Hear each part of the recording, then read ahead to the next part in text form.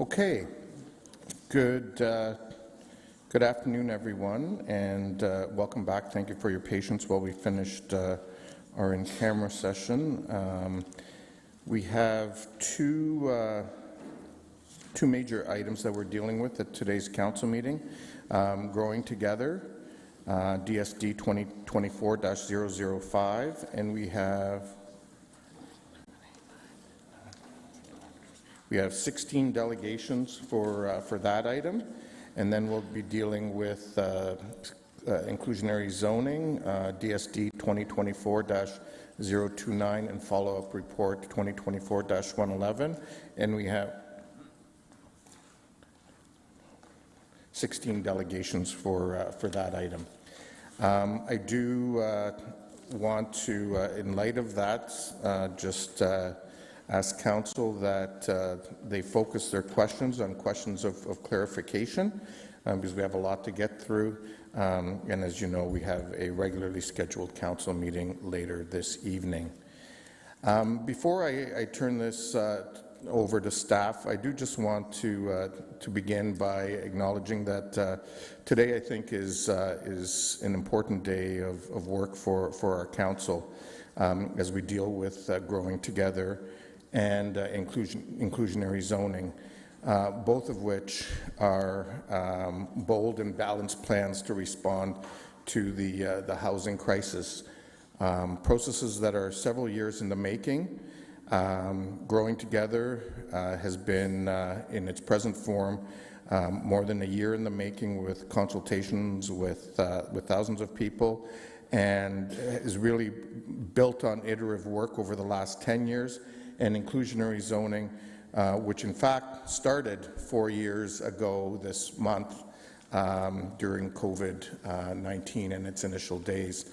And staff were able to initiate that during, I guess was probably one of our first Zoom meetings back at that time. I also want to remind Council that as we deal with this today, it's really part of it is obviously moving forward in terms of these housing agenda issues that build on our Housing for All strategy in December 2020. The work that Council directed staff to do with other municipalities on inclusionary zoning, and obviously along that way there was also some changes to the rules back in June of 2019 by the province. And that has been done in collaboration with Cambridge, Waterloo, and the region. This work also meets our provincial requirement that we adopt this within 1 year of the ministerial decision on the regional official plan, which happened last April, and is also the first milestone, first two milestones rather, in the first quarter of this year as part of our successful HAP application that saw the city receive $42.4 million to unlock housing for Kitchener residents, and also meets both of these pieces of work towards our provincial commitments that this Council approved unanimously around our housing targets last year of 35,000 new housing units by 2031. I think as we obviously there's been a great deal of work that has been done to this, and I want to thank both our staff for the work that's been done, and all who have delegated, both residents and businesses, as part of the process, so that ultimately, well, we have what I believe is an innovative, first-of-its-kind planning framework that's forward-looking and bold in front of us. And today we obviously have to hear from the delegations who either agree with some or all aspects of it, or those who would like to still see some factors considered. But I do want to remind Council that we do have an obligation to move this forward in a timely manner. And so with that, we have obviously a number of planning staff who are here as part of this process. I'll be turning it to them momentarily. Natalie Goss, our Manager of Policy and Research, will kick things off. Or actually, no, I think Justin Reedman will be kicking things off before Natalie Goss. There's other staff here who will be participating, including Rosa Bustamante, who will be joining virtually as she is speaking on behalf of the city at a housing conference that Minister Fraser is hosting in Ottawa today, as well as Tim Donagany, the senior planner who's worked on this piece, and a number of other staff. In terms of delegations, I want to remind all delegations that you have 5 minutes to make your presentation, that while public participation is welcome at all of our meetings, we're committed to engaging in respectful and constructive dialogue with members of the community, and conducting yourself in any of the following manners may result in immediate removal from the meeting: interrupting the mayor or councillors, staff, or other delegations, derogatory statements about the mayor, councillors, staff, or others, and any hate speech or defamatory comments. One last reminder for delegations: please do not take offence if following your presentation there are no questions from council. This is council's time to really listen and reflect upon your opinions and ideas on this day, shared with us from you, our community members. And so with that, I will turn it over to Mr. Reedman.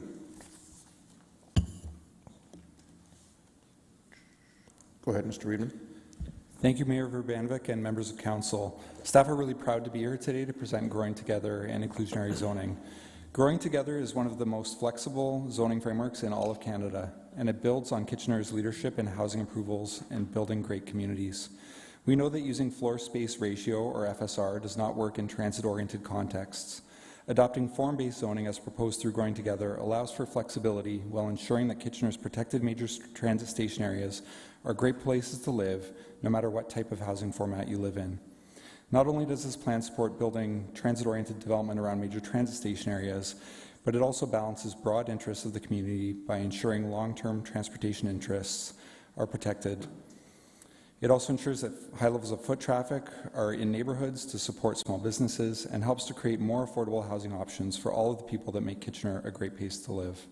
This is about building a city for everyone, where together we take care of the world around us and each other. Growing Together is a made-in-Kitchener plan that is transformative. It builds on Kitchener's role as a national housing leader, in addition to addressing the housing crisis locally. And with that, I'll pass over to staff for their presentation. Thank you, Mr. Reedman. And with that, I'll turn it to Natalie Goss. Good afternoon, Mayor Urbanovic and members of council. Thank you to the Mayor for his opening remarks. Growing Together is an innovative, first-of-its-kind planning framework for our major transit station areas.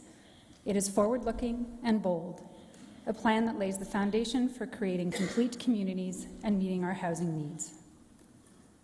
On January 29th, a decision on Growing Together was deferred to provide staff with an opportunity for further conversations with the development industry and the community. In the weeks that followed, staff prepared a suite of additional materials to help communicate the principles of Growing Together to various audiences. An open house was held in the City Hall Rotunda on February 29th that included stations dedicated to various theme areas raised by members of the community through their delegations on January 29th. Those theme areas were cultural heritage, lands outside of the protected major transit station areas but within the scope of Growing Together, Strategic Growth Area 1, land uses and regulations, and built form transitions. Also on February 29th, conversations occurred as requested by specific community members from 2 heritage conservation districts within Growing Together and the ACO to listen to concerns and share information about Growing Together. Between February 23rd and March 1st, staff held 14 meetings with landowners, members of the development industry, and consultants. These conversations were well received and provided an opportunity to share about the advantages of Growing Together. During this time, proponents were able to supplement their site-specific submissions and further articulate their requests. Staff considered all submissions made by the community, landowners, the development industry, and consultants through the end of the day on March 13th. 56 total submissions have been evaluated and are listed in Table 1 in the report in front of Council today. More than half resulted in a change being made.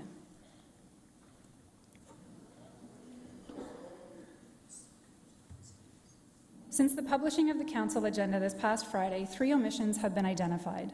The report before Council indicated a recommended change in land use to Strategic Growth Area B for 23 to 31 Cedar Street North and 18 to 30 Madison Avenue North. This recommended change was missed on the official plan amendment, and the correct map will be included in the official plan amendment approved by Council today. Additionally, 2 notes were missed in Table 6-5 of the zoning bylaw amendment, the purpose of which is to clarify regulations about building length and floor plate area for buildings of 12 stories or fewer. Finally, an earlier version of the community-led vision and principles for downtown Kitchener was included in the official plan amendment. This should have been the Council-approved vision from November of 2023. Should Council approve the official plan and zoning bylaw amendments in front of them today, these changes will be reflected. Growing Together presents an opportunity for all of us, residents existing and future, members of Council and staff, to be transformative, ambitious, and bold. Growing Together is transformative. It builds on Kitchener's role as a national leader in addressing the housing crisis. Growing Together enables more than 100,000 new homes in all shapes and sizes. This includes as many as 4,500 affordable units secured through inclusionary zoning and at least 20,000 new homes in missing middle forms. Growing Together is the most ambitious plan for transit-oriented development in Canada. Being a national leader comes with some manageable risk and tremendous opportunity. However, the issues of housing supply, housing affordability, and climate change are so critical that the time is now to take a leap and establish a new set of rules for growth and change that will see us build a city for everyone, where together we take care of the world around us and each other. Growing Together is bold, but it is balanced. It is the most permissive and most flexible zoning bylaw in all of Canada. It removes floor space ratio maximums and vehicle parking minimums. However, among Council, staff, the community, and the development industry, there is an expectation that there are rules in place to guide development. What we are asking for are built-form regulations to help create a safe, high-quality environment for all residents of our community. We want people to want to be here and build their lives here, who will not just be waiting until they can afford to move somewhere else. We don't want to trade a housing supply crisis for a housing livability crisis. These fundamental changes to Kitchener's planning framework are game-changing and visionary. They will allow a lot more housing to be built, more affordably on a lot less land. The built-form regulations that come with this approach provide a critical balance that protects for the health, safety, and quality of life of all community members, existing and new. Our 1985 zoning led the way to incent new housing in downtown. We continue to lead the way now with Growing Together, which is the most permissive zoning in Canada. Growing Together also continues to support the long-term continued viability of our Region of Waterloo International Airport by ensuring that appropriate mechanisms are in place for airport studies to determine appropriate building heights where no height maximum is recommended, while at the same time continuing to enable more homes to support the community's investment in our ION LRT. Growing Together is recognized for its highly collaborative process. This project's 4-time award-winning community engagement includes 2 major international awards. We've had the opportunity to have in-depth conversations with over 1,400 people throughout Kitchener to share ideas, shape the future of Kitchener in our major transit station areas. We have had conversations with people who already call Kitchener home, and many more that desire to become a Kitchener resident. The name Growing Together was chosen for this project with a promise that staff would embody the principle and deliver a plan that was representative of all of Kitchener's people, ambitions, and ideals, that it would be equitable, that it would be fair to new, existing, and future residents alike, that it would enable more housing and more diverse housing to meet the needs of all, and this is the plan that achieves that. We are incredibly appreciative to have Council consider Growing Together today. Thank you. Thank you very much, and I will now move into our delegations. And the first delegation is Marilyn Hay.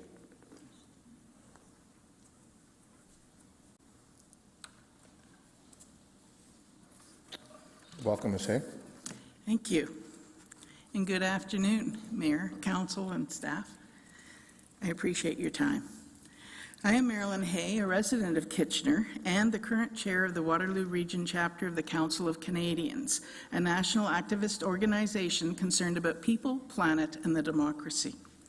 In Kitchener, the average rent for a two-bedroom apartment is at least $2,300 a month now, or $27,000 a year, which is simply unaffordable for so many people. So the inclusionary zoning that is part of what's being discussed today to provide as many affordable units as possible is urgent. The need for housing is exacerbated, as you know, by the increasing numbers of rent evictions from apartments that have been affordable for decades, mostly to allow companies to cash in on the higher rents that are now available. I realize that the issue of rent evictions and affordability for impoverished seniors, students, and young adults is not particularly part of today's decision, but I just want to be sure we don't lose sight of this growing need for low-cost housing as part of our overall housing strategy and growing together in Kitchener. All this to say, in my view, inclusionary zoning is the best option for quickly creating affordable housing in the near to medium term. We applaud the staff recommendations to work along the transit lines and to set aside new rental buildings as a minimum 2 to 3% of units over the next 6 or so years, with an eligibility requirement that earners earn between $43,000 and $65,000. That allows working couples making at least the full-time minimum wage a chance for housing, good housing along their transportation routes.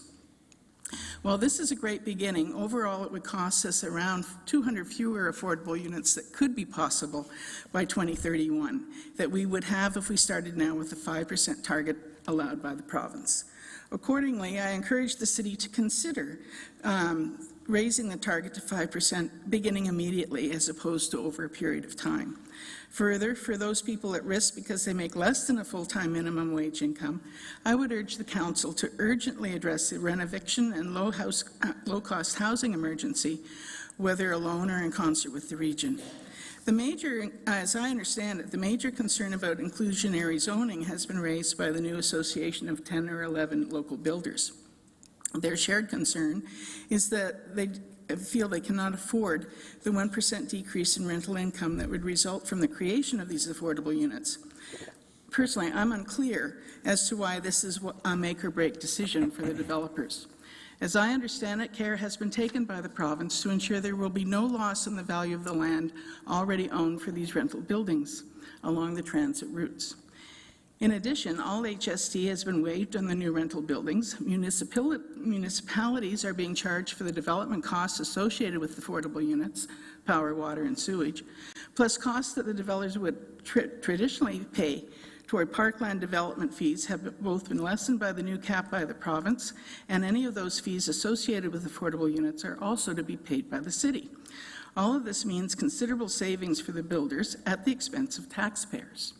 Finally, approvals to build much higher buildings, referred to as upzoning, is, I think, practical and appropriate, but it permits an extraordinary opportunity for ongoing lifetime rental profits. Far more income results from a 20 to 40-story building, for example, than for a 10 to 15 floors. Some other nations actually charge a hefty fee for this lucrative upzoning opportunity. Given all these real savings and the potential for much greater rental profits from the larger buildings, how do the developers determine that 1% that they would lose is just too much to be able to construct the buildings? I'm a neophyte at this, I readily admit it, but I really don't understand all the nuances around it all, but it just doesn't seem to add up or make sense. And instead, it appears that this association of builders and developers has been formed to hold taxpayers of Kitchener hostage to their incapacity to build because of the 1% projected loss. And frankly, that feels very uncomfortably like a kind of extortion. It appears that they don't just want to contribute any of their upzoning windfall profits to provide affordable units, but to quibble over 1% because a small percentage of units are designed to be affordable is disheartening. As you approve the inclusionary zoning bylaw as one component of an overall plan to provide sufficient affordable housing in Kitchener, I ask that you not react defensively to the association's demands for more funding by considering tiny 300-square-foot apartments that would still take full-time minimum wage earners to afford. Ms. Hay, if I can ask you to wrap up, please. Yes, I ask you not to debate the necessity of creating nearby parks and playgrounds as too expensive. Our streets and sidewalks cannot be the only playgrounds for the children in those buildings. I implore you to consider the story you're writing as a growing and vibrant city of Kitchener, about the respect and quality of life we offer to everyone, about the health and opportunity for safe places and spaces for children. Ms. Hay, if I can ask you to wrap up, please. Yes. I'm just asking that you consider the story that you're telling about Kitchener, and I thank you very much for your time today. Thank you very much. We do have some questions for you. Councillor Ioannidis. Actually, my question is point of clarification with you. Sure, go ahead, Councillor Ioannidis. My understanding with the delegation that we just had, this was more of a topic of inclusionary zoning. So it was actually a little bit of both, and the delegation spoke with clerks and as a result needed to be accommodated at this point in time. Okay, so are we expecting more delegates to have the same exception? That's the only one I'm aware of, Councillor Okay, so Ioannidis. Thank you so much. Okay, thank you. Councillor Chapman. Yeah, thank you. Thank you for speaking. I just wondered, you mentioned that you think we should be starting a 5% requirement as of now, not waiting for it till 2025. Are you referring to all 3 zones as laid out in the proposed inclusionary zoning bylaw, or just the central area? I forget what they're called, but I'm particularly concerned about the opportunities along the transit corridor, because that, I think, gives the most opportunity for young workers and young families, and within our 15-minute community concept in Kitchener that I think in every way we need to support. okay, thank you. Okay, thank you. Those are all the questions we have. Thank you. Our next delegation is Michael Morgenroth.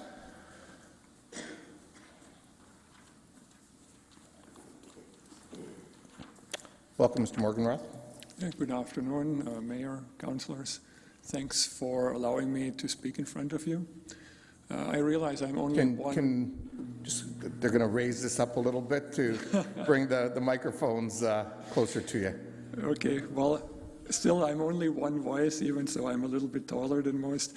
And I realize that I don't speak on behalf of a party or on behalf of a large organized interest group.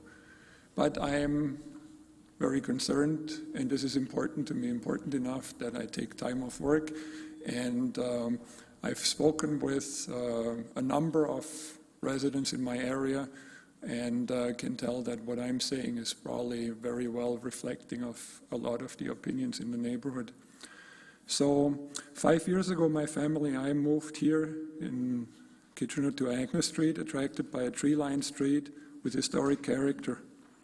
What we found is a livable space with walkable access to restaurants, schools, markets, places of worship and shopping, a place where owners take care and invest in their homes, where neighbors stop to chat, watch over each other's children and drive them to hockey practice, and even put a theater production together in the local church. In short, the kind of neighborhood any city would envy Kitchener for.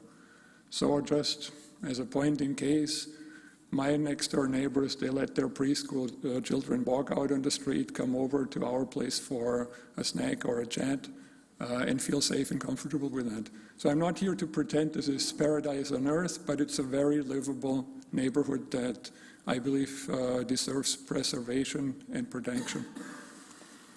So my back fence is separated from the train tracks by the open grassland of the OSC property, that's the Ontario Seed Company. That also separates us from the Station Park development, where 2 concrete towers have exposed us to construction noise, dirt, traffic for several years now, and 3 more of those monstrous towers are yet to be constructed before the project is complete. Developer profiteering led to small, expensive condominiums without community accessible spaces being designed that have been shown around the world to be prone to isolating inhabitants, and causing social problems. So you imagine standing in an elevator, no one looks at each other, everyone looks the other way. There is no community happening in those, what I heard a friend in the construction business call vertical slums. So that's not the situation today. And I realize densification is desirable and important. So the densification that is needed to ease pressures on our green belts could rather be implemented through blending in of in-law suites in existing residences, townhouses, multiplexes, walk-ups without elevator that would be more suitable and affordable for the average family. On the other hand, and predictably, a densification that blindly produces units in concrete towers according to the present draft plan will lead to a host of problems, including any of frustration, disenfranchisement, legal and direct action by existing residents, exodus, abandonment, and neglect during the transition time. This is the exact opposite what I think what exists and what would be desirable for a city with vision. And densification obviously needs spaces for people to breathe and meet. And the OSC property is one of those spaces. It presents that opportunity as one of the last large open spaces in the area. Only it is presently available for the tower inhabitants to interact socially with the residents of our neighborhood and is de facto being used as a recreational space. So really imagine there is a lot more, hundreds of units going in, and all those people are now milling around your neighborhood with no place to go if there is nothing that connects the neighborhood that exists with those high-rise buildings without any appropriate transition. So planners cannot be expected to provide the vision. I think that's up to you, ladies and gentlemen, to provide that vision. They execute according to their instructions. Therefore, I emphatically ask you as my elected representatives to protect me and the neighborhood from an ill-conceived draft plan and reject it. Please send your planners back to the drafting board with a vision to create a plan that preserves a historic, walkable, and livable space, which blends the needed densification into the existing fabric compatibly, and that creates a new park and recreation center at the OSC property. And let me add to that, I'm yet to see a politician being chastised by their electorate for creating a park. A concrete tower maybe yes, but a park, I haven't heard of anything like that. So Mr. Morgan, if I can ask you to wrap up, please. I'm wrapped up. Okay. I'm here to answer any questions. Okay, we do have some questions for you, Councillor Ioannidis. Thank you for coming in. I'm just sorry, I had a really hard time hearing you. You're very soft-spoken, and just please forgive me for some of the questions that you may have addressed it. So you're asking for, do you want the Ontario Seed Company, you want the city to designate that as a park space? Is that what you're asking? That's exactly my ask, Okay. correct, yes. Do you know the city doesn't own that land? I'm very well aware. I'm also aware that in the draft plan it's being rezoned to a zone of unlimited height. And that, of course, opens the door to development and being attractive to developers in a very different way of use. Okay. Because I agree with your statement. No city councillor or any official would say they don't want to not designate a park, but by advertising it right now, we just jacked up the prices if we ever go that route. Councillor Chapman. Was that a question? Can I comment on that?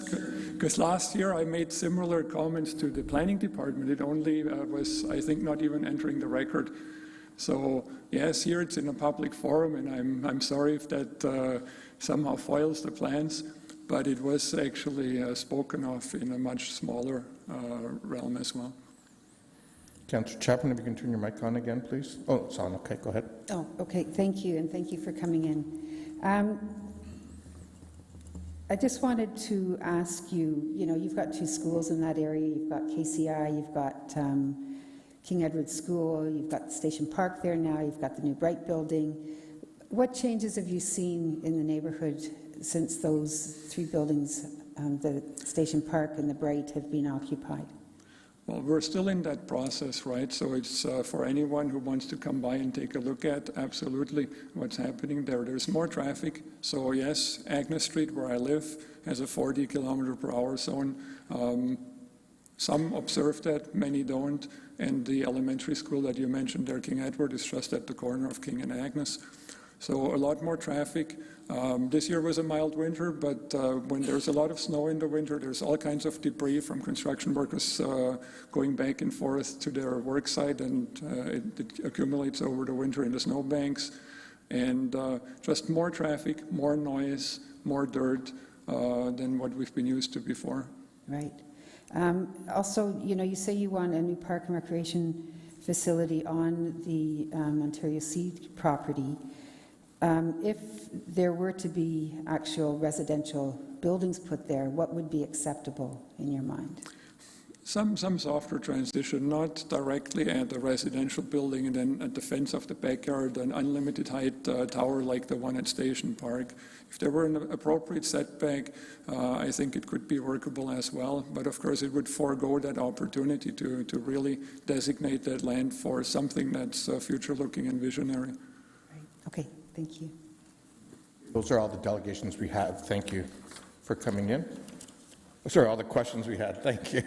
The next delegation is Kristen Barrisdale for the first of two sets of properties that Ms. Barrisdale is representing. This is for 49 to 55 Pine Street.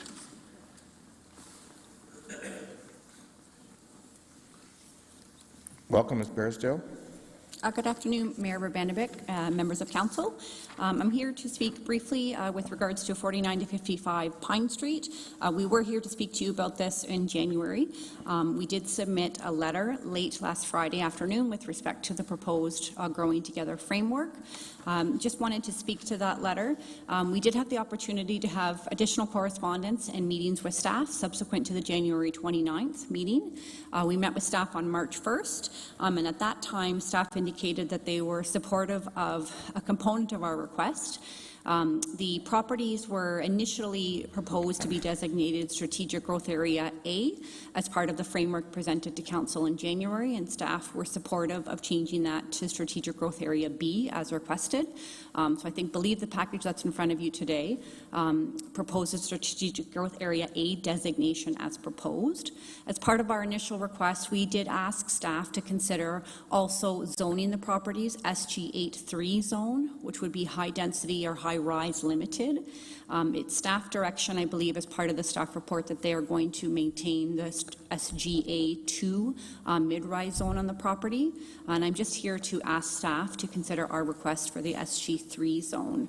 We believe that the proposed SG3 high-rise limited zone is consistent with the Strategic Growth Area B designation, which does permit a building height of up to 25 stories.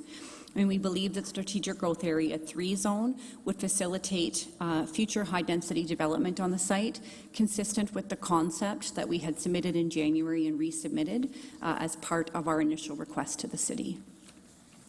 And that is the end of my presentation, if you have any questions. Okay. There don't appear to be any questions on that one, so we'll now move to your next delegation, which is on behalf of 115 Benton Street.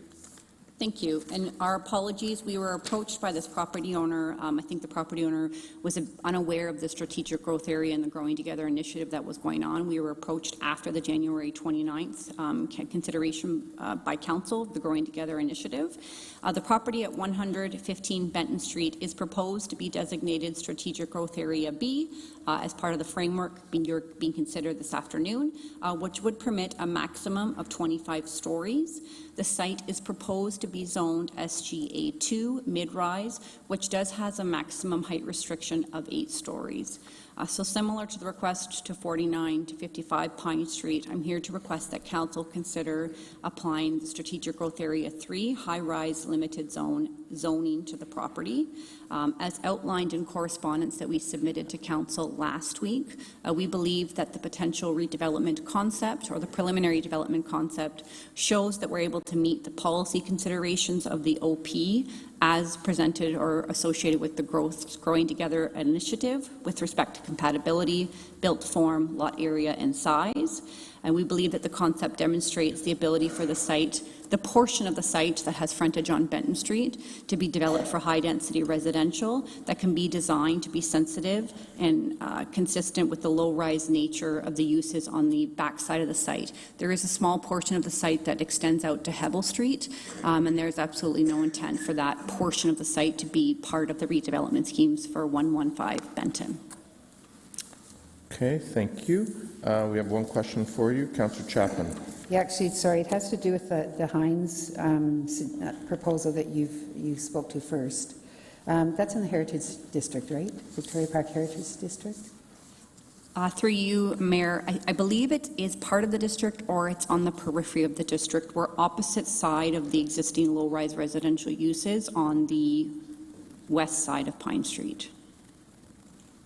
So we are on the side of the city's parking lot. Hines or Pine? Pine. Oh, I'm sorry. Okay. That's okay. I was thinking it was Hines. Okay, those are all the questions we have. Thank you for coming in. Thank you. Okay, our next delegation is Mr. Stephen Litt on behalf of Vibe Development.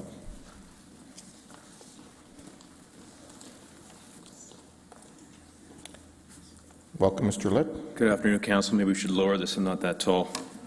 Thanks for having me. So my approach today is going to be slightly different. I emailed Council and staff a package that really rolls up the sleeves into some good hardcore construction costing analysis, engineering such. So the first is a hard cost comparison between a slab tower and a point tower on an actual project across the street from our office that Council approved just under a year ago. The approved form is a 29-story L-shaped building.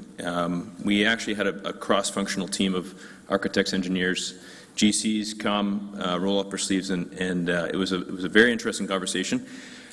We analyzed the two buildings, so same unit count, one at 29 and one at 36, same GFA, just again going through every single division, and I'm not going to get into the low-level details, but you will see taller buildings in this climate require much more reinforcing, structural steel.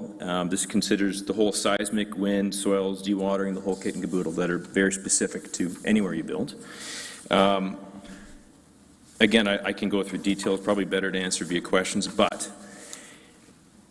the result is that the same building costs $43 more per square foot, which equates to $37,000, or an increase in 12%. So again, comparing lower, wider slab building compared to a taller point tower. So just want to be very cognizant that as we, and again, Growing Together has some amazing stuff, don't get me wrong, but I want to be very cognizant that taller buildings cost more. This sort of same logic applies to smaller buildings, the whole kit and caboodle. So as you go taller, they get more expensive. This does not consider a lot of things that are sort of very important in our performance today beyond construction costs. Example, so builder's risk insurance, the increased consultant costs.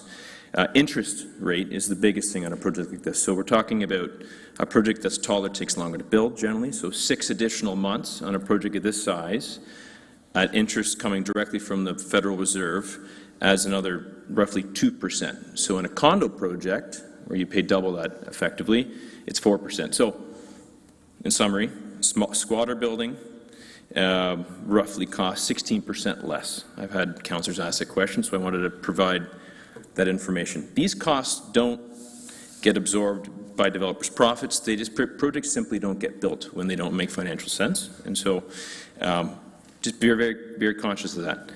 The second attachment that I provided was the 7 Vibe projects that came before council in roughly the past year, totaling just over 3,000 units, all of which are progressing well through the site plan and building permit process.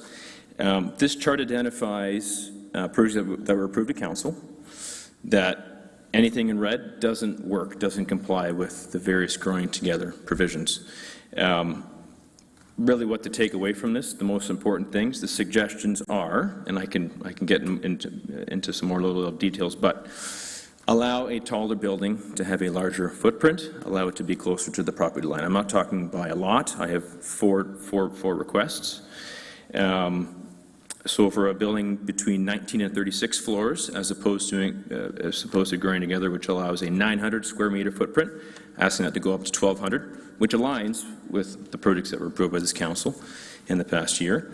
19 to 36 floors again, decrease that setback from 12 to 9. When we go on the 13 to 18 story portion of the building, let's take, fine with the building floor area being the same again, just reduce the physical from 9 to 6. So just be very cautious that as we approve taller buildings, they become more expensive. Short, squat, slab buildings can be beautiful. All of the 8 buildings that we've built to date, I think, are all of good, high-quality design. Don't hurt anyone's feelings. They provide good forms of housing, and I think that really, in the end of the day, we need to understand all these slowdowns, right? So we're increasing costs of housing by 16% by going up. At the same time, we'll speak later today, some of my colleagues, but inclusionary zoning, every percentage point of affordable housing that's required to be built reduces the profit margin of that project. So if you take the 16, you add the 4, you've added 19% to the project, to the cost of a project. In summary, 90% of infill housing of scale is condominium projects. The condominium market today is $650 a square foot. Mr. Led, if I can ask you to wrap up, please. Absolutely. A condo developer needs approximately $1,000 a square foot to justify and make a project bankable. If you add 16% to that cost, you're just going to delay any of these housing starts from happening. So just be very cautious of that and here for questions. Thank you.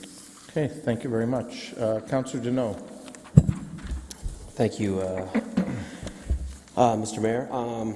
And thank you for coming in today, Mr. Litt. And I've heard you mention a few times that going up, it's more money to build tall. So my question to you is, you're proposing larger lot sizes, smaller setbacks.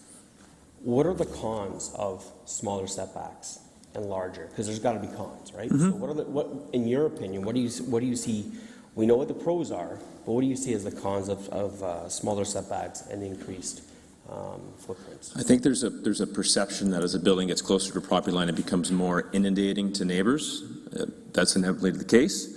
There's a balancing act, right? And I think in the proposed changes, 3 meters is 10 feet.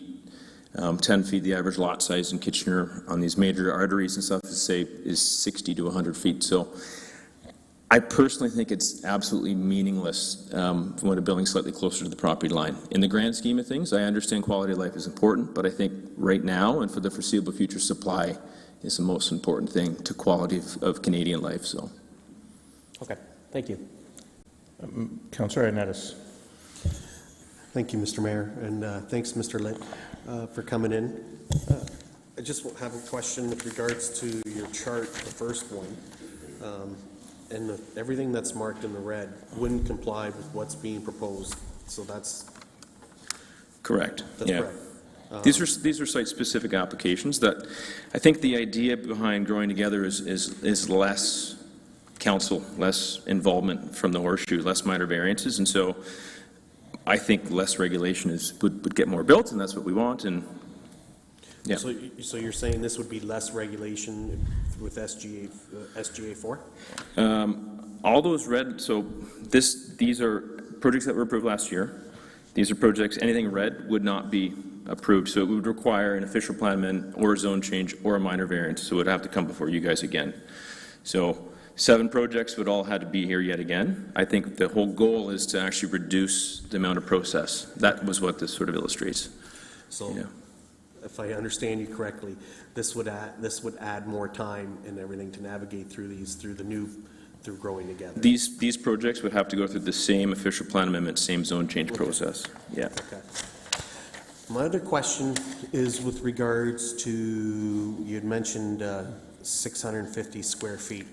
And that's the all cost for all in, correct?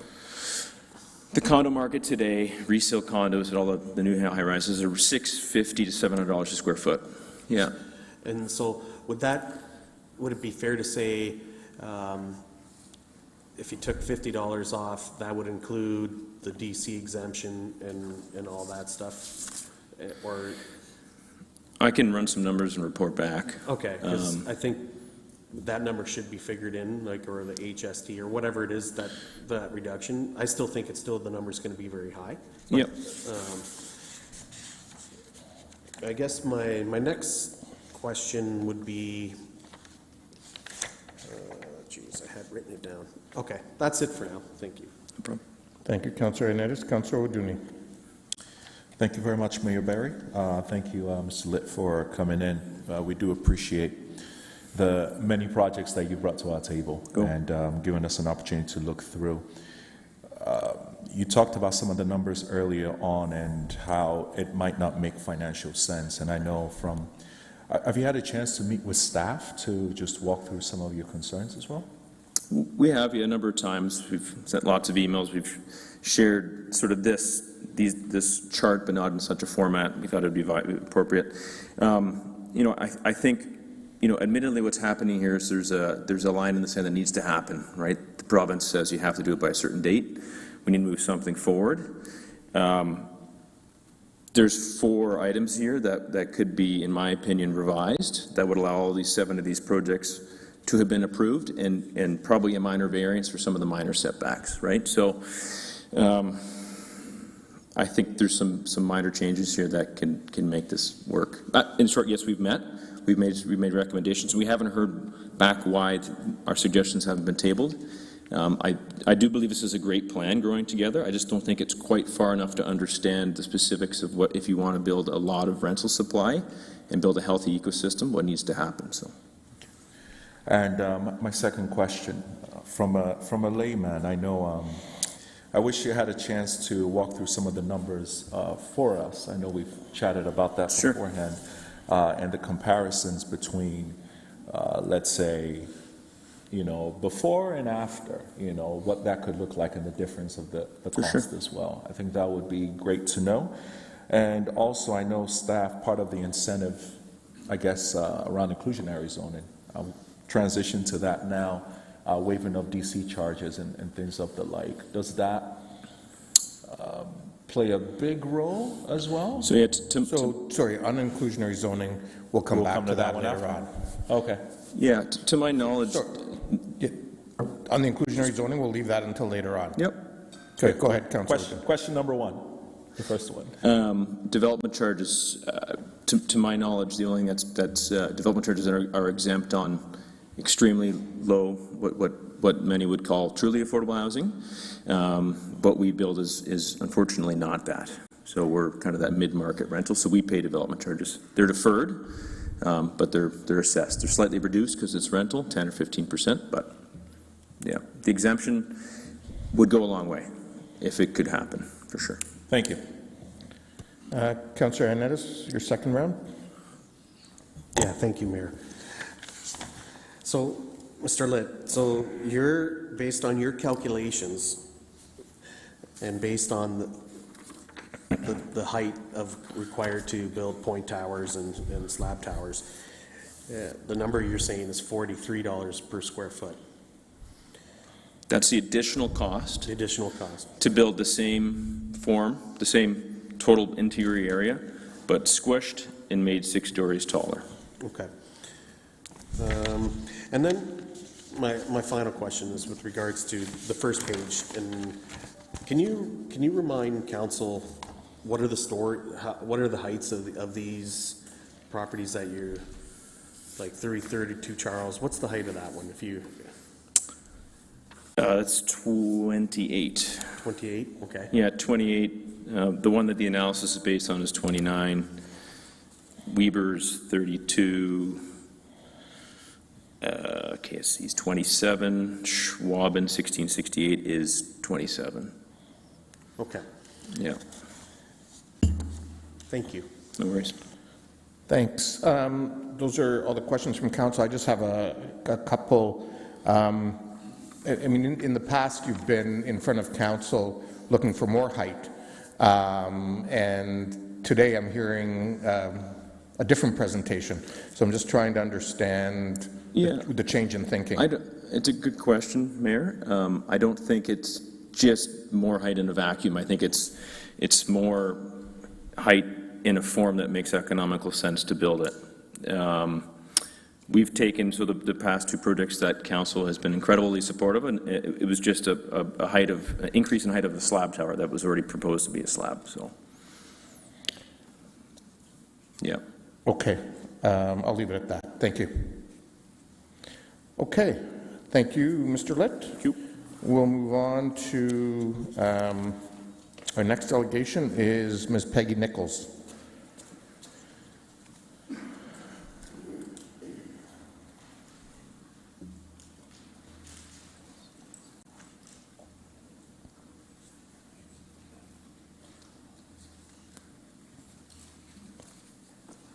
Welcome, Ms. Nichols. Thank you very much. Good afternoon, respected Mayor and councillors. I'm here, my name is Peggy Nichols, and I'm here to express support for the intent of Growing Together and to thank staff for the tremendous amount of work they have invested in this massive and complex planning process. I also want to thank Council for deferring the decision on Growing Together so that there could be time for further questions and discussion in an effort to resolve outstanding concerns. In addition to the changes I see made in the latest version of Growing Together, I am asking for three things. First, deferral until the upcoming official plan review on decisions on commercial uses in residential areas, rezoning in non-PMTSA areas, and elimination of the secondary plan. Second, improve transitions between SGA1 and SGA4 zoning along Joseph Street between Ontario and Victoria. And third, assurances that there are measures in place that allow for the sustainable establishment of street trees to meet the city's goal of 30% tree canopy in each ward by 2050 and 33% by 2070.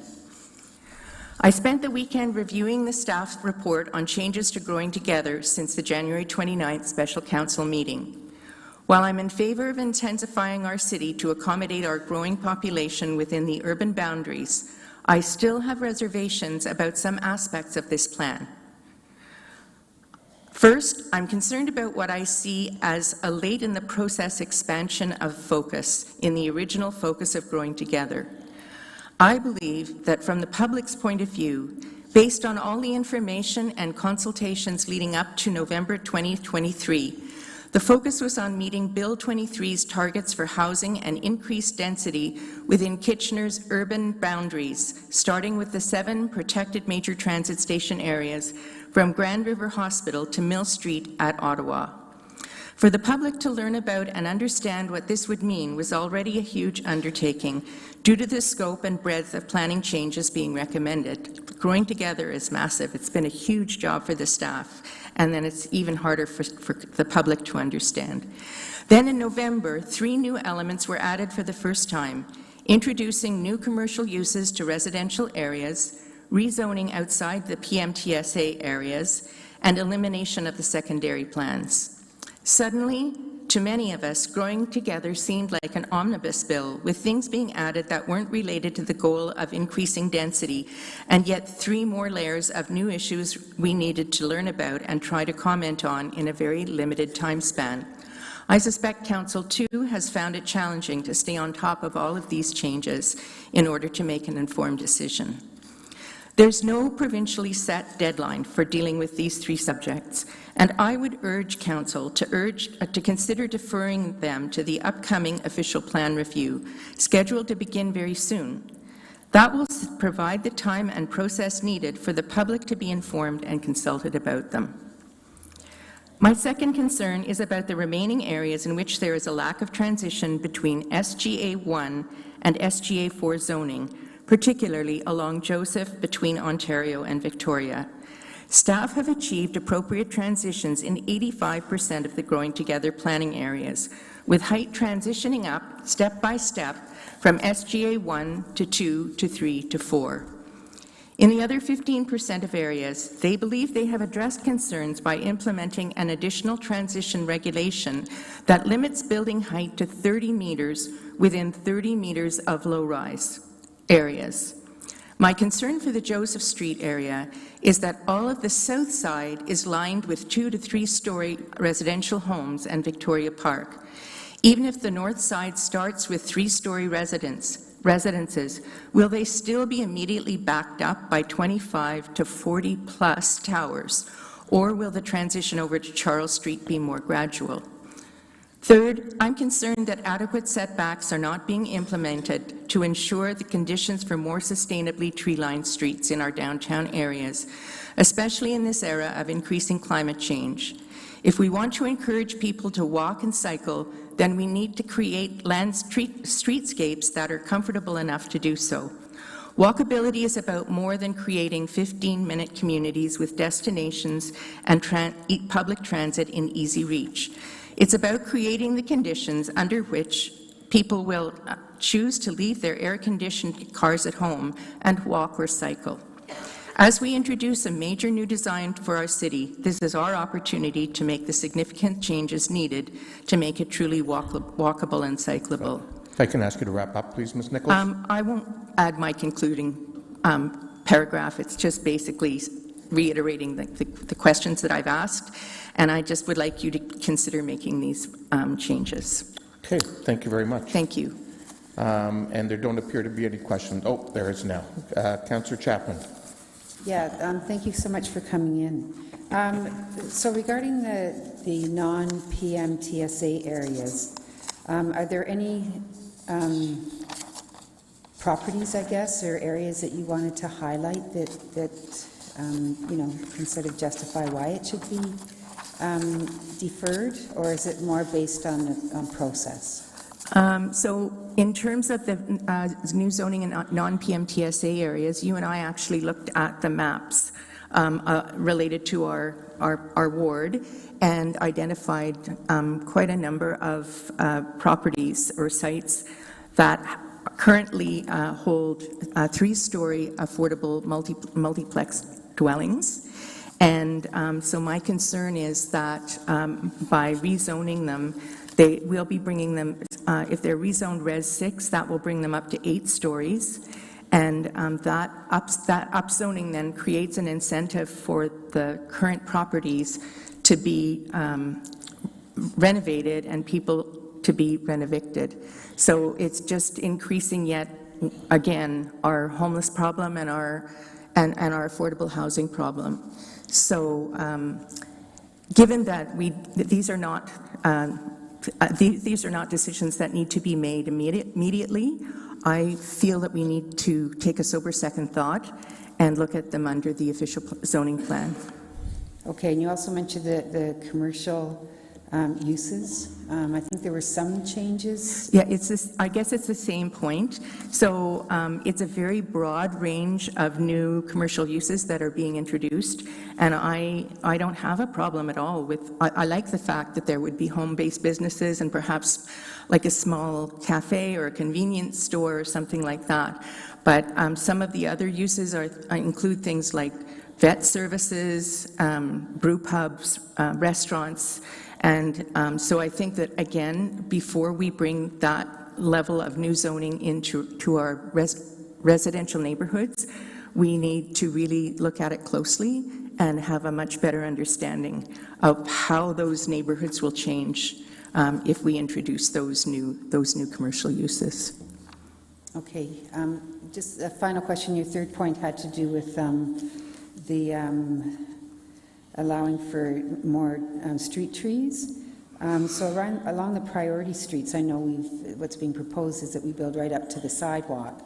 Are you suggesting that there be a greater setback on those priority streets, or are you looking beyond the priority streets? So I would love to see setbacks everywhere to accommodate trees. I'm very passionate about the idea of doing whatever we can to mitigate the coming I can't call it anything less than a threat, and it's more than a threat, it's the reality of climate change.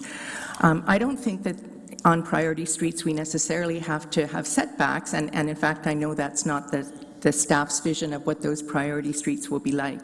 But I don't see if there's a reason that we shouldn't have street trees on streets like Charles and Victoria and Ottawa. And I think that I don't know if you've walked along those streets at all in the summer, but the pavement is sizzling. And if we're trying to create walkability in our city, and we're thinking about a sustainable future for our city in climate change, then we have to do things that will mitigate the impact of that climate change, and street trees are a great way of doing that.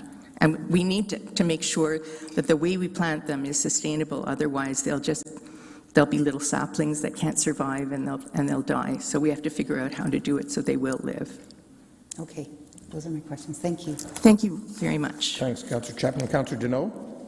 Just hang on, please. Sorry. Thanks. Councillor Deneau? Oops, sorry. Thanks, Mr. Mayor. Thank you, Ms. Nichols, for coming in. I just want to clarify what I think I heard you say as far as the commercial components of some of these buildings.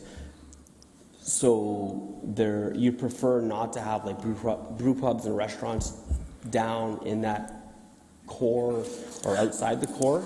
So I think no, not the core. What's being proposed is that we would introduce commercial uses in residential neighborhoods. I believe that's correct. And so some of the uses that are being suggested are restaurants, brew pubs, and veterinary services, among other things. Financial institutions were part of that as well, but that has since been withdrawn.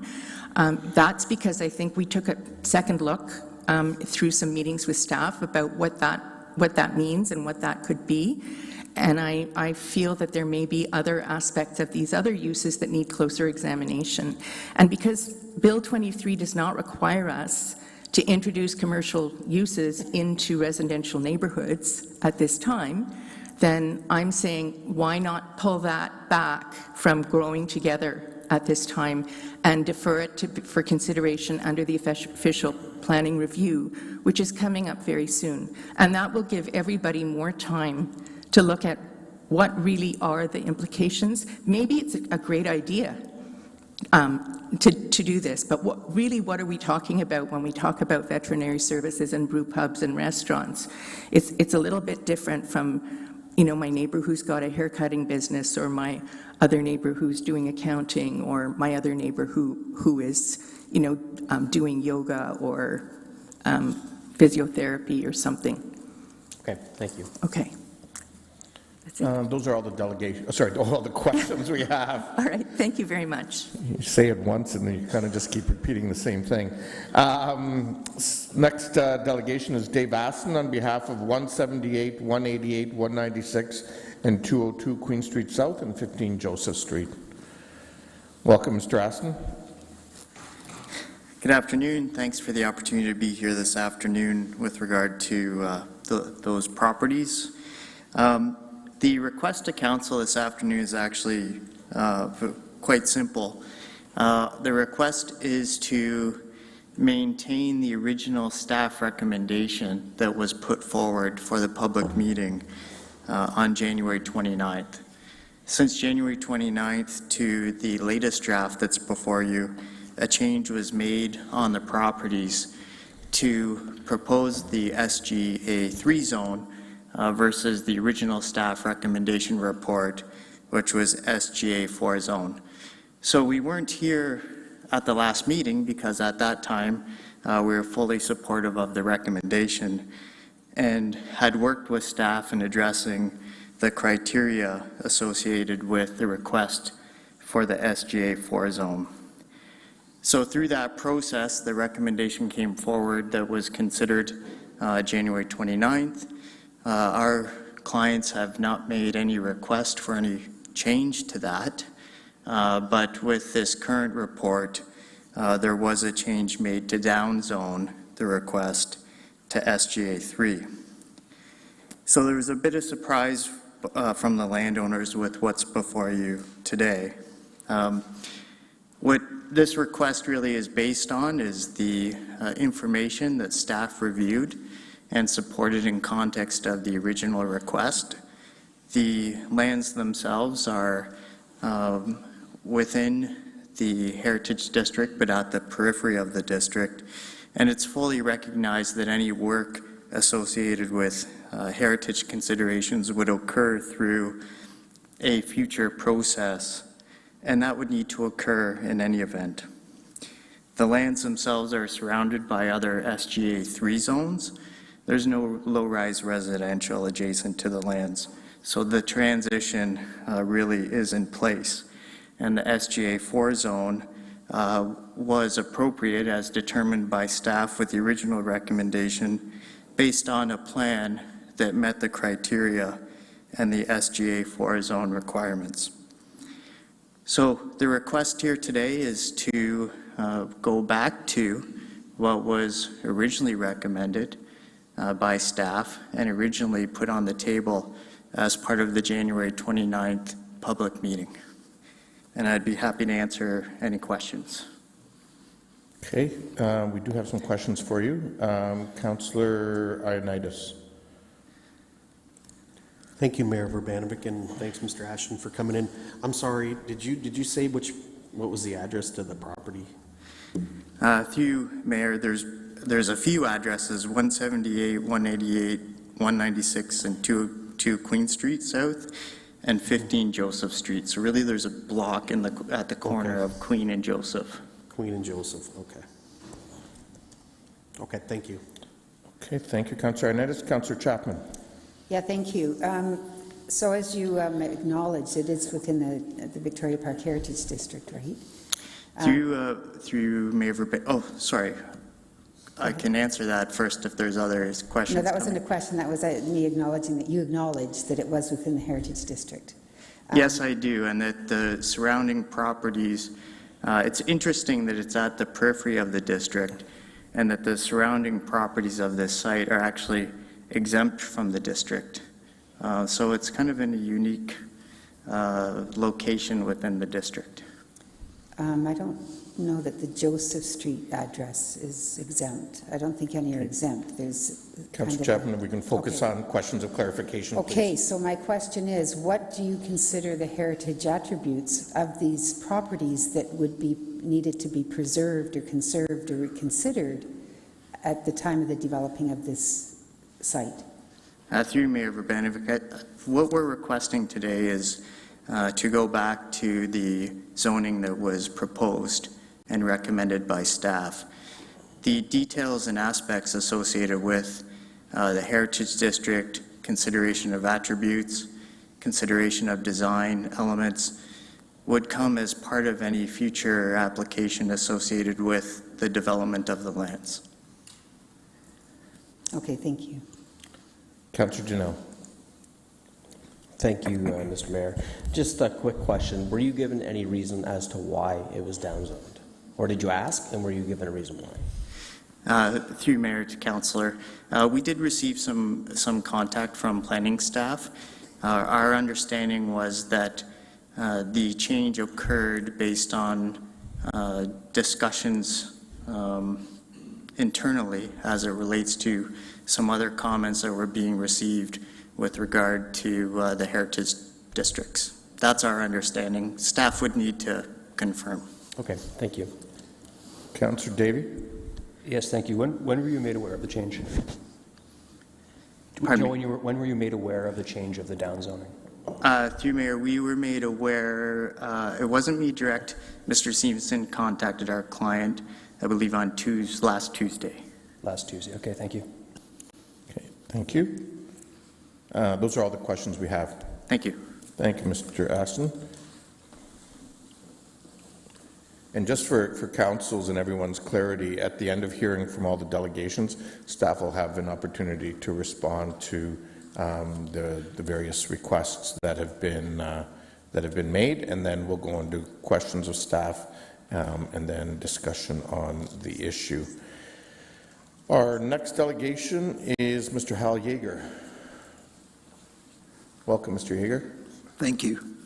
Respected Council, well, thanks, that's fine. My name is Hal Yeager, and I see much to be appreciated in the Growing Together proposal. I accept Project Manager Adam Clark's statement that, through growing together, very significant capacity for growth is allowed. To help mitigate the impacts of that very significant height and density, we are proposing built form regulations. I see the proposed regulations on built form as an honest attempt at fulfilling provincial requirements to rezone the MTSAs and accommodate additional residential units. I heard assertions that the proposed built form regulations are more restrictive than what exists today. I cannot agree. Please recall that the comparison is to be drawn between the complete zoning bylaw 85-1 and the complete Growing Together bylaw. Bylaw 85-1 held up many development applications in the Urban Growth Centre, hence all the amendment applications in the last few years. One major sticking point was parking requirements. But after it was determined that we should not regulate minimum parking requirements, we were left with virtually no controls on the built environment. Our planners have now presented their proposal for the zoning in a post-parking requirement-driven framework, and it is far more permissive than zoning bylaw 85-1.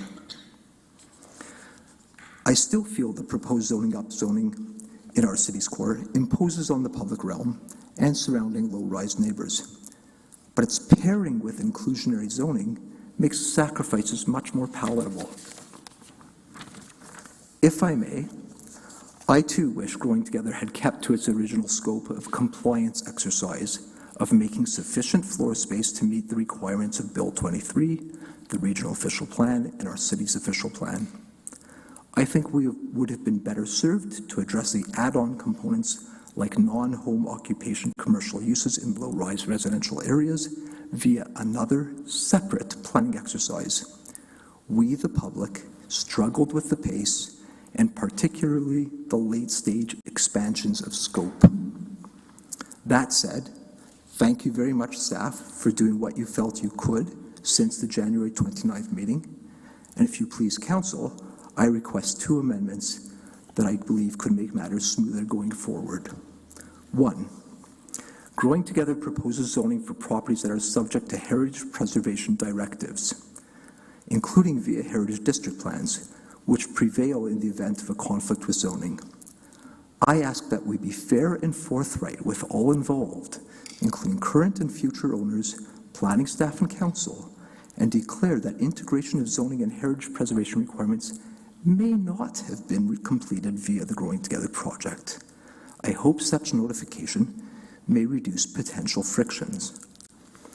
Please recall my recent experience at defending the Civic Centre Heritage District Plan at the Ontario Land Tribunal with the case of 22 Weaver Street West, when the city did not render a decision in time and then did not declare a position in advance of the case management conference. Please let us not invite such conflicts going forward.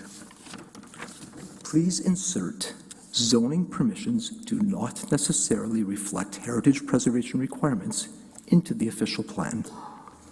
2, today our zoning bylaw requires a 30-meter separating distance between outdoor recreation associated with a restaurant and any residential zone. Growing Together proposes to eliminate that separation requirement entirely from an SGA1 zone, in many cases, areas that are presently low-rise residential zones. It seems Growing Together aims to ensure the capacity for patios is not frustrated by a neighbor's desire for quiet enjoyment. I have found that a 20-meter separating distance would still allow for a patio while maintaining some buffer for both visual and auditory privacy. Please do not set us up for conflict. Please leave us better options than to retreat behind fences. Please reduce the separating distance between patios, decks, and outdoor recreation associated with a restaurant and SGA1 zones to 20 meters instead of eliminating the separation distance entirely. Thank you. Thank you very much, Mr. Yeager, for coming in. And we do have a question for you, Councillor Chapman. Yeah, I just want a clarification on your first amendment, I'll call it, where you want us to insert zoning permissions do not necessarily reflect heritage preservation requirements. Is that compatible with what is already stated in the report that says that the heritage guidelines would prevail over the growing together? Does this complement it or contradict that? This clarifies, this adds some clarification, because the addition from the Ontario Heritage Act, which is nothing new, it's been in the Ontario Heritage Act for a while, so we're not adding anything new through the reference that you're speaking to, about that heritage district plans prevail in the event of a conflict with zoning. But what I'm asking for is to specifically state that we have not necessarily integrated our zoning and making sure that there is no conflict between zoning and heritage. I believe there are some cases where there may be. And when that comes up, it will be explosive for the new property owners who have, in my opinion, every right to believe that the zoning should be compliant with the heritage requirement. They're buying that property on the basis of enjoying that zoning permission. And those heritage requirements are very old already. They've been on the books for a long time in the case of heritage districts. Okay, I just want to make sure that you weren't suggesting we sort of ignore that part. And No, it's an addition. Contrary. Okay. In addition. Thank you. Okay, those are all the questions we have. Thank you for coming in, Mr. Yeager. Our next delegation is Michael Eckhart. Hi there.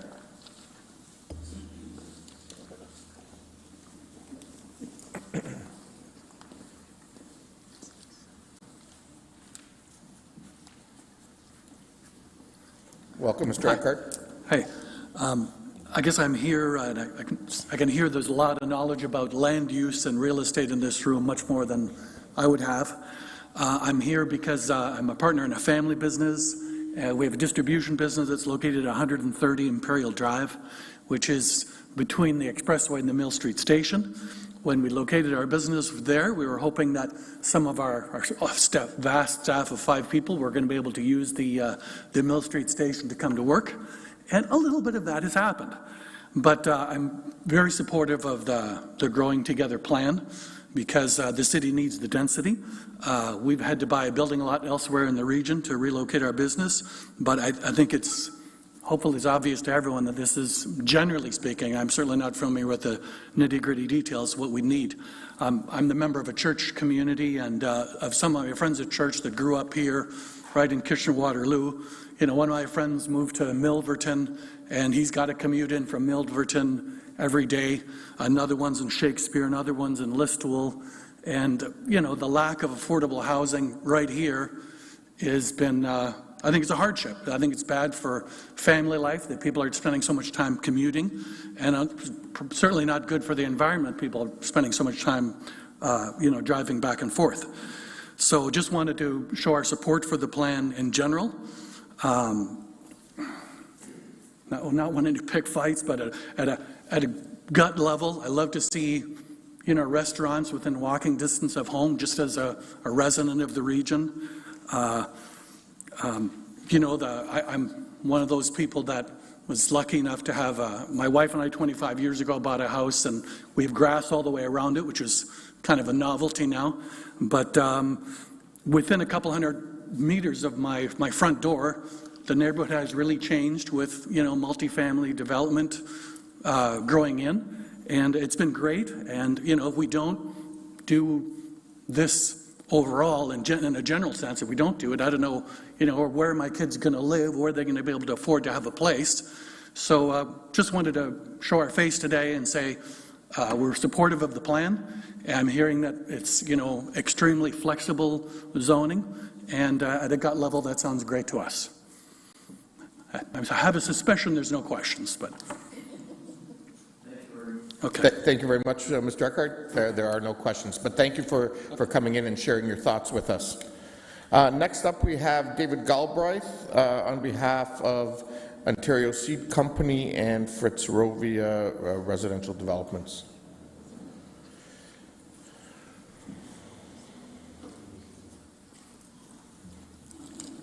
Welcome, Mr. Galbraith. Thank you. Good afternoon, Mayor Vrbanovich and members of council. My name is Dave Galbraith of Consulting, here for two separate owners. First being Fitzrovia Residential Development. As you may recall, I delegated it at the January meeting with respect to amenity space requirements. And I'd like to thank council and staff for the opportunity to regroup on that discussion. And my client is supportive of the proposed amendments to the amenity space requirements, which basically put more focus on common amenity and less on provision of balconies, which is a win-win for everybody. And then secondly, with respect to Ontario Seed Company, I'm here in support of the proposed zoning and OP designations that are being proposed for the site. Okay, thank you.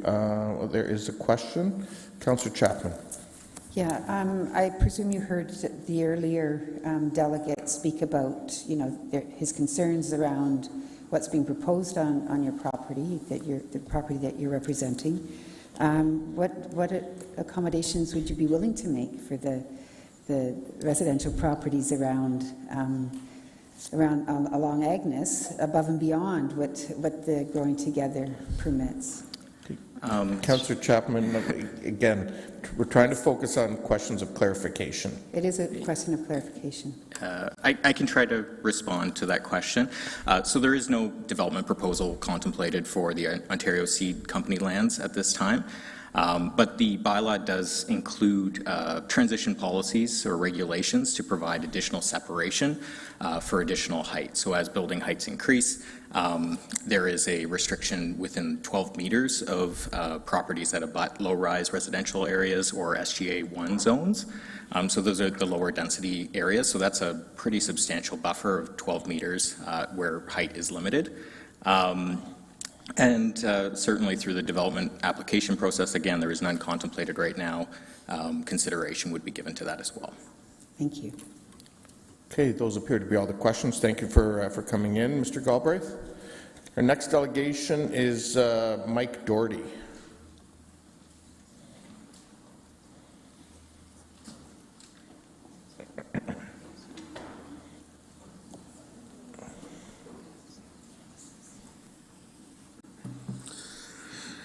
Good afternoon. I'm Mike Doherty. I'm a member of the Waterloo Region YIMBY group. So it should be no surprise that I'm in full support of the plan that you have before you today. The land use and zoning changes are going to be great for downtown. But I do have some criticisms.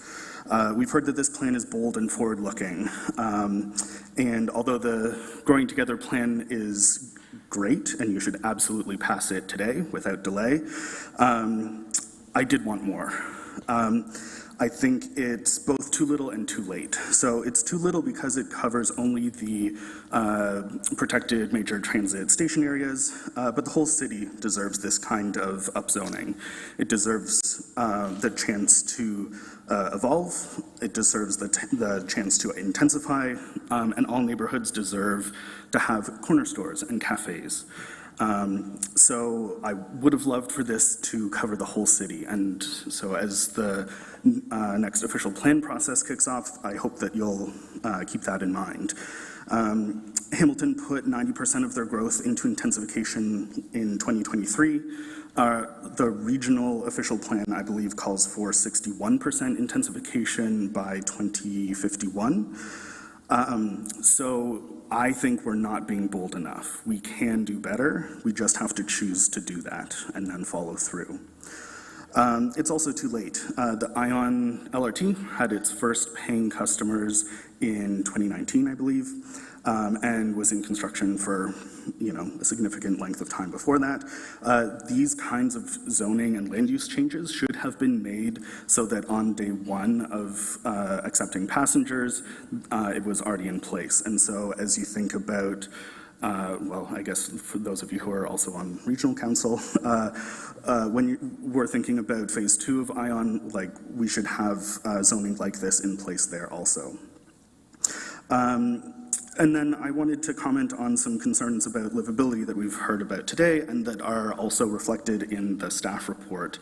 And I think what I want to say is adding density in these neighborhoods is a great thing. It's a great thing for everyone who would want to move into those places, and it can also be great for the people who already live there. It means that a homeless person can find a room that they can afford that they weren't able to before. It means a widower can afford to downsize and stay within the neighborhood that they've lived in and love. It means that young couples who are expecting can find a bigger place. This is all great stuff, and people are really struggling right now. So this is why I think you should absolutely pass this today with no delay. And then I also wanted to say, because this is specific to the transit station areas, I think it doesn't make a lot of sense to me that there would be any SGA1 zoning in these locations. These are places that are really close to transit. It should be allowed to build, a 10-story apartment building in all of these areas. And yeah, so in sum, this is a good first step, but I want to encourage you that this should be a first step. You should pass it tonight and go to sleep happy tonight, and tomorrow morning wake up with renewed vigor for finding what the next great policies are that we should be doing. Because from my perspective, this should have been done a couple years ago, more than a couple years ago. And so we're playing catch up, and I want you to start thinking about what comes next and think big and bold. That's all I have. I'll take your questions if you have any. Thank you very much. We do have some questions for you. First up is Councillor Johnson. Thank you, Mr. Mayor, and thank you, Mike, for coming in. I do really appreciate your perspective and how you've really thought through. You and I had a conversation the other day, and I appreciated how you had said along the MTSA that should have been something that was ready kind of day one. So you're incredibly forward-thinking, and I thank you for that, because you know what? Our future generations have to be that way. So. And maybe you can expand a little bit, Mike, on how whenever we create housing, it allows everybody to move up. Yeah, absolutely. I mean, I think it's pretty clear that in this area there is a large amount of suppressed demand, right? There's lots of, especially in the news recently, we've heard about students living in pretty cramped conditions, and there's a big difference between cramped and density, right? If we had more housing and more bedrooms available for people to live in, then those people would get to spread out, and that's great. We talk sometimes about the property ladder and people wanting to get on the property ladder. You might start with a condo and then a starter home, and then maybe you move up. And the housing that you move out of doesn't just disappear.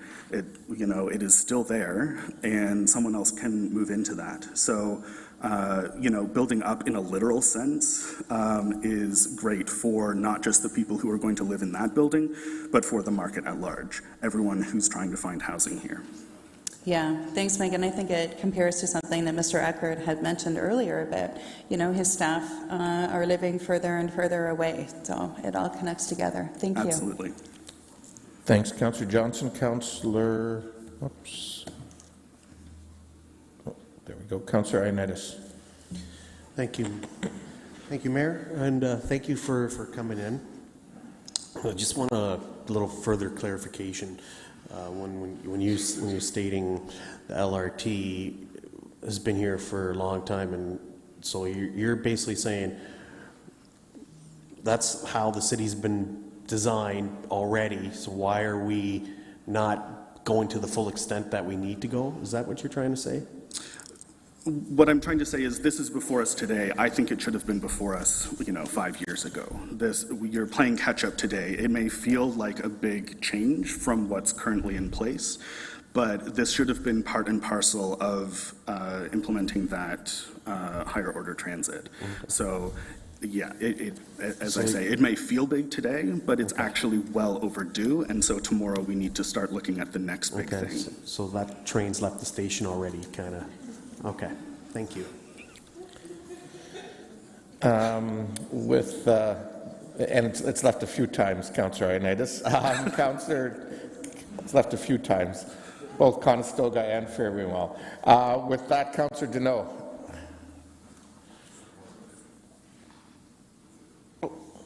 Sorry, try that again. Go ahead. Thank you, Mr. Mayor. That's a horrible pun, but that's okay. Thank you for coming in, Mr. Doherty. You mentioned SGA 3 in the transit station areas, and you said it's not a good idea, or you don't think it should be there. Sorry, if I did, I misspoke. I meant SGA 1. There shouldn't be low-rise that close to transit. Okay, yeah, sorry, 1, yes. So why is that not a good idea to have those, in your opinion? It's just that it's close to transit, right? We should be putting as much density as we can close to transit. This is key for many of the stated goals of this council: climate change, transportation, safety, and the fact that there is low-rise there currently is fine, but there should be an opportunity to redevelop that to higher densities that can support more amenities and people there to support and enjoy them. And the province allows us to really intensify it around those areas, right? Mm-hmm. So, okay. All right, thank you. Okay. Councillor Chapman. Yeah, interesting observations. So we changed it all to SGA 4. Where does Parkland fit into your vision?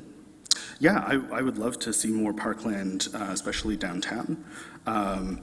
The city would acquire some land and, probably something that doesn't have a tower on it already and, create a park. Yeah. But if we rezone it all SGA 4? I mean, the city can buy property. Okay, thank you. Okay, those appear to be all the questions. Thank you very much, Mr. Doherty. Next up, we have Melissa Bowman.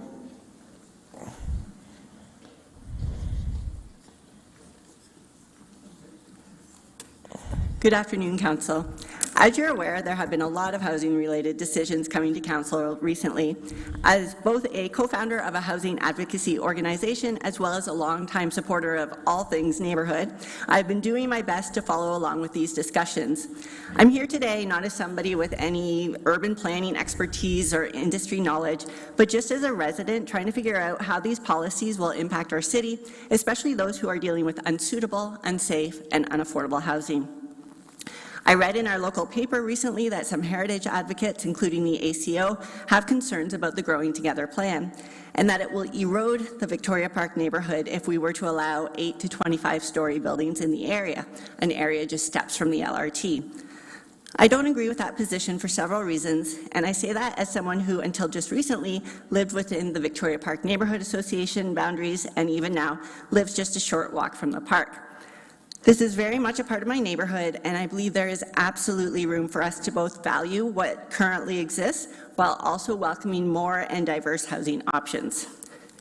One of the challenging yet exciting things about neighborhoods is that they change over time.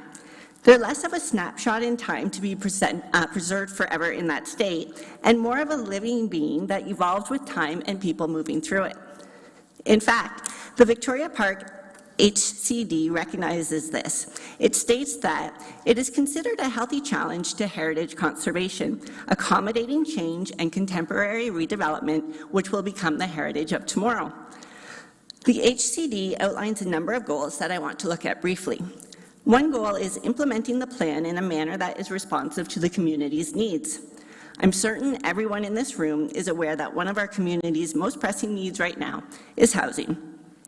Given this neighborhood's walkability, amenities, and accessibility to local businesses and transit, welcoming more housing density to this neighborhood seems like a prudent way to achieve this goal.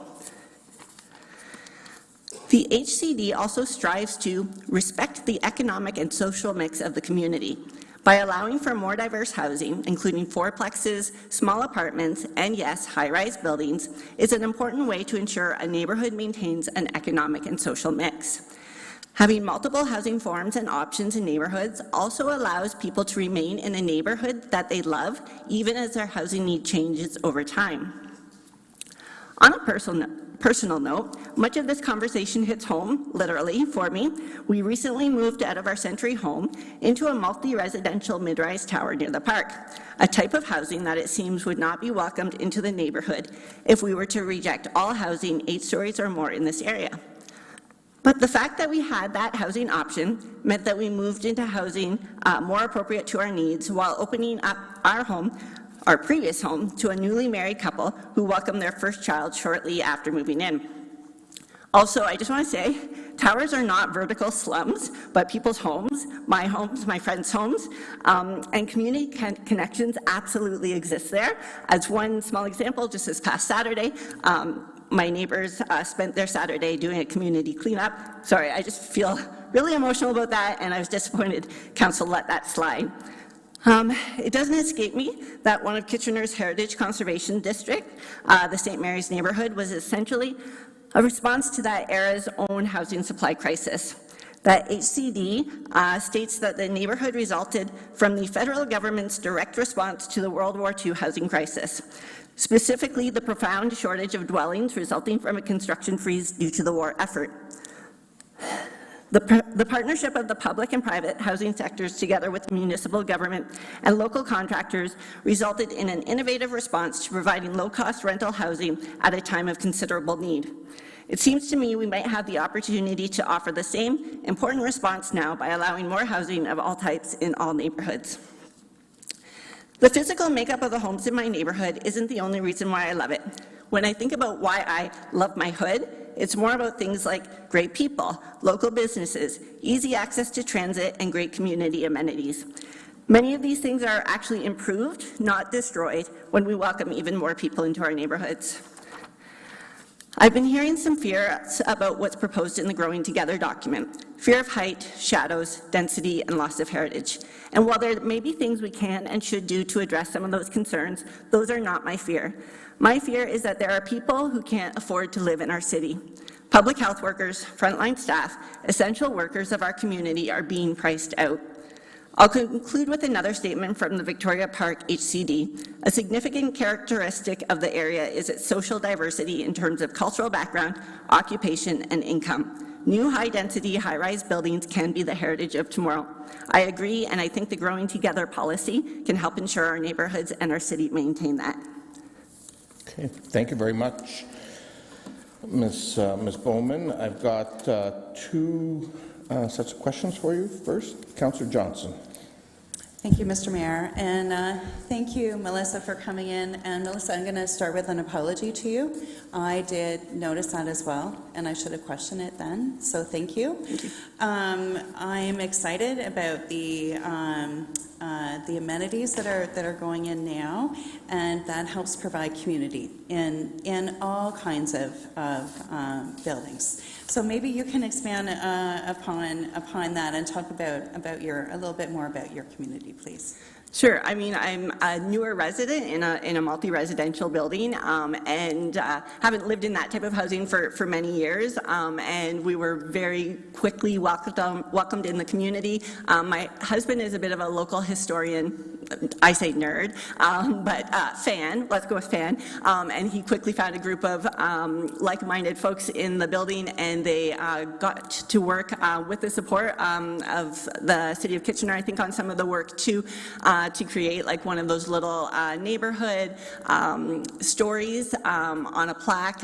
We've put up some photos in the building that talk about the history of the building in the neighborhood and sort of the history of where that neighborhood has come from and where we are now. We have some community spaces where Friday nights is up on in the community lounge. People get together. Somebody had noticed that the empty lot that's probably awaiting redevelopment at some point in our neighborhood and is a common spot used for those with dogs was getting a little bit messy, so they just sent out a comment to the message board, and maybe we can all go over there Saturday afternoon and clean it up. And so we've been there a year and a half. I know dozens of people that we're really connected with, and I've heard it before. It wasn't just today, that there's this assumption that community doesn't happen in towers, and neighborhoods are what people make them. And so you can have community or not have community, depending on whether the people in those spaces are committed to making it happen. Thank you. Councillor Deneau. Thank you, Mr. Mayor, and thank you, Melissa, for coming in today. I grew up in an apartment slum, so I can tell you the difference between what I grew up in and what the developers are building now. It's night and day. Like the buildings that were being built now are really, really transcending and very appealing to the eye. So you don't live in a slum. So just to let you know. But my question for you, and we often hear concerns, not just today, but in previous delegations about buildings being put up in existing residential areas. What do you think?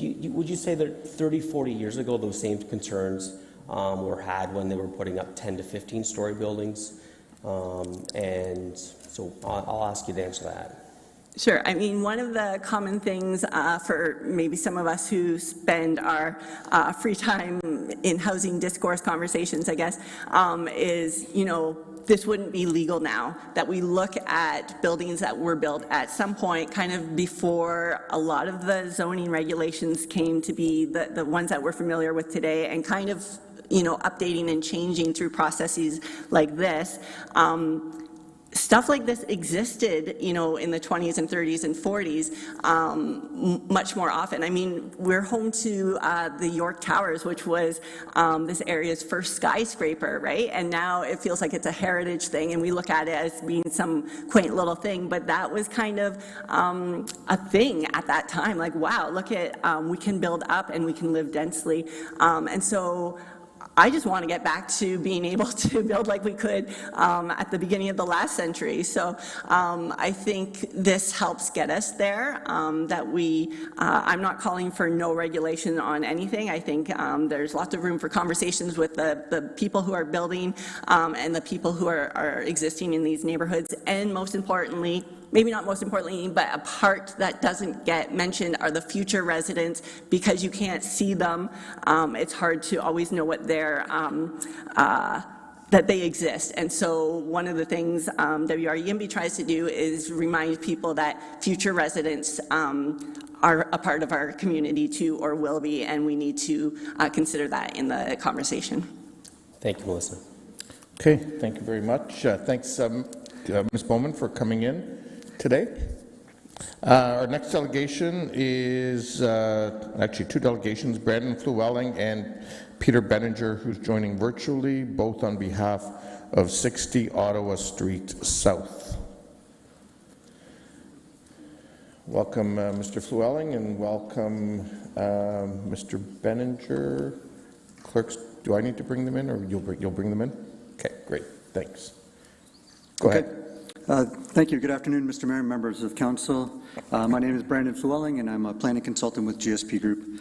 I'm here this afternoon to speak to you again about the properties owned by our client, Stanley Black & Decker, collectively located at 60 Ottawa Street, 97 Kent Street, and 449 Charles Street.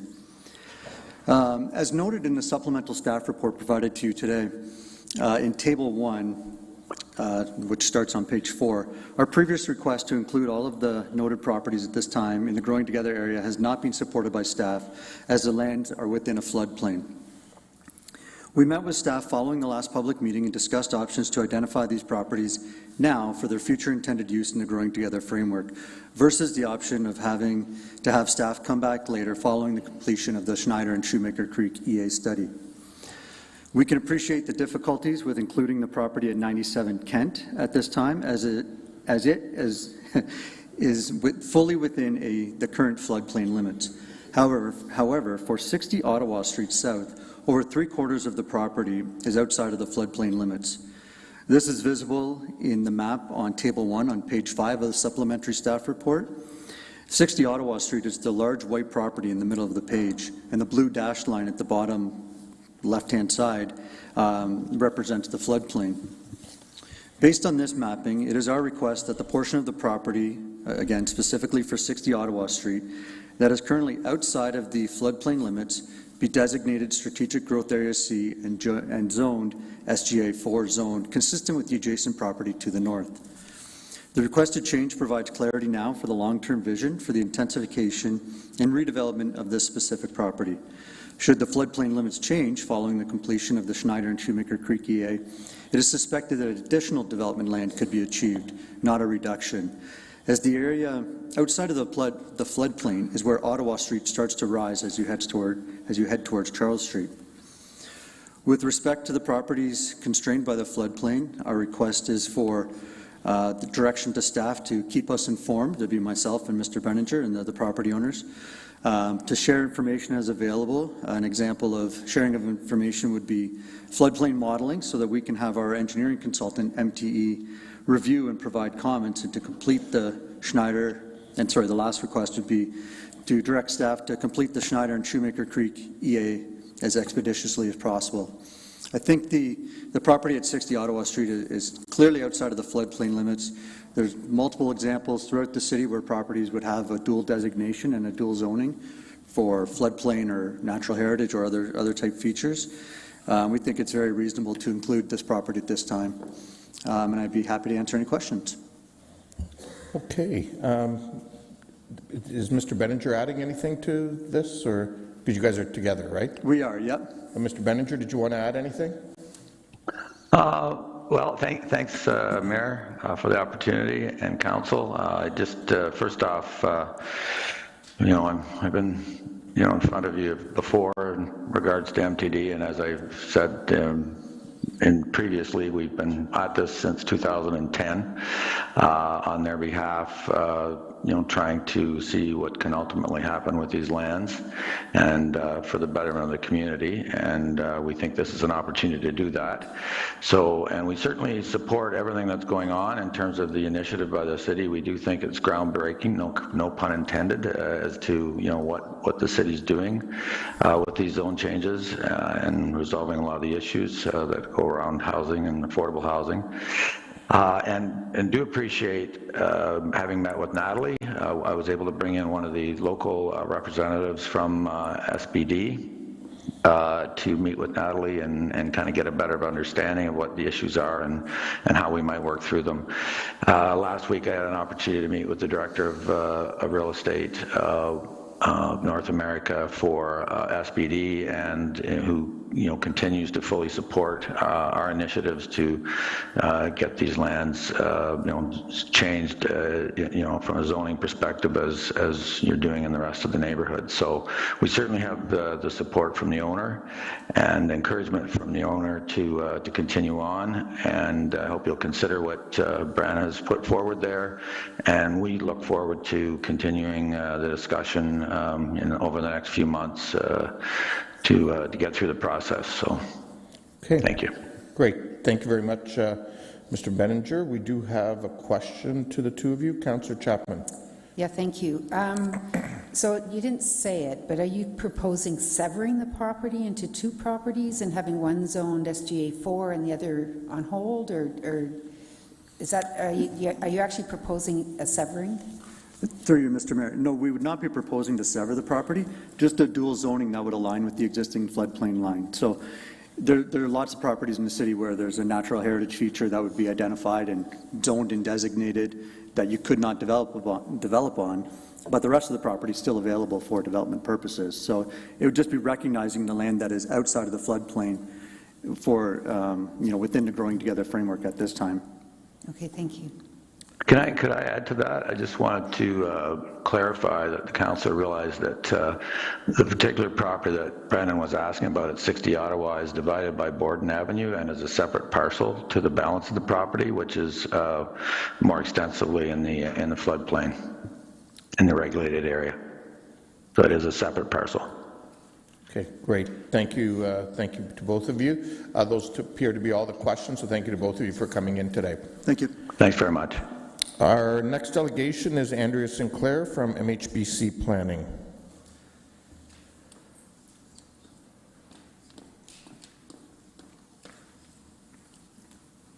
Welcome, Ms. Sinclair.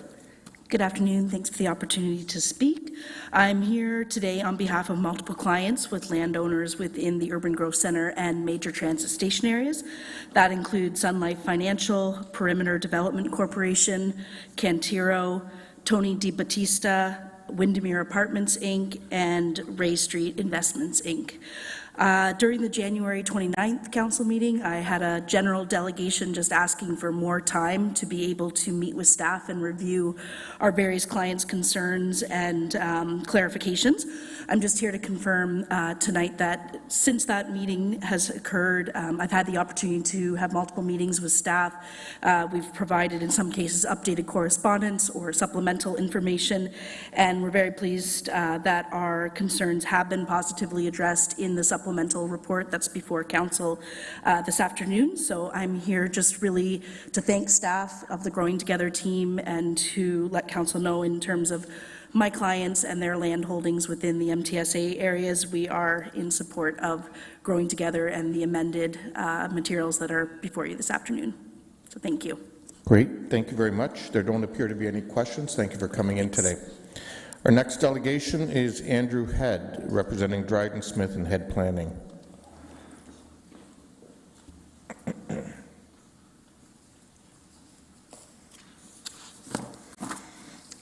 Good afternoon, Mr. Mayor, members of council, staff. Thank you for all being here and allowing us to speak today. I am here on behalf of the property owners for 286 to 296 Ottawa Street, as well as some of the landowners in the city block bounded by Weber Street, Cedar Street, Duke Street, and Scott Street in Kitchener. Starting with Ottawa Street, we have been through the pre-submission process for 286 to 296 Ottawa Street South, with staff advising that we must reapply and go through the pre-submission application process again. At the Engage meeting, it was suggested by staff that we get a new application submitted as soon as possible for the pre-submission, as there would be a chance for us to be subject to the new designations to allow for greater density. At no point in these conversations were we advised that we could request reconsideration of the concurrently proposed SGA zones. Staff intended to zone these lands as SGA 2 with limits to height to 8 stories. We seek to have them designated as SGA 3. That application for pre-submission went in about a week and a half ago. At no point in these the subject lands on Ottawa Street South are in close proximity to 2 major transit station areas. They're 166 meters from Mill Street and 780 meters from Borden Street. For comparison, the Snyder's lands have a distance of 400 meters to Mill Street and 600 meters to Borden Street transit stations. These underutilized lots possess considerable depth and are primed for redevelopment. In light of the housing crisis, we must make changes to allow for greater density in these areas. Zoning this area as SG3 would facilitate the necessary density while providing appropriate buffer zones. We're requesting that these zones be zoned to SGA 3 to meet the provincial requirements and expedite the creation of much-needed housing. Moving on to Cedar and Weber Street blocks, I'm here on behalf of several landowners of the Cedar-Weber Street block. Despite previous engagements of staff again regarding this block, planning staff had not provided direction to us that would allow us to request reconsideration of the proposed SGA zones. In 2022, many of the property owners around May Place submitted a joint pre-consultation proposal for rezoning to allow for a high-rise residential development. These properties are 200 meters from the LRT station on Charles Street, less than a 2-minute walk. Although staff resisted citing this location within the market district, these homeowners remain committed to the coordinated development of the land. If you look at the current staff report in front of you today on page 6, the exception has been made for development on the corner of Cedar and Cedar and Weber to allow them to be redesignated as SGA 3 instead of SGA 2. MHBC also penned a staff report requesting that the entire Cedar-Weber block be designated to allow for high density and an SGA C land designation. We agree with that planning rationale that's in that letter, and we support and echo their request. The landowners and I represent seek reconsideration on their lands, just as neighboring lands on the corner of Cedar and Weber have been reconsidered, and wish to have the lands redesignated to SGA 3 or SGA 4 rather than the current proposal of SGA 2. The properties I've spoken with today are large, undersized, or underutilized lots with 200 meters to the ion stations. We feel that the current designations do not fully harness the development potential of the fact that the market has been seeking increased density in these areas. We respectfully request the further consideration on these 2 parcels of land. Thank you very much. Okay, thank you very much, Mr. Head. Questions? Councillor Ioannidis. Thank you, Mayor Vermanovic, and thanks, Mr. Head, for coming in. Just out of curiosity, how many years of planning experience do you have? And I sense it's coming. Yeah, I've been planning for 27 years. In 27 Councillor years. Ioannidis, questions of clarification, please. Yeah, well, I just wanted to, that's my clarification, I just wanted to... Okay, okay, on the applications. Thank you. Moving forward, those are all the questions we have. Thank you, Mr. Head. Councillor John, Mr. John Watson is our next delegation.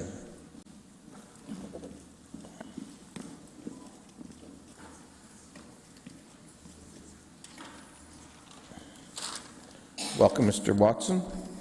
Thank you and good afternoon.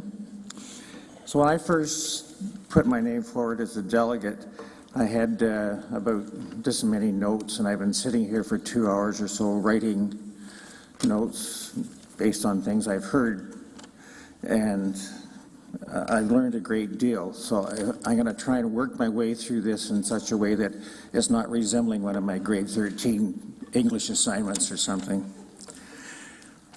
So, after listening to the delegations today, I'm left with the feeling that, with myself included, that most citizens, friends and neighbors, will find it difficult to understand the pros and cons, the complexities and challenges of the Growing Together plan. There are wise people putting it together, but getting that message out at the grassroots level, I think it's very, very difficult, and I personally have found that difficult along the way. Those are gut feelings, and I'm sure neighbors feel the same. Neighbors, residents, they're the gut issues that don't get addressed. We deal with them. We're dealing with them on a different level. So the average Joe, let me be the average Joe. I'm a 44-year homeowner and resident of Cedar Hill community, and I wish to state some concerns about the approval of housing development projects on Cortland Avenue. I'm not opposed to increasing the affordable housing, but my objection is the creation of invisible victims. And by this I mean homeowners living in or near or beside planned apartment complex developments. They stand to have their lives turned upside down and being directed by external forces that they don't really have much of a venue to get back to.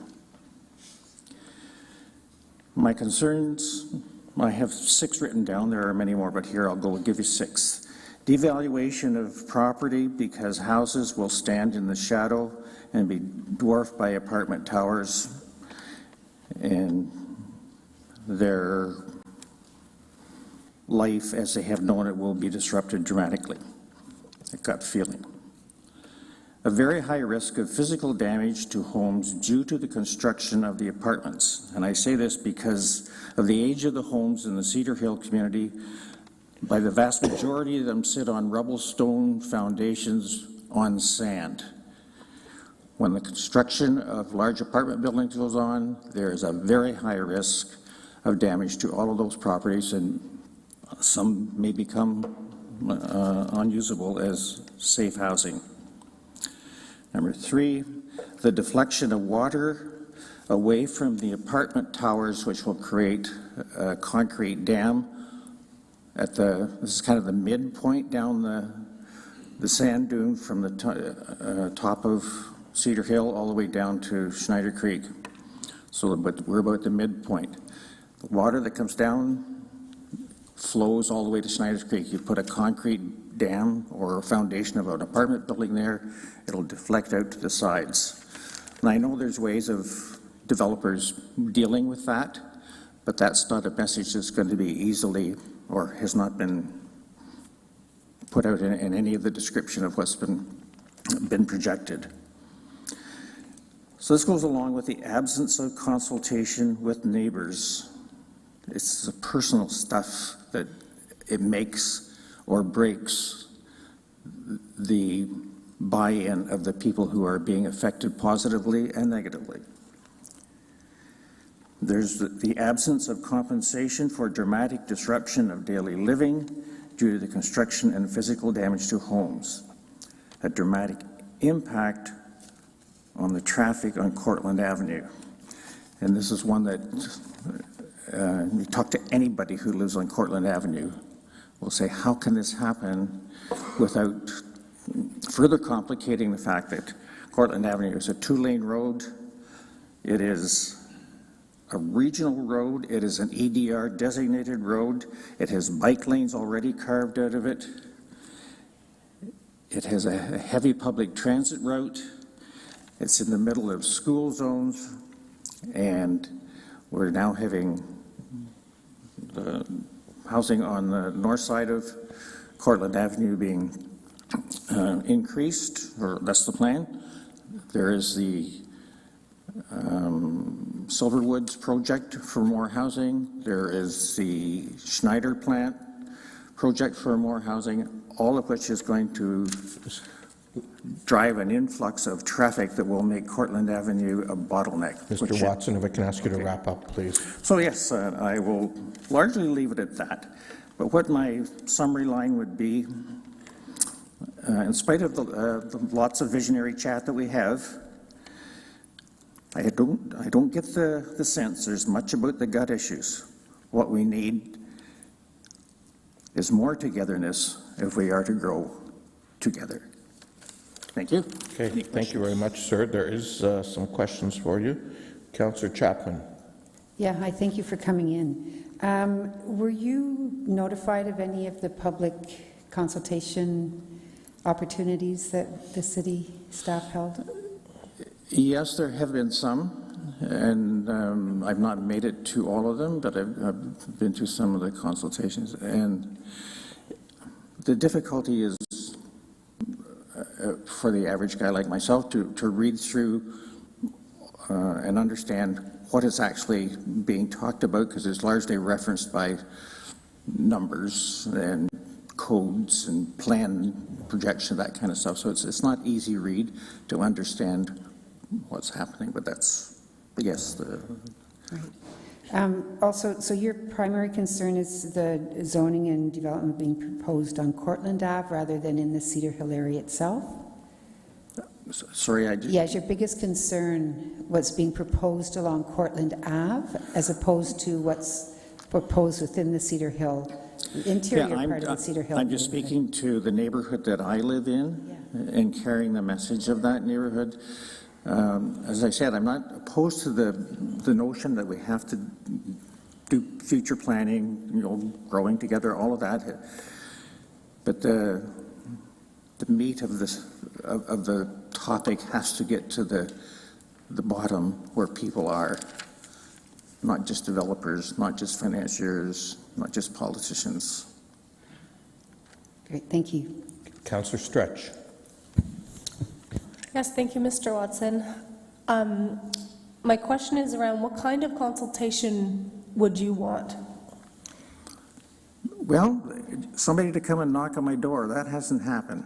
That would be a tough call because everybody would want somebody to come and knock on their door, and you probably don't have the resources for that.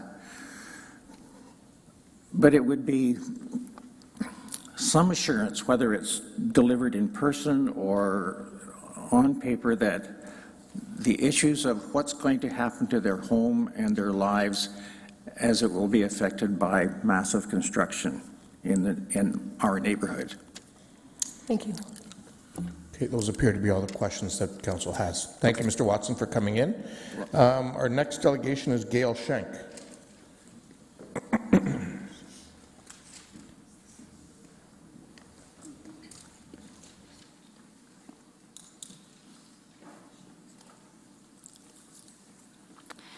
Good afternoon, Mayor Vranovic, Kitchener City Councillors, and staff. Thank you for listening to community members share perspectives on inclusionary zoning.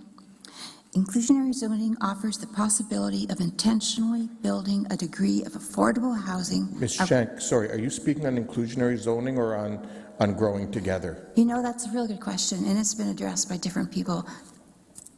They're Well, coming only the together, first and one. I did speak to the staff when I came in because they had originally put me on for the first part of the agenda, and then the inclusionary zoning on the development and the inclusionary zoning. So I said I wanted to be on once, and this is where I am. So you're here, though, just to be clear, for growing I think together?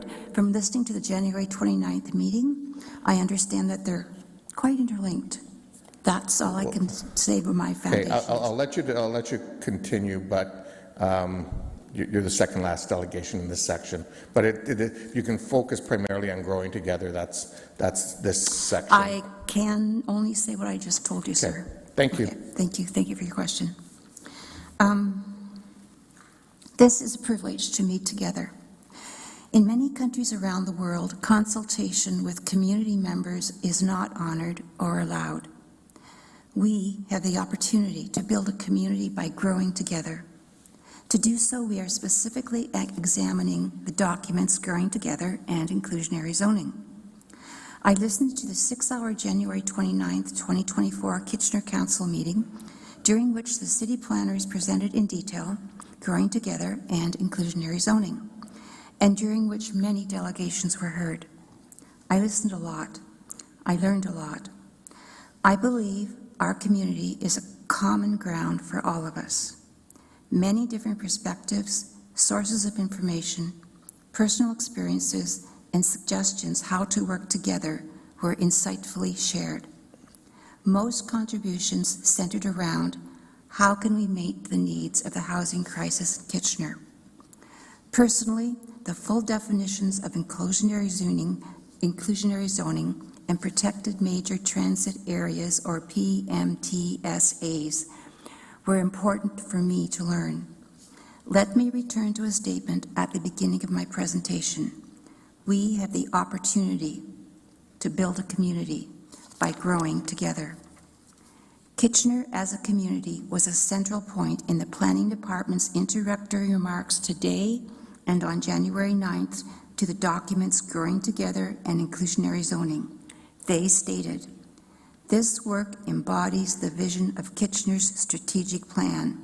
We are building a city for everyone, where together we take care of the world around us and each other." Inclusionary zoning brings to life the phrase, "We take care of each other." Inclusionary zoning gives access to a few members of our community in a lower income bracket to have a home. With this opportunity, they can be productive and put this productivity back into the city's economy.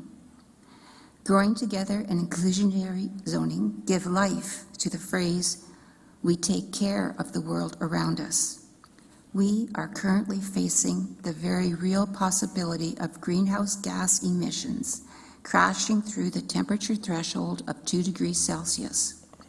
Urban intensification with design excellence and inclusivity are sound strategies to undertake to help to mitigate the effects of potentially catastrophic climate change. During the January 29th meeting, comments included continuing consultation is necessary, and inclusionary zoning is one tool in our box to help relieve the housing crisis for even a few members of our community.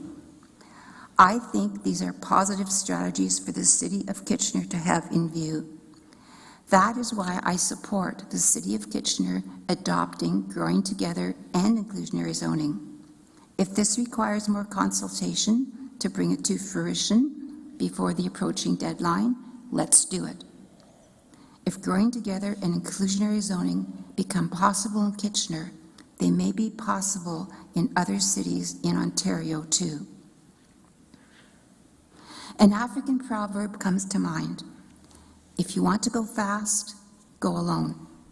If you want to go far, go together. I thank you all for your time and consideration today. Thank you very much, Ms. Schenk, for coming in and sharing your thoughts on the combined issues with us. There is a question for you. Councillor Chapman. Yeah, thank you. Thank you for coming in. Are there any parts of the Growing Together that you agree with, disagree with? Do you think we're going in the right direction? Frankly, I downloaded the document on my computer, and I've listened to descriptions. And like the gentleman before me, there's a lot. It's very good, and it's very well presented with visuals and with explanations, and there's been lots of consultations. It's just, we all know this is complex. We all know this is a lot of communication, and we all know there are many directions that have to come together. I think the planners, we've heard really good suggestions today about having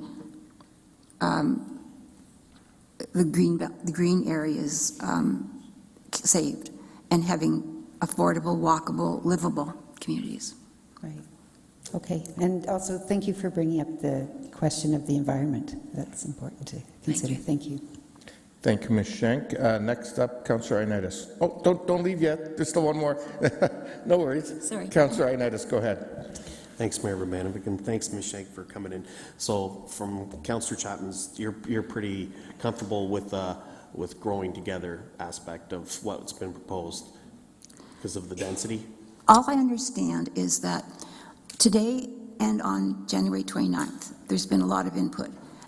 And from what I've heard, we need to have ongoing discussions to, as the gentleman before me said, to make accommodations or changes. Now, I do not understand how staff brings together amendments, et cetera, et cetera. But we do know what the concerns are. And I think we do have the process with our politicians and our staff to discuss the concerns and try to address them for everyone's in need. We are a community together. Okay. And I guess my second question is with regards to, since you're discussing inclusionary zoning, are you're okay with the staff recommendation?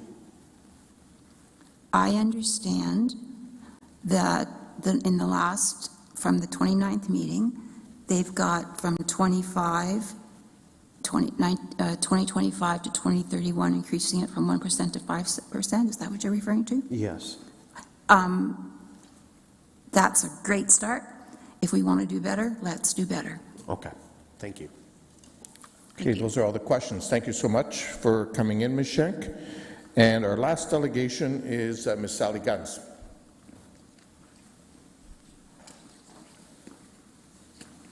Welcome, Ms. Guns. Thank you very much, Mayor and Council, and thanks for accommodating me. I asked if I could be added because of one of the delegations earlier, specifically the request, and I didn't catch by the name of the planner, for 115 Benton Street, and I didn't bring pen and paper, and I don't have the exact zoning descriptions, but my sense is what they were asking for is something that, in fact, staff have not agreed to, and it's one of those, what I call sort of zoning on the fly requests. The stretch of Benton that we're talking about is between St. George and Cortland, opposite Arrow Shirt Factory. And I want to say, first of all, I've had scurried conversations with my colleagues up here, neighbours who are much more directly affected than I am, but we're all in agreement about this. There was a lot of care put into what zoning should be on Benton Street and that stretch because it backs on to a residential street, a very nice little one-way street, Hebel Street. The argument for the higher zoning was that the developer had no intention of using the part that would actually back on to that street, would be very close. It wasn't described very clearly, but it was a statement that no one should worry about a higher zoning because it wouldn't affect the people on Hebel. And that's exactly the kind of promise that scares the heck out of people like me who've been around a long time, because of course it's not binding. All it is an aspirational request made before you at this time, and we don't even know who the actual developer will be, because the history of a lot of these properties is that they turn over several times before they actually get built on, and who knows what the ultimate person, they probably want to maximize use of that property. So there was a lot of care put into what was the appropriate zoning for that stretch of Benton, because of its proximity to the residential area. It's somewhat different from the higher areas of Benton. So I would really urge you not to agree to that upzoning for the simple reason that there's no protection for residents if later developers don't honour that promise made before you. At a later time, a request can always be made by a developer, but the onus is then on them to make that request. The only other thing I comment on is we're talking about balance with this Growing Together program, and I was hit in the face by Mr. Litt's comment when he kind of was totally dismissive of the impact of setbacks on not neighbours, everyone other than the developer. And it's the balance that we're trying to get, and that's why it's so difficult, and I respect the difficulty, but we can't have it one versus another. We can't say it's only good for X, it has to be good for everyone. In terms of consultation, the old-fashioned way of people sitting down and developing the secondary plans, etc., was a great way to do it. I realize the resources aren't there, the pressure from the province to do things quickly. It's a different world that we have, but I think it's particularly important that you listen to people today, and I'm very grateful that you allow me to speak to this one issue, because that scares the heck out of me, the fact that we could suddenly allow for a higher zoning on Benton. Let me be clear, everyone knows Benton is going to be redeveloped. It's vacant land. I've been in Cedar Hills since '81, and it's always been vacant land. We've always known it's going to be there, but it's what will it be that's important. And that must be done with real care, and the existing proposal is much more carefully prepared. And to save you time, I don't need to speak on the next issue because I think already the person from Council for Canadians spoke very eloquently on the issues that I would have raised on inclusive zoning, which I fully support. I'd only urge you to do the maximum rather than the 1%. So we'll just put you down as ditto for that one. Okay, thank you, Ms. Guns. We do have a question for you, Councillor Chapman. Yeah, thank you for coming in. So when you talk about the zoning on Benton Street, I believe it's SGA 2, which is 8 stories, and what the developer's requesting was SGA 3. Yep. So 8 stories is acceptable for you in that That's area? what, yeah, I mean, no one else has come forward who'd be directly affected by it. The people on Hebel haven't come forward to oppose. I know John Watson has for Cortland, because Cortland has really unique traffic issues that Benton does not have. So I don't think any one of us expected it to be much different from that on Benton. And as far as, putting a SGA 1 property beside an SGA 4, does that sit well with you? You're losing me now. Well, I mean, you're worried about SGA 3, so I guess I should just say that. So Yeah. you're saying we shouldn't be putting SGA 1s beside SGA 3s? I don't want it higher and bigger than what had already been proposed. Because Hebel would be SGA 1. Yes, right? it's take a drive down it sometime. Tiny little houses, really old houses, right on the sidewalk houses. Really historic area. Thank you.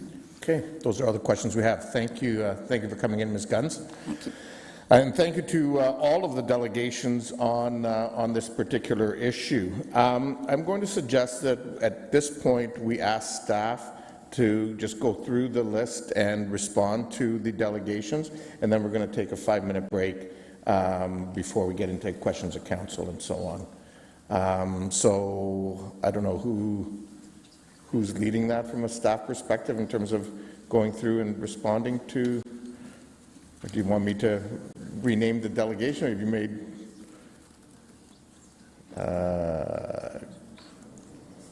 Go ahead. Sorry, through you, Mayor, if I can just clarify, how do you want us to respond?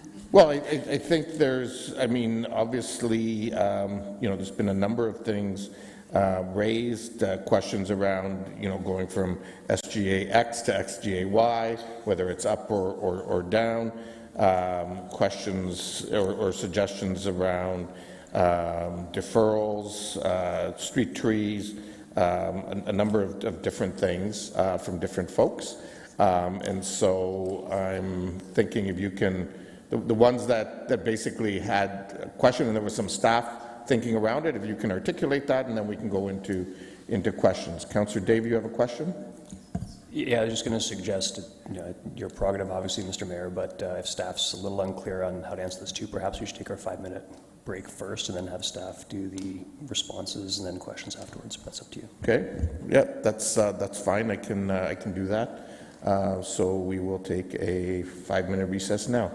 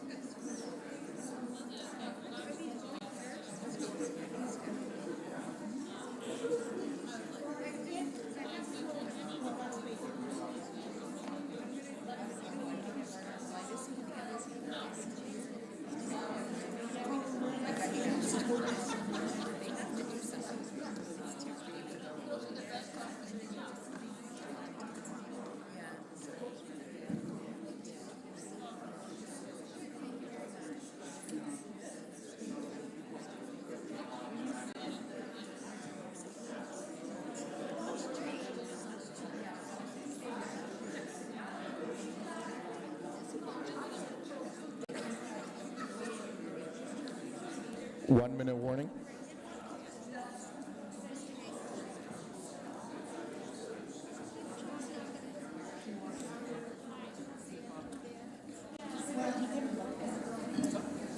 That'll be later on.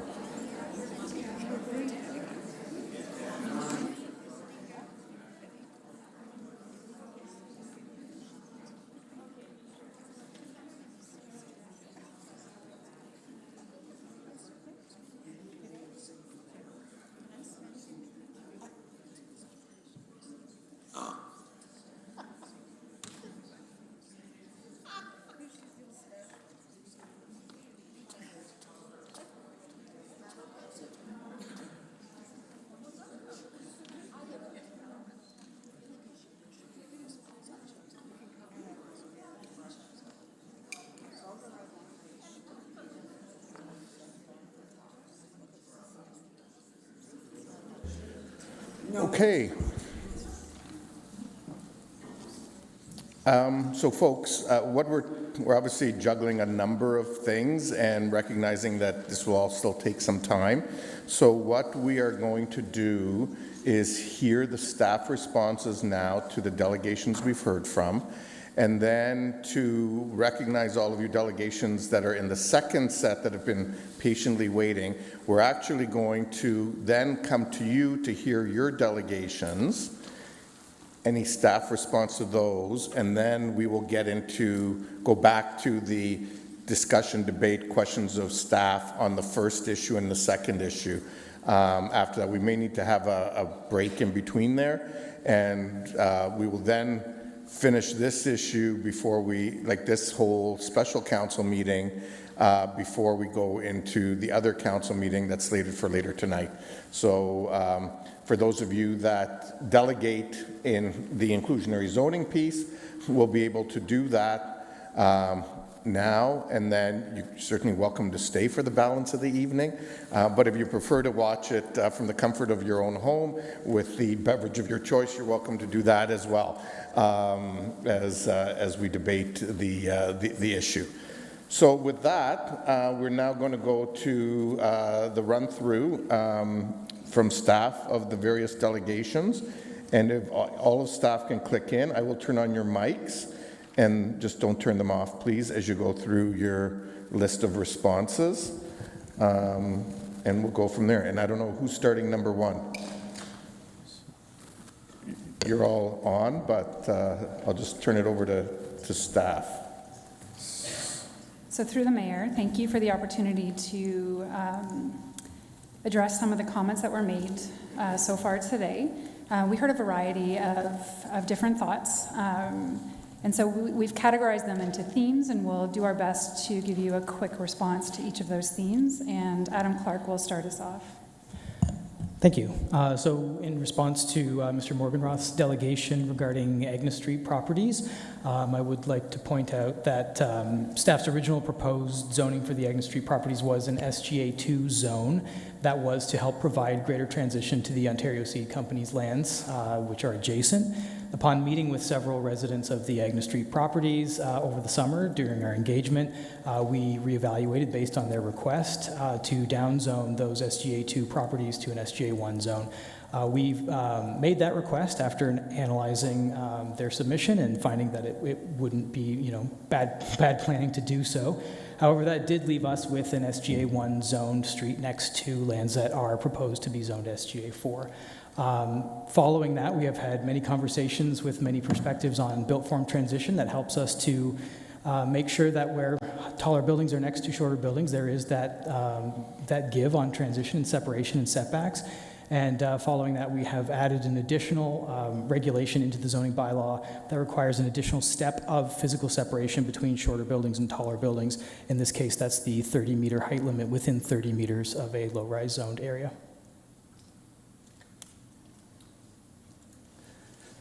So in response to Ms. Barrisdale's delegation on properties on Pine and Benton, so since January 29th, staff met with representatives of the development community to review proposals and requests for changes to both land use designations as well as zoning.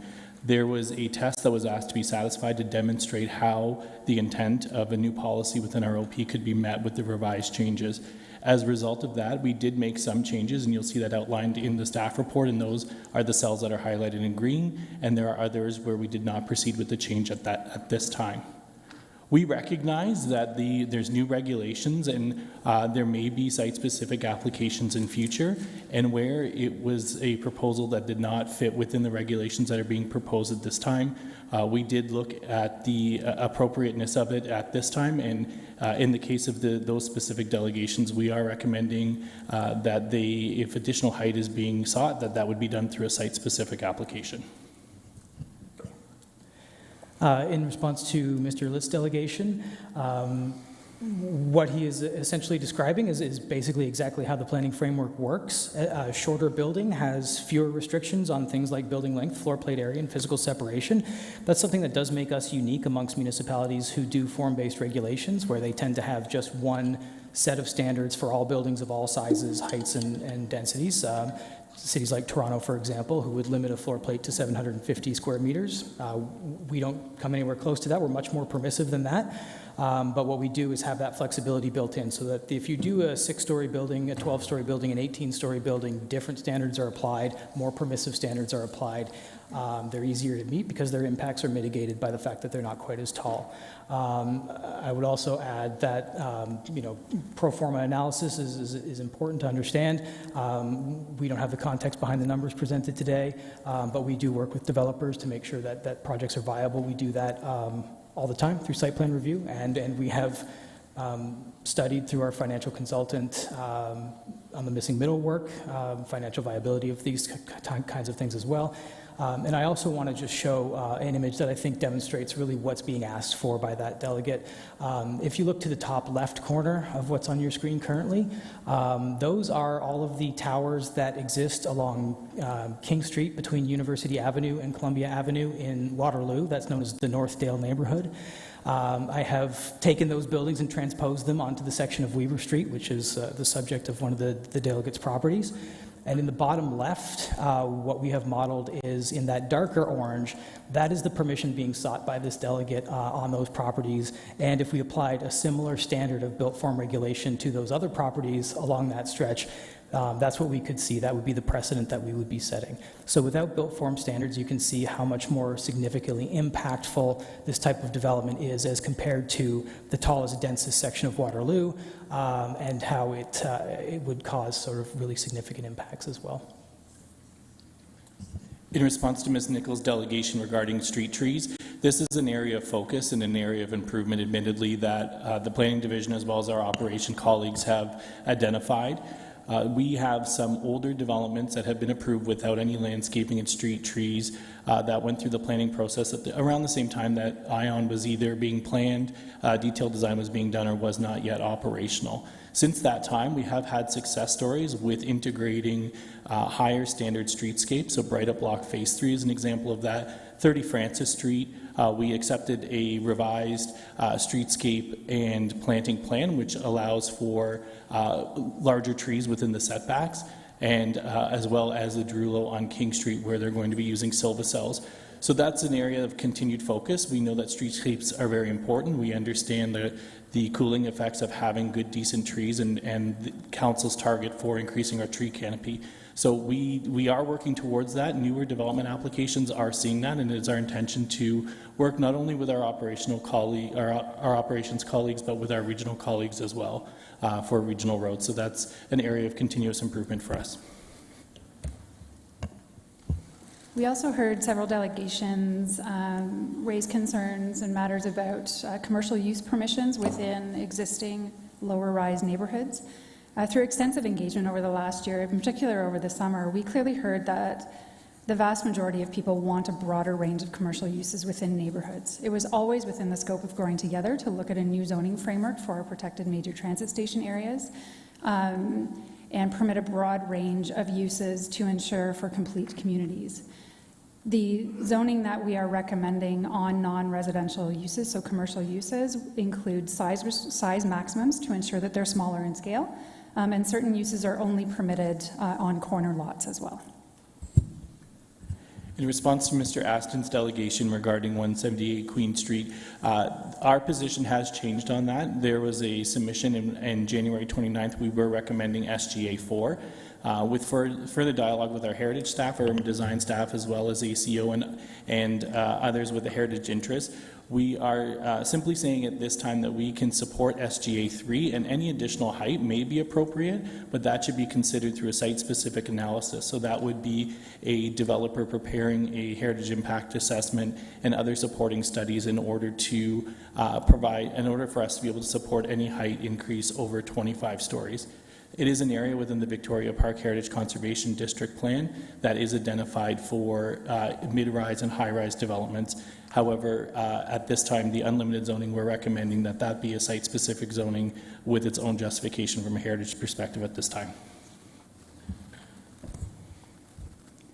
We also heard this afternoon a few comments about existing secondary plans and a request to defer those lands from the Growing Together work. The secondary plans are from our 1994 official plan and remain within that official plan. Through our 2014 official plan process, it was determined that they should be deferred and reviewed through our Planning Around Rapid Transit Station Areas project, which they were. The parts work, combined with our neighbourhood planning review work that followed and Growing Together, has continued that land use and zoning evaluation. It was always the intent that when we brought forward new land use and zoning for the protected major transit station areas, that the balance of the secondary plans would be dealt with at the same time. It's also important to know that we are not proposing any changes in land use for the balance of the secondary plan areas nor zoning. It is simply the same exercise that we did for the residential zones across the entirety of the city. Where there's no land use changes, it was simply an equivalent zone from our 1985 zoning bylaw that was translated into our 2019 zoning bylaw. Staff does not see the need for a continued deferral of the secondary plans, which have been deferred since 1994.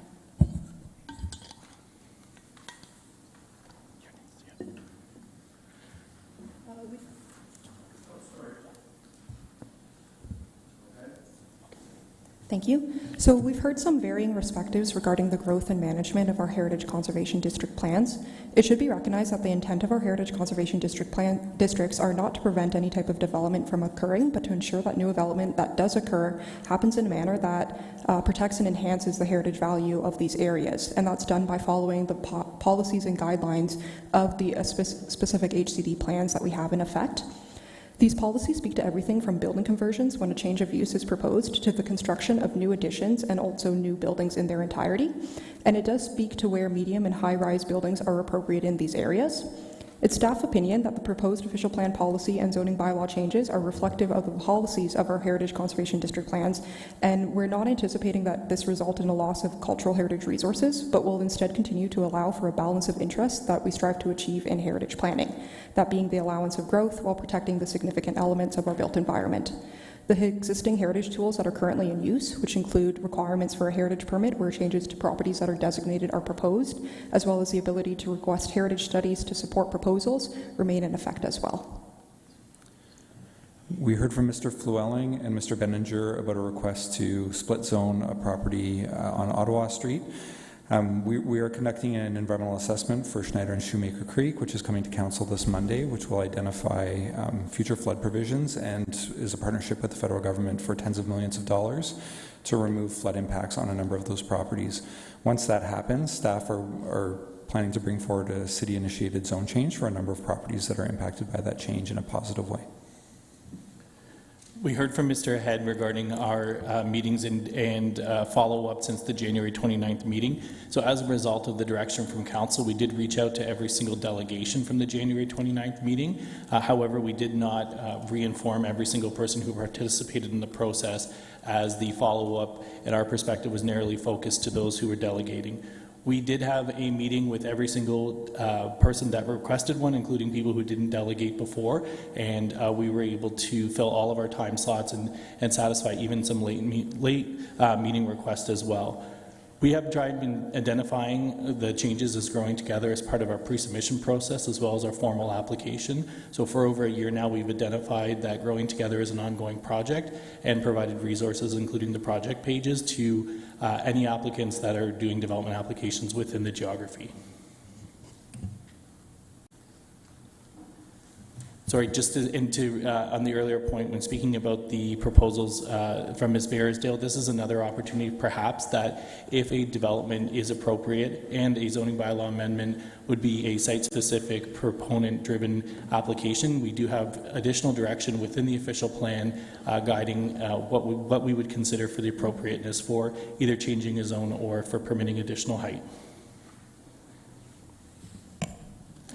On matters of community engagement and notification, there were 3 rounds of postcard mailers that were sent out in 2023 and 2024, representing approximately 10,000 postcards per mail out. So the first round of engagement postcards was sent out in March 2023 in advance of the initial engagement round. The second round of postcards was sent out in November 2023 in advance of the statutory open house and November engagement events. And the third round of postcards was sent out in January 2024 in advance of the statutory public meeting. Throughout the summer months, there was specific engagement held on commercial uses within residential areas specifically, with residents being able to see the different types of non-residential uses that could be accommodated within existing residential neighborhoods. In March and in November of 2023, the staff engagement events were very hands-on by default of having 3D printed models that visualize different building types and forms that could be accommodated through this planning framework. So the overall engagement was designed to be as literally hands-on as possible with models and tools that residents could interact with and move around on a map, which was also overlaid on top of the proposed zoning as part of the November engagement. This project has also recognized both national and international recognition through IEP2, Smart City Awards, Nissan Ontario, and Smart City 50 Awards. We also heard from some delegations about construction and impacts to their existing homes and long-term impacts that they may experience. All of the tools that we have in place now requiring a pre-inspection, working with developers and neighbors to ensure that any damages are rectified will continue to apply. We understand and we hear that from residents. We are a growing community. In some ways that is a very positive, but if you live in a community where we had a 19-kilometer long LRT, a line of construction through our entire city followed by unprecedented growth, construction and the impacts of it can be fatiguing, but that is part of being a growing city. We are working closely with our colleagues in both transportation, operations, as well as building to implement new requirements to limit those impacts. Council may remember in the last several months we've implemented new on-street parking plans because we know that construction parking is continuing to be a problem, and we remain committed to finding innovative solutions where we can help mitigate those impacts, because we do share and understand the frustration of the community, but we do note that construction and some of those disruptions are part of being in a growing city.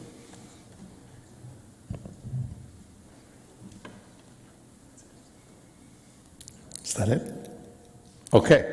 Thank you to staff for going through that very thorough list of what we heard from all the delegations and some staff response to that. We will come back to this item and questions of staff and so on after we hear from the next set of delegations with respect to inclusionary zoning. Actually, before I do move to that, though, I do want to just acknowledge, in addition to all of the delegations we heard from this afternoon, I just want to read into the public record the written submissions that have been received, some of whom were delegations that we heard from as well today, but they include Joanne Seeds, JD Development Group, Michael Morgenroth, Wanda and Nick Altmeyer, Kristen Bayersdale, GSP Group, Stephen Litt from Vibe Development, Hal Yeager with 2 written submissions, M. Hay, Kay Muir, Laurie Menard, John Stemberger, Don Parker, Paul Heidebrecht, Region of Waterloo, Kristen Bayersdale, GSP Group, Sam Head, and Donna Keel. So with that, we will now move to the delegations for the inclusionary zoning item. And I will just acknowledge that on that item, we've received, and then I'll turn to the clerk because I believe there's been another one that's come in since this meeting. But I will The written submissions have come in from Jeff Henry of Arcadis Professional Service, Joanne Seeds, JD Development Group, Leslie McCready, Chanel Cressman, Wanda and Nick Altmeyer, 2 from Hal Yeager and Brubaker, Lori Menard, Natalia Bogdan, Susan Lloyd Swale, John Stemberger, Hélène Beaulieu, Don Parker, James Howe, the Waterloo Region Home Builders Association, and Madame Clerk. Any additional ones? The submissions from Corliss Olson, who is going to delegate this evening and have provided her speaking notes, and Paul Levesque, who has provided a chart with some financial information that's been circulated earlier this day. Okay, thank you. So I will now turn to our delegations. Obviously, I'm wondering, actually, maybe just before we hear the delegations, I'll let staff do their staff presentation. I think that would provide that context first. And so with that, I will turn it over to Natalie Goss to begin that item. Ms. Goss. Good evening, Mayor Verbanovic and members of Council. To make progress on housing affordability crisis requires an all-society response. The City of Kitchener, together with the cities of Cambridge and Waterloo, as well as the region, have committed to using inclusionary zoning as one tool to help with affordable housing in a modest but meaningful way. On January 29th, a decision on inclusionary zoning was deferred to provide staff with an opportunity for further conversations with the development industry to better understand concerns raised and continue a collaborative dialogue on establishing and moving an inclusionary zoning framework forward. In the weeks that followed, staff met with representatives from the Waterloo Region Home Builders Association and Build Urban. The discussions were constructive and focused on detailed policy and implementation solutions that could both deliver affordable units and market units within the region's protected major transit station areas. Through these discussions, we heard that the development industry alone should not bear the burden of solving the community's housing crisis. We know that solving the housing crisis and housing affordability crisis takes an all-hands-on-deck approach. Kitchener has initiatives as part of its Housing Accelerator Fund to address housing affordability, in addition to its inclusionary zoning framework before Council this evening. We also heard that reduced rents for inclusionary zoning units will be passed on to market units.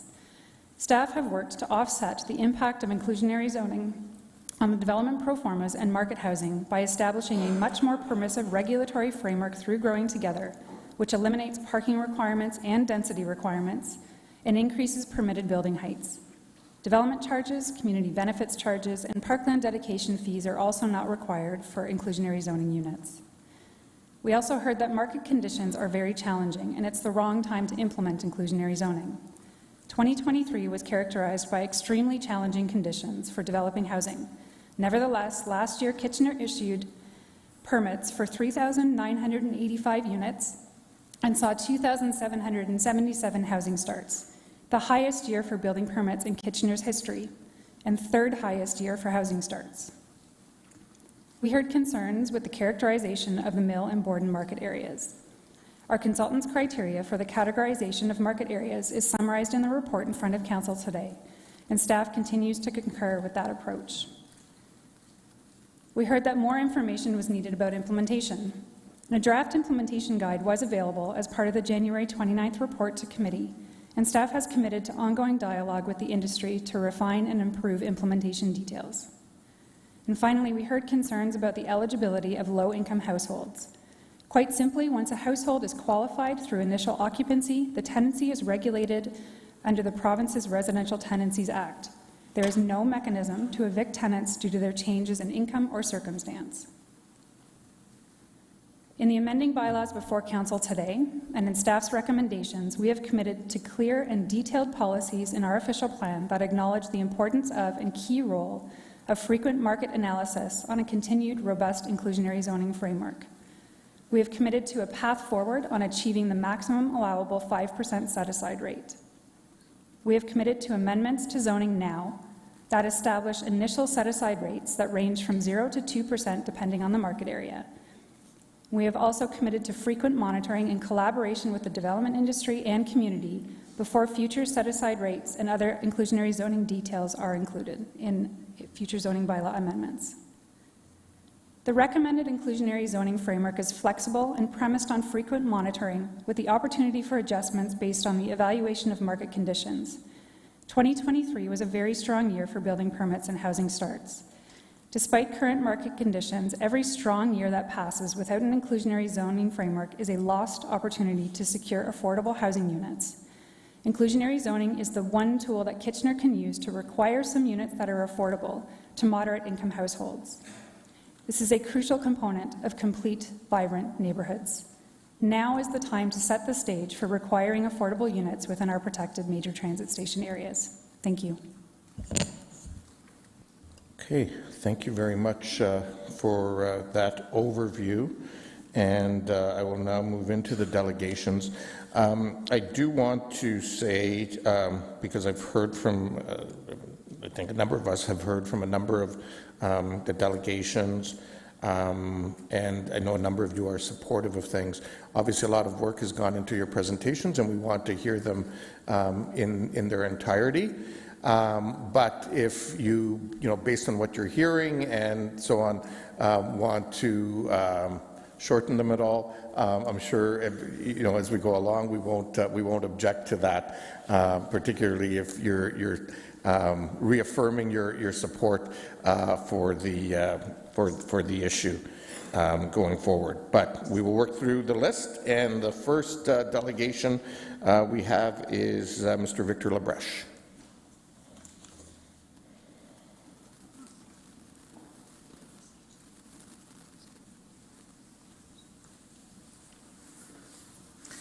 Thank you, Mayor Urbanovic, members of City Council, City staff, and public. My name is Victor Labrèche with Arcadis Canada, formerly known as IBI Group. We are here to represent our clients, Ontario Inc. number 1928393, Mr. Eric Olson, developer of the property at the northwest corner of Park and Victoria Street. The concern we have with the retroactive impact of the inclusionary zoning bylaw sort of flies against the agreement that was set with this council back in June of last year. And I wanted to detail that. Our client is proposing to construct 436 units of much-needed housing in a landmark location, mixed-use building in the Central Station area. On June 5th of last year, Planning and Strategic Initiatives Committee expressed, and the public expressed the desire for additional community benefit, including specific references to affordable housing contributions in this development. The development consists of approximately 436 units. Approximate height is 42 stories.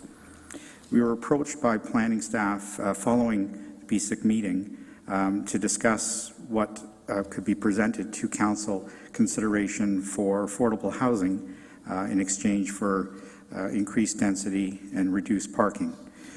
Ultimately, the provision provides for, that was agreed to with this council and committed in writing by our client, Mr. Olson, was the provision of 30 affordable housing units at 80% market rent for a period of 25 years.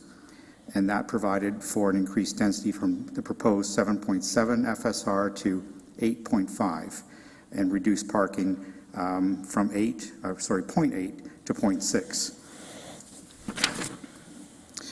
Council adopted that at its meeting, again, based on the commitment put in writing by our client at its meeting in June 26, 2023. Staff repeated regularly in the discussions leading up to that the intent for the inclusionary zoning and growing together are intended to work together with the additional density and elimination of minimum parking requirements that were forthcoming with growing together. However, in our client's site, city staff are proposing to unilaterally disregard the good faith approach affordable housing commitment made by our client, but conversely maintaining it outside of growing together. So it's not getting any of that benefit either. We met with staff, Mr. Tim Tongani, on February 20th of this year to discuss the concerns and to express our objections to this and that the existing agreement accepted by this council was not going to come forward site-specifically, which we respectfully request in front of you today. So our proposal would be to, within our letter that I think you have in your council package, is to request a site-specific bylaw that recognizes the agreement that was accepted respectfully with this council, with one caveat that may assist in your considerations of putting a sunset clause of up to 5 years on that agreement, whereas before there was no limitation on that agreement. So we're saying, please put that in place till June 1st of 2030, that we'd have to pull a building permit by that time to live by the agreement again accepted by this council. Just quickly, if I can go through the proposal here. Again, the approval history, I've basically outlined it in my reading of the letter that you have in your package. I would reiterate that we do have a draft bylaw in that letter and package that we would request you consider later this evening, with one added sunset clause, again, to January 1st, 2030. I'm just quickly going through the subject property here is outlined in red. And again, this came to this council in June of last year.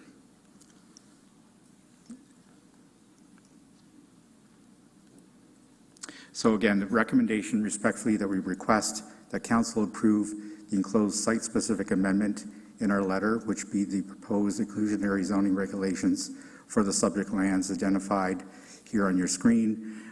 There's multiple addresses, but it's known as now 200 Victoria Street South. Thank you. We'd be pleased to answer any questions you may have. Okay, thank you very much, Mr. LaBrush. Councillor Davey. Yes, thank you. I just want to make sure I'm understanding the issue at hand. So basically you're asking council to honor the good faith agreement we made like 9 months ago, I think, and as a result of the inclusionary zoning, your interpretation is that would change from the agreed upon number of affordable units. Through Mayor Vrbanovic to Councillor Davey, yes, we are under the understanding that that would change and be cast aside, basically, okay, and that has been confirmed by staff to us. Okay, and to be clear too, you're not asking for that to be in perpetuity. You're asking for a 5-year sunset, in which time the standard, if you don't build by that time, I guess, whatever the inclusionary zoning percentage is at that time, your client would be okay with. Correct. Okay, thank you. Okay, those appear to be all the questions. Thank you, Mr. LaBrush. Thank you.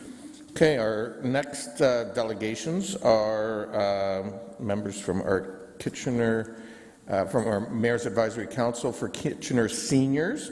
And we have Diane Kilby and Janet Howitt here. As it's 2 delegations, you each have 5 minutes for a total of up to 10. Thank you. We want to thank Mayor Barry and the council for the opportunity to speak at this council meeting. We are Janet Howitt and Diane Kilby. We are here on behalf of the Mayor's Advisory Committee for Kitchener Seniors to express our deep and continuing concerns about housing for invisible older adults in the City of Kitchener. Our concerns today focus on rental housing and the negative impact of higher rents and renovations on older adults who desire to age in place but who have limited income and limited options, including the option of coming to council and speaking as a delegate on issues like growing together and inclusionary zoning. This is a follow-up to our August delegation on the Age-Friendly Action Plan, which showed a strongly expressed preference by older adults to age in place. As we noted in the age-friendly update, older adults are the fastest rising demographic in the city, with a projected increase of 37% between 2021 and 2036. We are aware and applaud that Council is trying to increase housing capacity by loosening bylaws for developers, by exploring building on municipal properties such as parking lots, by working with developers like Indwell, and by considering inclusionary zoning bylaw for the protected major transit station areas along the ION. However, we are deeply concerned about the potential displacement of the Kitchener senior residents by development around ION transit stations. What buildings will be demolished to enable the development? Who lives in those buildings? We are further apprehensive about what will happen to the seniors we speak of in this delegation. Will they be able to afford one of the few 5% proposed affordable units once the development is complete? Is it credible to think that only 5% of residents will be displaced by ION development? Further, we as a city need to rethink what affordable housing means. We need to adopt CMHC guidelines, which suggest that no more than 30% of a household's gross pre-tax income should be dedicated to housing, so that attainable housing is realistically available. New builds, and we agree that our city needs these new builds, do not address the immediate housing needs of older adults, nor do they address the personal trauma and disaster that rent evictions pose for older adults. We emphasize that affordable housing that is linked to 80% of market value is not truly attainable for seniors who live on tight and limited income. We are concerned as well that the City of Kitchener now ranks 6th in the province for the issuance of N13 eviction to tenants according to the Ontario Rent Eviction Report issued by ACORN, or the Association of Community Organizations for Reform Now. Older adults are not all the same, and our differences continue to impact where and how we live and what we can afford. Some of us are, simply put, more vulnerable and in some ways more invisible than others. We sometimes forget that women, racialized peoples, Indigenous peoples, people with disabilities, and LGBTQ2S individuals continue to face barriers in accessing good-paying jobs. Studies have now shown that the mere usage of any pronouns, such as she, he, or worse, they, has a consequential negative impact on hiring in very much the same way as having an African or Muslim or East Indian-sounding name has had and continues to have. This was even more true in the decades that today's older adults were in the workforce. Some of us were invisible in the workforce, and as we aged, we are invisible in our poverty. For those of us who fall within one or more of these groups, it's well documented that our wages in the labor market were and continue to be less based on our gender and our ethnicity. We sometimes forget about the gender wage gap. The gender pay gap in Canada extends across various industries and professional levels until this day. On average, in today's labor market, women earn approximately 90 cents for every dollar earned by men, which is far better than the 66 cents that I earned on the dollar when I was in the workplace, even though I worked in union environments almost all of my life. That significant gap plays out negatively for the current generations of older female adults. For women of color, the gap is far wider. Racialized women earn only 67 cents for every dollar earned by a man. Indigenous women earn approximately 65 cents for every dollar earned by a man.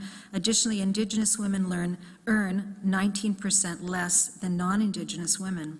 Women with disabilities earn only 54 cents per dollar compared to men. In 2021, female employees aged 25 to 54 earned on average $3.79, which is just over 11% less per hour than their male counterparts. Many women may only receive government pensions to live on. You may have read about or heard about this when the media speaks to residents who are being rent evicted. They have limited funds to pay for rent, food, medicine, the essentials for living, and aging in place. For example, did you know that many older women who worked in lower-paying jobs, there's that gender gap again, or who were not in the labor market at all, may now live on fixed incomes from OAS and CPP? On average, they could be receiving a monthly income of $758.32 from CPP, plus $784.67 from OAS, for a monthly income of $1,542.99. Remember, this is an average. It could be higher or lower. Still, it is clearly not enough when the current average monthly rental rate for a one-bedroom apartment in Kitchener is around $1,900 per month. That is why the smaller buildings, the smaller 4- and 5-story buildings and buildings that are not rent-controlled are so vital for this segment of that are rent-controlled are so vital for this segment of older adults. Rents are usually much less than the market rental rates. So women on average live to 84 years, men to 79. Women outlive men regardless of any other demographics. This means that women who earned less in the labor market or who worked part-time or who were stay-at-home wives, mothers, as many of our generation were, are further at risk because of their longevity. Anecdotally, I see a room at 250 Frederick Street for a recent renovation meeting with affected tenants and the Acorn Group that was covered by the Record and CTV. The majority of the people in attendance were seniors with walkers and canes, and all were worried about what they'd received and what they were waiting to receive from the new owner. All were trying to listen and ask questions and better understand, with the superintendent and other staff threatening to call the police. Renovictions and demevictions fly completely in the face of trying to age in place. Many in attendance declined to be interviewed. We appreciate that the dialogue between housing as a right versus housing as a market-driven commodity is ongoing and will not be resolved by council. In fact, our committee consists of members who fall on both sides of this question. However, we believe that we all agree that everyone deserves attainable shelter without being forced to the streets. So what are we asking for? First of all, tracking systems. We applaud the recent municipal initiative to track the numbers of renovictions. This is important policy-making information. However, the survey is not easily found on Kitchener's website, nor all older adults are not computer literate. Even housing activists are unaware of its existence. We'd like to see this survey circulated far more widely and publicized through media outlets that are used by older adults. Much more controversially, we would ask the city to pass renoviction bylaws like that of the City of Hamilton's renovation license and relocation bylaw. This bylaw requires anyone who wishes an N13 notice to obtain a license from the City of Hamilton at a cost of $715. Further, to get this license, the person issuing an N13 needs to have a building permit and proof from a qualified expert, like an engineer, that the premises must be vacated for renovation. The bylaw further stipulates that alternative accommodation in another unit must be made for the evicted tenant or financial compensation given to the displaced tenant for the duration of the renovation to provide a top-up of what the tenant is currently paying in rent to meet the average market rent of a comparable unit. Such a bold initiative, and we did use the word bold previously, could go a long way in preventing bad faith evictions where long-term tenants are evicted in favor of higher-paying new tenants under the guise of renovations. To allow this bad faith behavior to continue, it continues to erode much of the existing affordable housing stock. We know that council would prefer to wait and see what the fallout is from Hamilton, but we note that after a couple of cities passed similar bylaws in British Columbia, granted a different environment, the province incorporated these changes into provincial legislation. Sometimes increased pressure is effective in bringing change. We ask council to dare to be bold. We would ask the city to implement stronger and more robust educational seminars sponsored by the city and directed to seniors of vulnerable populations about their tenant rights. We are aware that this is happening already, but again, expansion of this initiative would be very welcomed. Finally, we ask that council request formally that the province update the Residential Tenancies Act to discourage renovictions and protect tenants. This involves requesting amendments that specifically address renovictions. The City of Ottawa has already done this, and we feel the more pressure that municipalities can exert on this portfolio, the better. We want to thank you for your time and consideration, and I want to say thank you to Janet, whose birthday it is today, and she is choosing to spend it here on this very important issue. Thank you. Thank you very much to both of you. First of all, I know Max has been talking about this for the last few months, and yeah, I especially want to say thank you, Janet, for spending part of your birthday with us. I mean, you want to talk about community commitment and passion. I guess you deserve 2 glasses of wine when you get home tonight. I've lost my husband, though. He left. Okay. We do have some questions for you. Councillor Chapman. Yeah, thank you, and thank you for the great overview of the concerns that we should be well aware of when it comes to housing for older seniors, or older adults, sorry. I was just wondering what your take is on the inclusionary zoning bylaw that's that we'll be discussing here? Well, we did talk about the fact that we're really concerned about the displacement of the people who live in the affordable buildings that are along the ION trend in terms of new development, and we understand, you know, that 5% will be set aside per Ontario government standards for that. But what happens to those people? Where do they go? Because they're living in buildings that they can afford to pay for on their pensions now. Where do they go? Right. I also think that a lot of the ION route already goes through neighborhoods that are more affordable. It's not going through the wealthier neighborhoods. So people will be displaced in some way with inclusionary zoning. So you were suggesting that maybe some of the 5-story older buildings should be not demolished or not up for designated for upzoning? Is that, did I hear you say that? Is there a metric that would measure how many people are already affordably housed in those areas? Right. And how many would be displaced? And how will they be incorporated in 5%, which may not be the affordable rent they had before? I actually think that more information would allow council to make a more informed decision, and that's the kind of information that I think council could ask staff to provide. Okay. Thank you so much. Thank you. Councillor Deneau. Thank you, Mr. Mayor. And I just want to thank you, ladies, for coming in.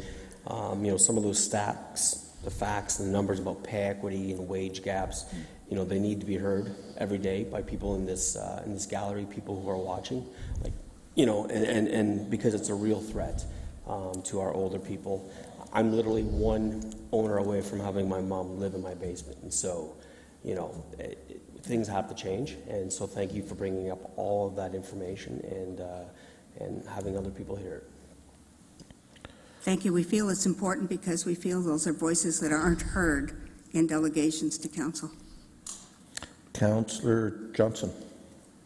Thank you, Mr. Mayor. And I too wanted to highlight that you're bringing really important stats here. And as we know, women in particular are very vulnerable as they age. They tend to live longer than men and have a longer time to need to find shelter for. And they haven't necessarily had the same job opportunities as well, as you were pointing out, and thank you for doing that. How do you think we further amplify those voices, or what else can be done? And I appreciate what you're here to say to us, but how much further can we go there? We aren't the experts, and I know that council isn't the expert either. However, somehow, some way, outreach has to be made to the people who are being impacted by these things, so that those voices can be heard. And the survey, I know, is quite. It isn't well publicized, but the results that have been heard so far are quite astounding, and that needs to be amplified. There needs to be further research.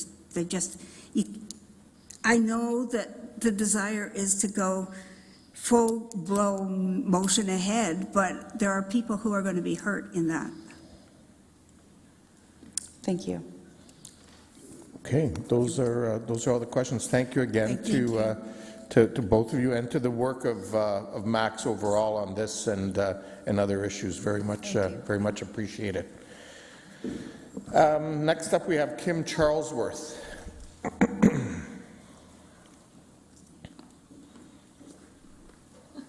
Welcome, Ms. Charlesworth.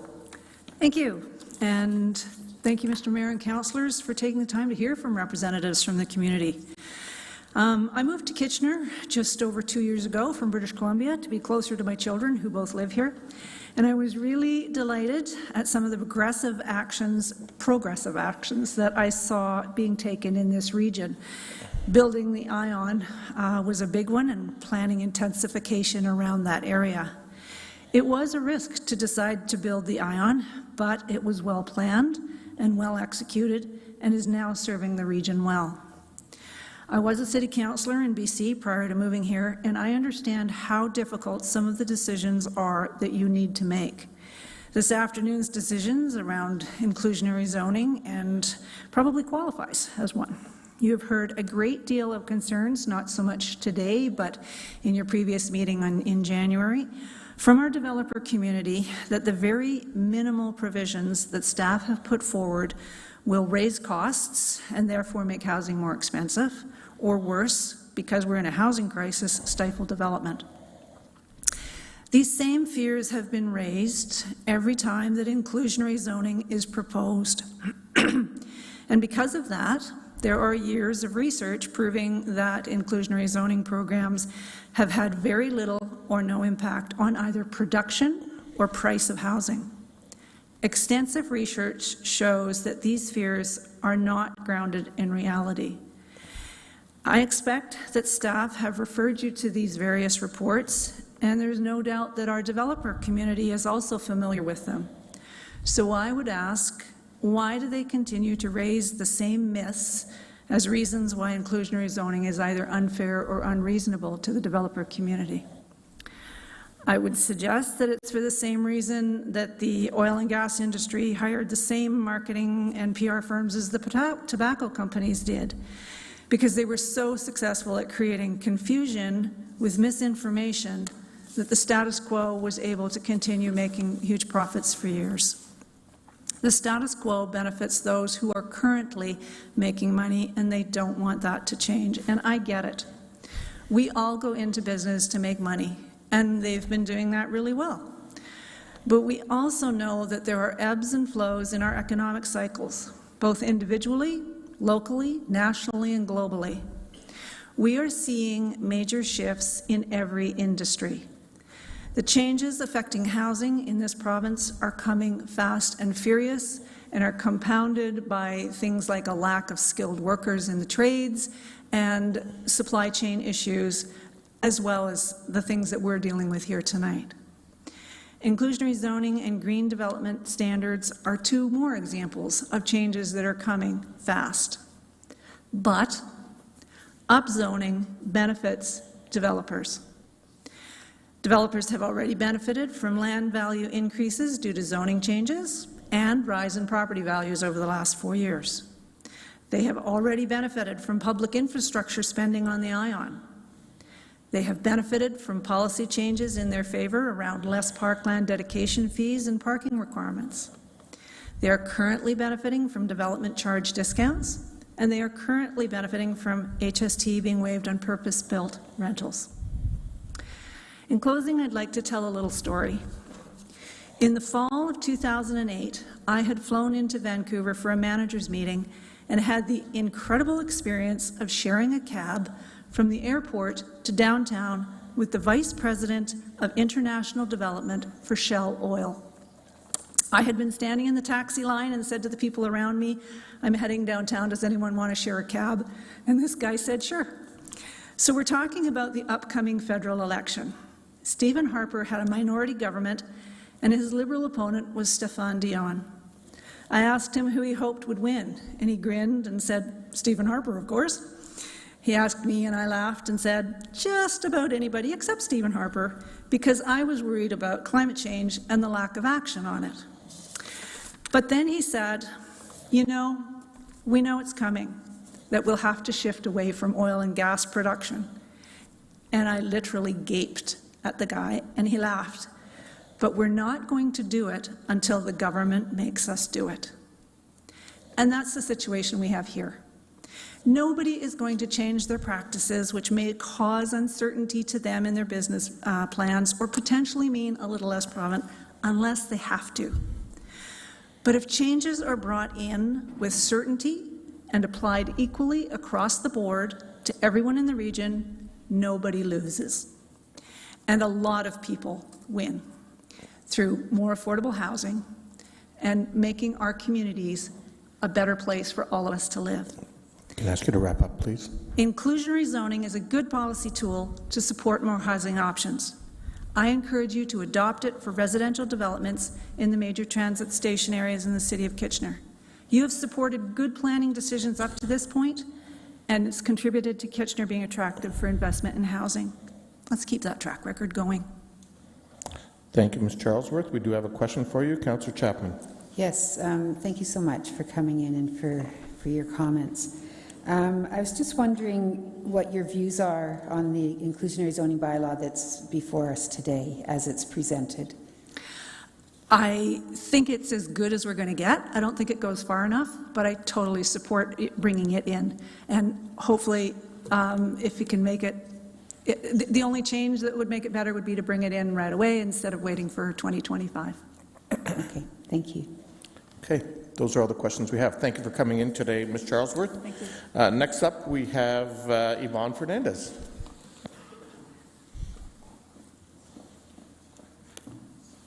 Welcome. Thank you. All right. Long afternoon for everyone. Good day, Mayor and Council.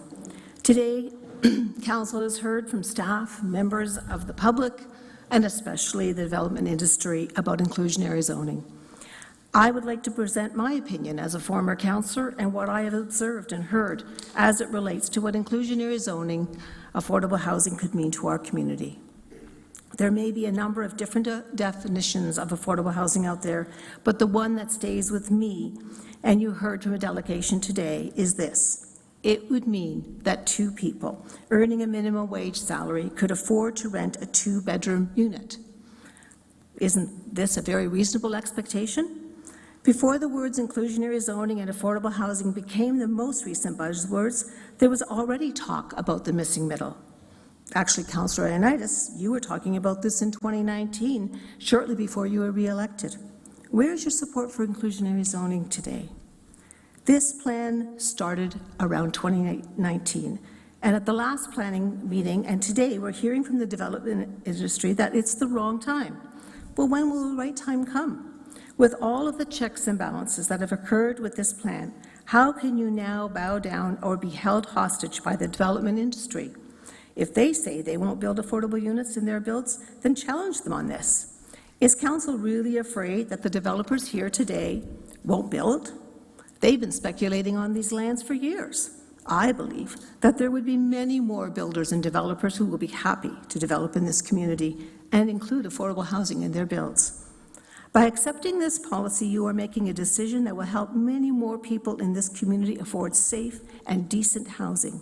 And in doing so, you will lift up those people who have housing insecurity. You will help those who don't think they could ever have an opportunity of any kind of housing. Councillor Owen Donny, you as a newer Canadian, I'm sure will recall the uncertainty you may have felt when you first came to Canada. Even if you were fortunate enough to have stable employment, think about those who come here and they think they can have housing. They may only have a minimum wage job, and they're shocked to find that they can't even afford a single bedroom unit. And so they're doubling up and tripling up in where they live. The money paid to outside consultants and the time staff have been doing this work shows the need for inclusionary zoning. But we know who's really wagging the tail of the dog: the development industry. They've been dictating on how we develop this city for years. They are telling council how they will build, where they will build, when they will build. They hold up the OLT as a threat against delay or indecision, and now they're holding up the threat that they won't build because they won't get their profits. Are we really asking that much of developers? They take a little less profit when so many in our community are taking a lot less. Some are having to choose to pay rent and go without food. You've heard from delegations about the number of concessions already offered to developers that include reduced parkland dedication, purposeful rental buildings that have a 10% development charge discount, massive upzoning. Staff are suggesting a starting point of 1% of an entire build be affordable. In most of the recent applications at Huron and Strasbourg Road were a proposal of 760 units, which, by the way, doesn't include 3-bedroom units. 1% would mean 7 or 8 units out of the total. 5% is 38 units. That's a drop in the bucket for this application. This community is asking council to set the standard, build the template. This city should be leading this policy despite the pushback from developers. If council doesn't pass this plan, then you really are talking out of both sides of your mouth. This is the playbook that most of you have been singing from for the last number of years. Councillors, stand up for the community who elected you, drive this issue, and stand against the threats of the development industry. I know some of you have gotten financial election support from developers, and you say, that doesn't affect my decisions. So look these developers in the eye and tell them you want to build a city for all. They need to make a little sacrifice so we can build that community. Thanks so much. Okay, thank you very much, Ms. Fernandez. There is a question for you, Councillor Chapman. Yeah, no, I'll just ask the same question I asked of the previous delegation.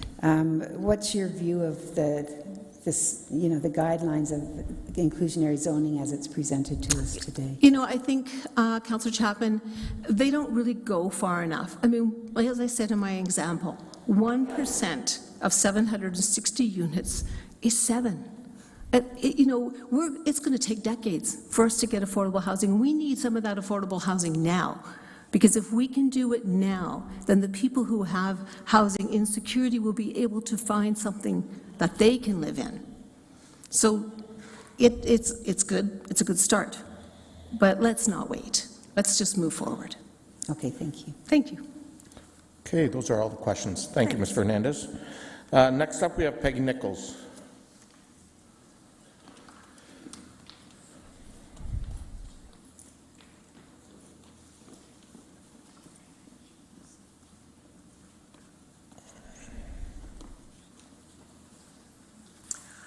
I have a slide deck, so I'm going to ask somebody to just advance the slides if they could. Oh, right, on the right side. Okay, thank you. Respected Mayor and Councillors, my name is Peggy Nichols, and I'm a resident of Kitchener, and I'm here to support inclusionary zoning. As we know, Kitchener has a serious problem with affordable housing. Inclusionary zoning is a tool that allows municipalities to require a certain percentage of affordable housing units within new private developments. It is only one of several things the city can do and should do to address our homelessness and affordability crisis. At the January 29th Council meeting, staff brought forward a proposal for inclusionary zoning worked out collaboratively over the past year with the region, Cambridge and Waterloo. While listening to the staff proposal and the response from developers and council members, I had a number of concerns. The first is that the proposal provides set-aside and transition rates that are so low and slow that it will be years before there is enough inclusionary zoning, if ever, to make any difference to those who need it. This table I put together based on council staff information, and it has been actually changed since I submitted it on Friday. I had to submit my presentation in order to get it in time, and the new staff numbers came out after that, and they're lower than what they were before. And I understand why. I think staff are really committed to seeing inclusionary zoning passed, and they're concerned that council and developers may not support it. So the rates seem tailored to meet the needs of developers, not people seeking housing they can afford. According to the region's recent discussion paper on inclusionary zoning, which was released in June, even the forecasted numbers of IZ for 2031, even at the forecasted numbers of IZ units for 2031, Kitchener will only be producing about 80 units per year. I would have liked to see council voting for much higher set-aside rates and shorter transition times. Having said that, I come to my second concern. It's important that you actually vote in favor of this proposal, because at the council meeting on February 29th, which I also attended, there was so much pushback from developers that that there was so much pushback from the developers on this very conservative inclusionary zoning proposal that a number of councillors commented that perhaps now is not the time to bring in inclusionary zoning. Since this policy is being coordinated in collaboration with both Waterloo and Cambridge, there is concern that if Kitchener votes against it, it will fail across the region. And not only that, it'll send a very negative message to other municipalities across the province who are considering inclusionary zoning. As the point has been made before, they'll look at us and they'll think, well, they've looked at it, Kitchener's progressive, and they voted against it, so maybe we should too. My third concern is for the thousands of people in Kitchener in the low to middle income bracket for whom inclusionary zoning is intended. Those with a household income of $43,000 to $65,000. The vacancy rate for this income level is about 1%, meaning many more people will be unable to find affordable housing and potentially become homeless. And the increasing number of homeless will add to the need for deeply affordable housing that can only be met through social housing provided by the government and nonprofits. In other words, we would be paying for it again. As the region's June discussion paper points out, providing affordable housing to moderate income households will help reduce pressure on market and non-market units that are affordable to low-income households. Kitchener has been leading the way across our province and even across Canada in its committed, progressive, and innovative approaches to addressing homelessness and housing, and that's something I've always been proud of. I urge you to continue putting people first and to vote tonight for inclusionary zoning. Thank you, and I'd be happy to respond to any questions or comments you may have. Wonderful. Thank you very much, Ms. Nichols. There are some questions. Councillor Chapman. Yeah, so I just wondered, you know, we hear concerns about the IZ, you know, reducing development, etc. You know, that we won't have the buildings initiated and approved here that we normally have. And I just wondered how you would respond to that concern. Well, I don't think I need to speak very much to that because several people before me have done that already very eloquently. I believe that, you know, developers have benefited from increasing housing or land prices. They receive a discount or a forgiveness of community benefits on inclusionary zoning units and a number of other concessions. So, and of course, I'm hoping that you will be voting for Growing Together tonight, and that will help to upzone properties, and it'll be another way of offsetting the costs for developers. So I don't think that it's that significant. Okay, thank you. Okay, those appear to be all the questions. Thank you so much Thank for you very coming in. much. Next delegation is Mr. Hal Yeager.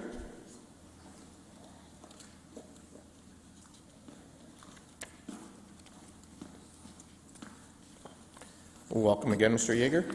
Thank you. Hello again, Council. My name is indeed still Hal Yeager. Before I make my case for inclusionary zoning, I acknowledge that IZ alone will not solve our affordable housing crisis.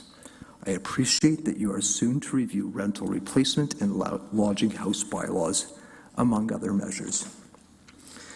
I hear Council expressing concerns about IZ stifling development, raising the general cost of housing, and unfairly burdening developments inside the PMTSAs with what should be a government concern. And I appreciate the Council's concern for our city's well-being. IZ programs have been conducted successfully for 50 years in the United States.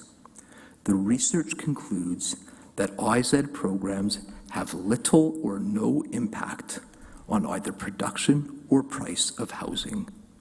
Ultimately, the costs are passed back to the owners of land. To allow for the reduced profitability to be reflected in land purchase prices, it is standard practice to phase in IZ programs. When substantial upzoning is introduced at the same time as IZ programs, as is being proposed via Growing Together, there is no need for a phase-in period. I likewise appreciate that Council is concerned about fairness. True, only lands within PMTSAs are proposed to be addressed by the IZ program, but only lands within the PMTSAs are being upzoned so extensively. These lands also benefited from substantial market uplift after the public investment in the ION. Developers of affordable housing units receive development charge and parkland dedication fee exemptions. All purpose-built rentals receive development charge discounts, whether the units are affordable or not. The park acquisition and infrastructure costs, once covered by these fees, have not disappeared.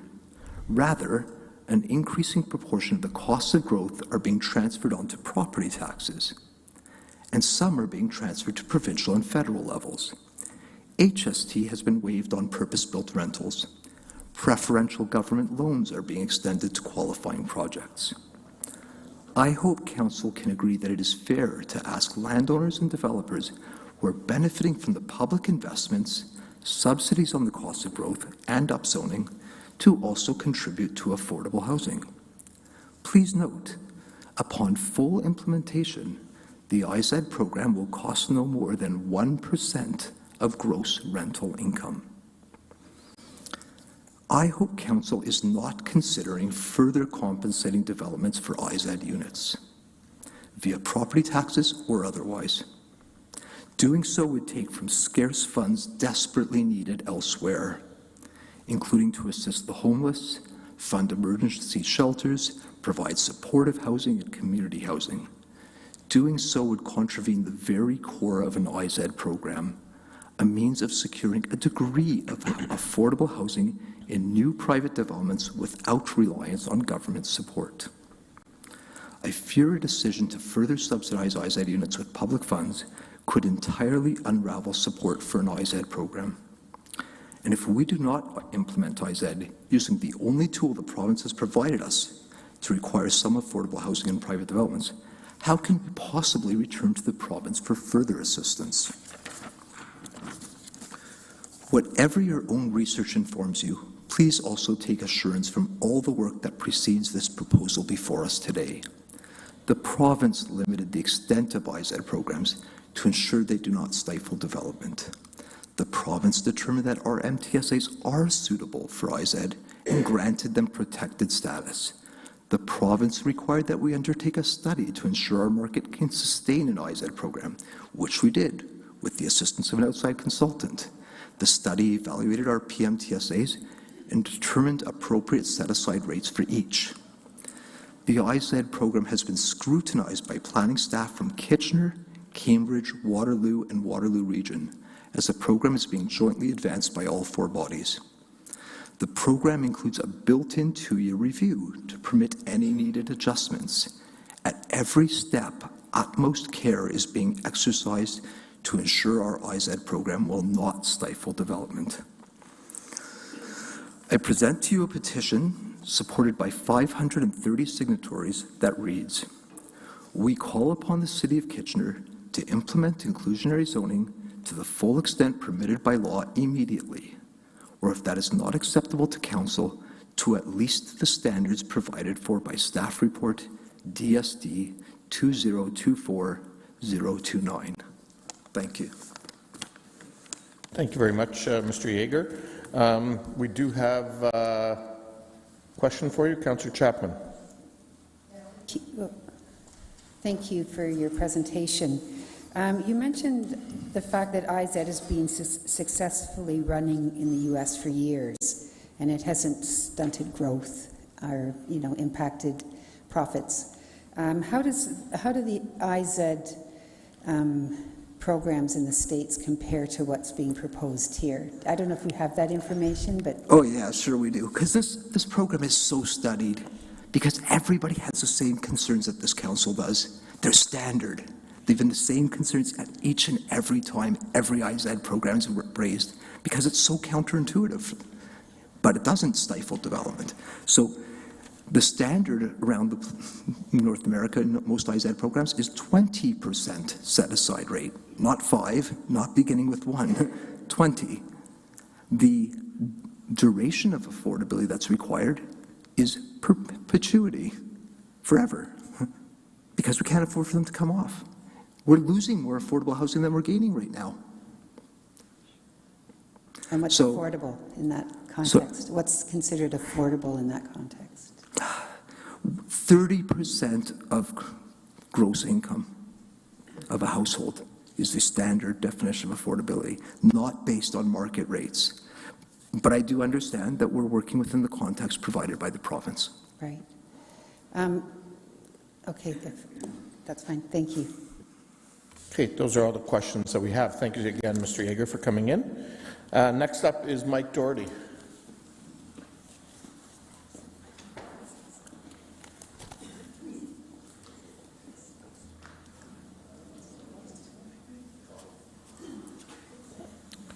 Welcome back, Mr. Doherty. Thank you. Good evening, I think it is now. So I mentioned before I'm a member of Waterloo Region YIMBY. I want to be clear, I think our membership is divided on this topic, and so I'm not speaking for the group or anything. Also, the timer hasn't started, if you want to be keeping score. Thanks for being honest. So I'm aware that this is tied to the Housing Accelerator Fund application, and I think that was a bad decision. I don't know if there's opportunity to renegotiate that with the minister. If there is, I would take that and dump this policy. So inclusionary zoning is seductive. We have far too many people living on the streets, and even more in precarious housing situations, or just paying more than they can afford just to have a roof over their heads, or unable to move for a better employment opportunity, or any number of other situations. And this is primarily caused by the failure to build sufficient housing for the demand. That's the core problem we face. And that problem was created largely by public policy choices. Some of those were made here, others were made elsewhere, and all levels of government need to be doing their part to remedy that. I lived in San Francisco for 8 years before moving back home here, and inclusionary zoning is a very live issue there. Lots of people want lots of inclusionary zoning. For example, 20%. But if that's going to suppress building, and I think it does, I think that's a valid concern. I'm certainly concerned that it will.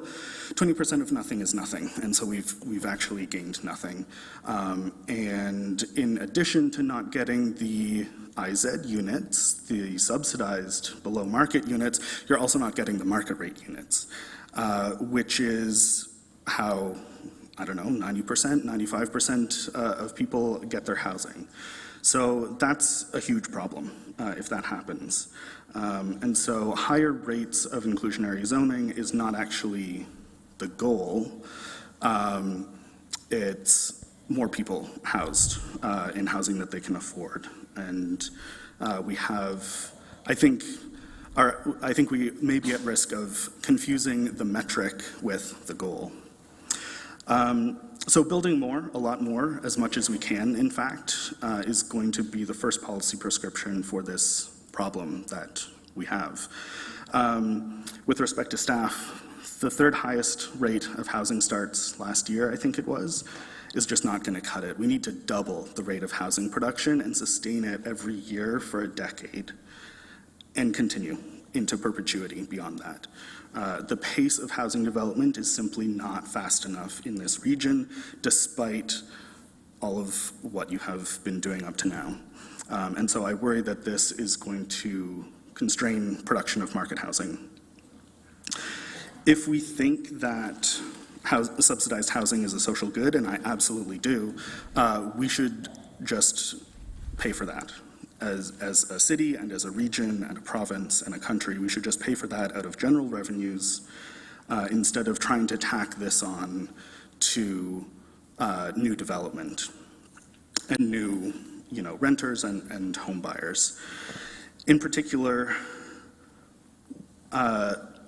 the subsidy on these units is going to be paid by the market rate renters or owners. I don't think that's fair.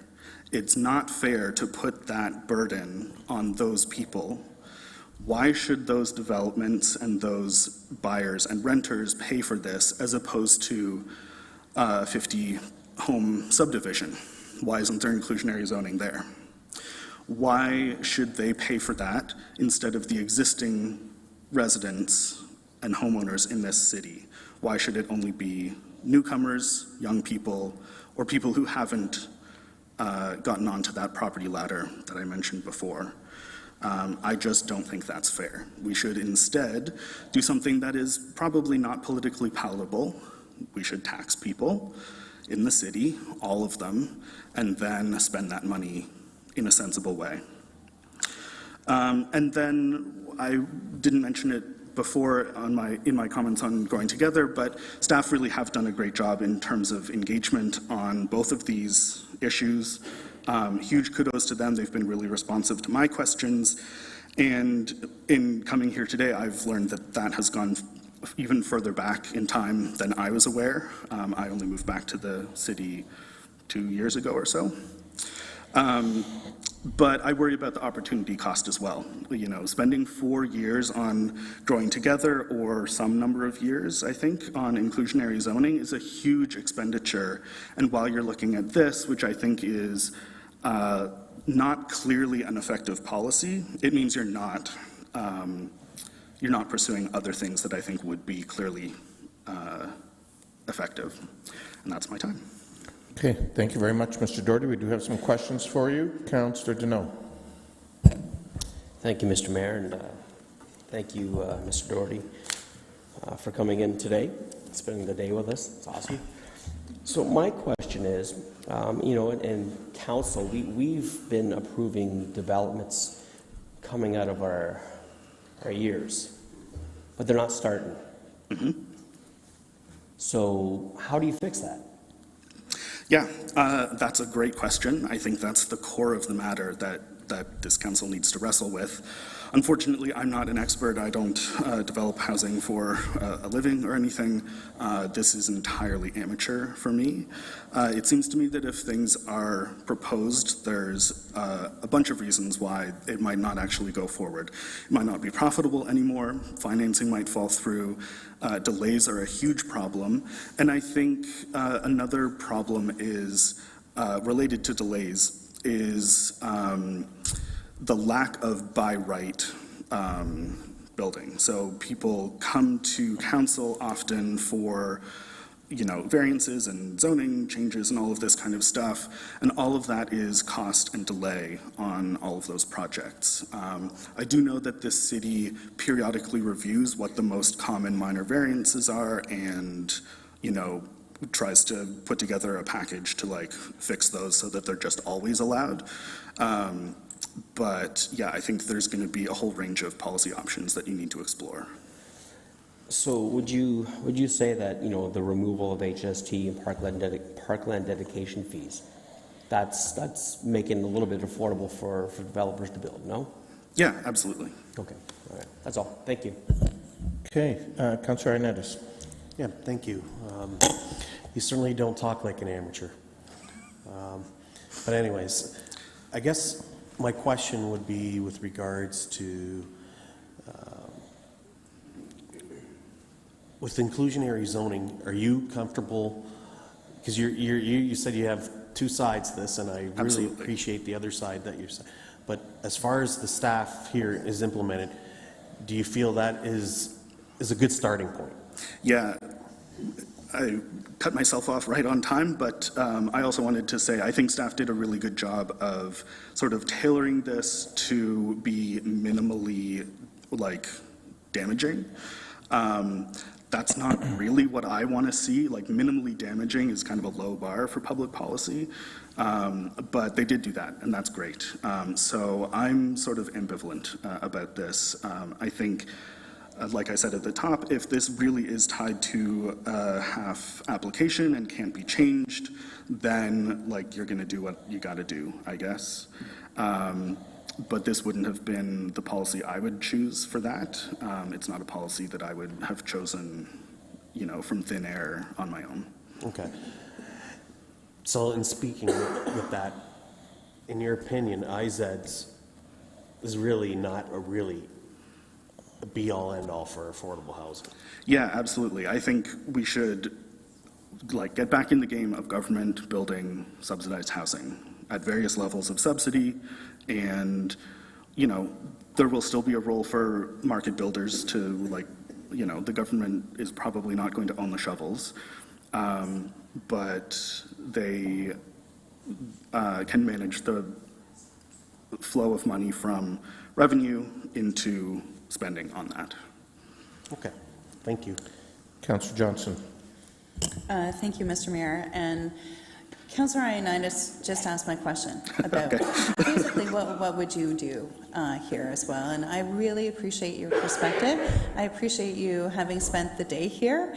And you know what? You really care about this. And that's really wonderful. You've done your studying. And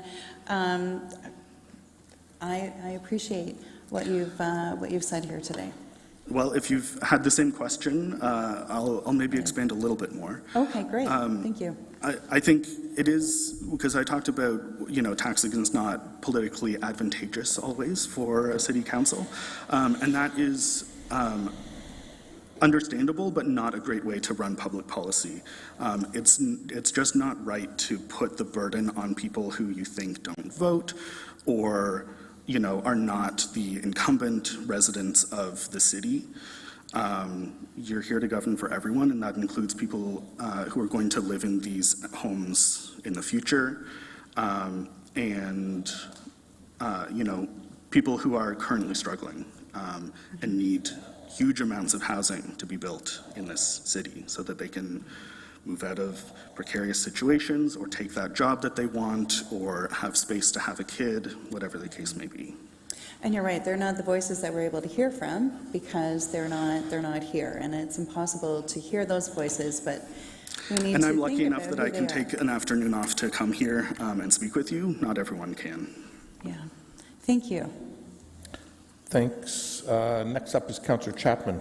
Yeah, thank you. No, two more. I have a question. Next questioner up. Yeah, Perfect. so I just wanted to get your views on the previous delegation who referred to all the research that had been done on IZ, and that it's showing that rents don't change; they're not impacted by introducing an inclusionary zoning bylaw.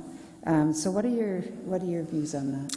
Yeah, I mean, I hear that frequently from people who want to see inclusionary zoning put in place. I haven't reviewed the academic literature, unfortunately. It is actually legitimately on my to-do list. So I can't speak to what the academic literature actually says. I just know that setting aside 20% of units at a below market rate costs money. It doesn't come from nowhere, and someone has to pay for it. It seems advantageous for council that it's not coming out of city coffers, but it still comes from somewhere. But nobody's proposing 20% here, right? Okay, we're not going to debate. Okay, we can't. No, but I mean, I just want a correction, right? It's not 20% that we're proposing here. In this, correct. This proposal is not 20%. Right. Okay, thank you. Okay, last question, Councillor Davey. Yeah, thank you. Not much question, although I have heard, I would just make the correction too, I have heard people suggesting much higher rates than even 20%, but beside the point. Mike, thank you for your presentation. If don't mind my saying, I think our thoughts are very aligned. And as a matter of fact, in the last few days, I've said 20% of zero is zero, more times than I thought I would. I just wanted to get, if you don't mind, if I get you to expand on, you mentioned the goal of this exercise versus what we're looking at now. Can you expand on that? Yeah, so I think in public policy, for example, there's this notion that you have a metric versus a goal. So a metric is how you measure something, and the goal is what you're actually trying to achieve, in the world. In this case, I was trying to say that higher rates of inclusionary zoning can sound attractive, right? Like we should do better, as was heard earlier, than 5% or we should move faster, which should happen sooner than 2025. But those are not actually, like, those are metrics. Those don't actually, those are not the goal that we're trying to achieve. Faster isn't better, more isn't better. What matters is actually getting people into housing that they can afford. And your belief is the high cost of housing is due to a lack of supply, and inclusionary zoning does nothing to address the supply issue? It does something to address the supply issue. In particular, it shifts some supply from market to inclusionary, to below market. So potentially increases the inclusionary supply, but not the general supply? Correct. Okay. And the effect of that is? The effect of that is unknown, really, but you know, most people do live in market rate housing. If you're talking about reducing the supply of market rate housing, like, that's the core problem that we're trying to solve here. And so that seems to me to be counterproductive. Thank you for the time, Mike. Thank you, Councillor Davey. I actually will ask one question, because I think you've made a lot of thoughtful points today. If I'm hearing you correctly, two things, I think, to sort of summarize. Number one, no one piece of what we've talked about today will solve the problem on its own, but in fact that there needs to be a number of tools in the toolbox. And then the second piece is be as bold as possible. Are those sort of, is that a fair summary? Yeah. Okay, wonderful. That's it. I'm not going to ask a tougher question than that. Okay. Okay, thank you very much, Mr. Doherty, for coming in today. Next up, I have Paul Levesque.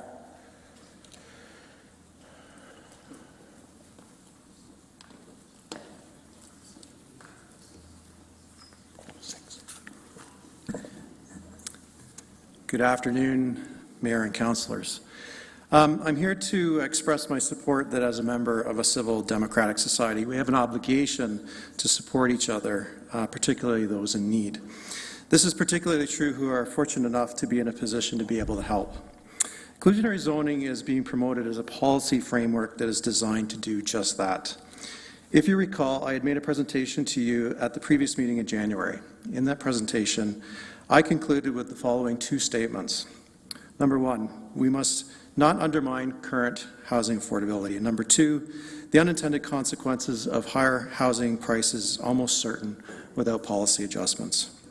So I appreciate that this message was heard as you responded by directing staff to further consult with the industry.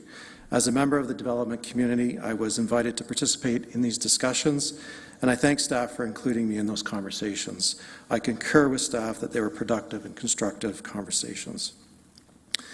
We have heard many assertions that this policy has been designed to minimize the financial impacts to the housing market. While it is true that elements of the proposed framework do indeed reduce the impacts, it remains to be seen what is left over for the market to bear.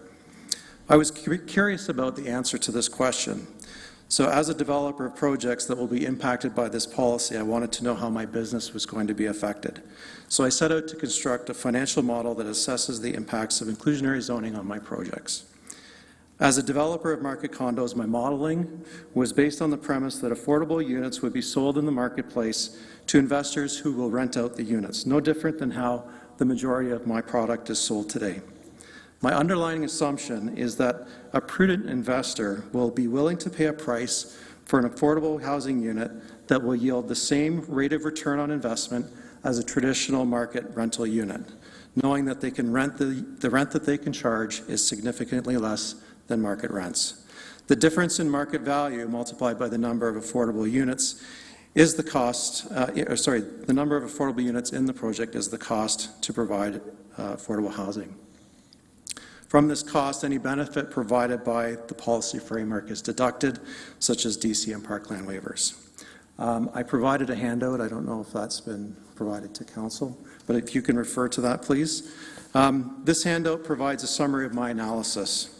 Knowing that project sizes and set-aside rates are two key variables impacting the results, I presented multiple scenarios for different size projects, 50, 150, 300, and 450 unit projects, and different set-aside rates, 2, 3, 4, and 5% being proposed. The baseline value on the top row of the table shows you how much the prices of all market units within the project will increase to cover the cost of affordable housing units without any policy intervention. So, for example, a 150-unit project with a 3% set-aside rate will increase market housing prices by approximately $7,500. Without any policy support, the impact to market housing prices ranges from $5,000 per unit to over $12,000 per unit under the various scenarios analyzed. Staff acknowledge that this is contrary to the goal of providing affordable housing. They have suggested that higher density through the Growing Together policy framework, together with DC and parkland waivers on affordable units, will help offset the impact to market housing. The question is, how much? The second row on the table shows the benefit of DC and parkland waivers on affordable housing units. This is a guaranteed benefit that, on average, will reduce the impact to market housing prices by about $1,800 per unit. The third row in the table shows the benefit of the Growing Together upzoning. While this benefit is larger, it must be noted that in order for this benefit to be realizable, the additional density would have to be practical, cost-effective to build, and any site constraints or additional regulations introduced in the Growing Together policies do not hinder the ability to achieve the higher densities. It remains to be seen if the upzoning will be beneficial enough to fully offset the cost of affordable housing. The lower portion of the table are the results of modeling staff's current recommendations before you. Shown for each scenario are the number of affordable units created, the overall total cost to deliver affordable units as an aggregate value and as on a per unit basis, before any consideration for policy offsets, and the net impact to market housing prices after policy mitigation measures are taken into account.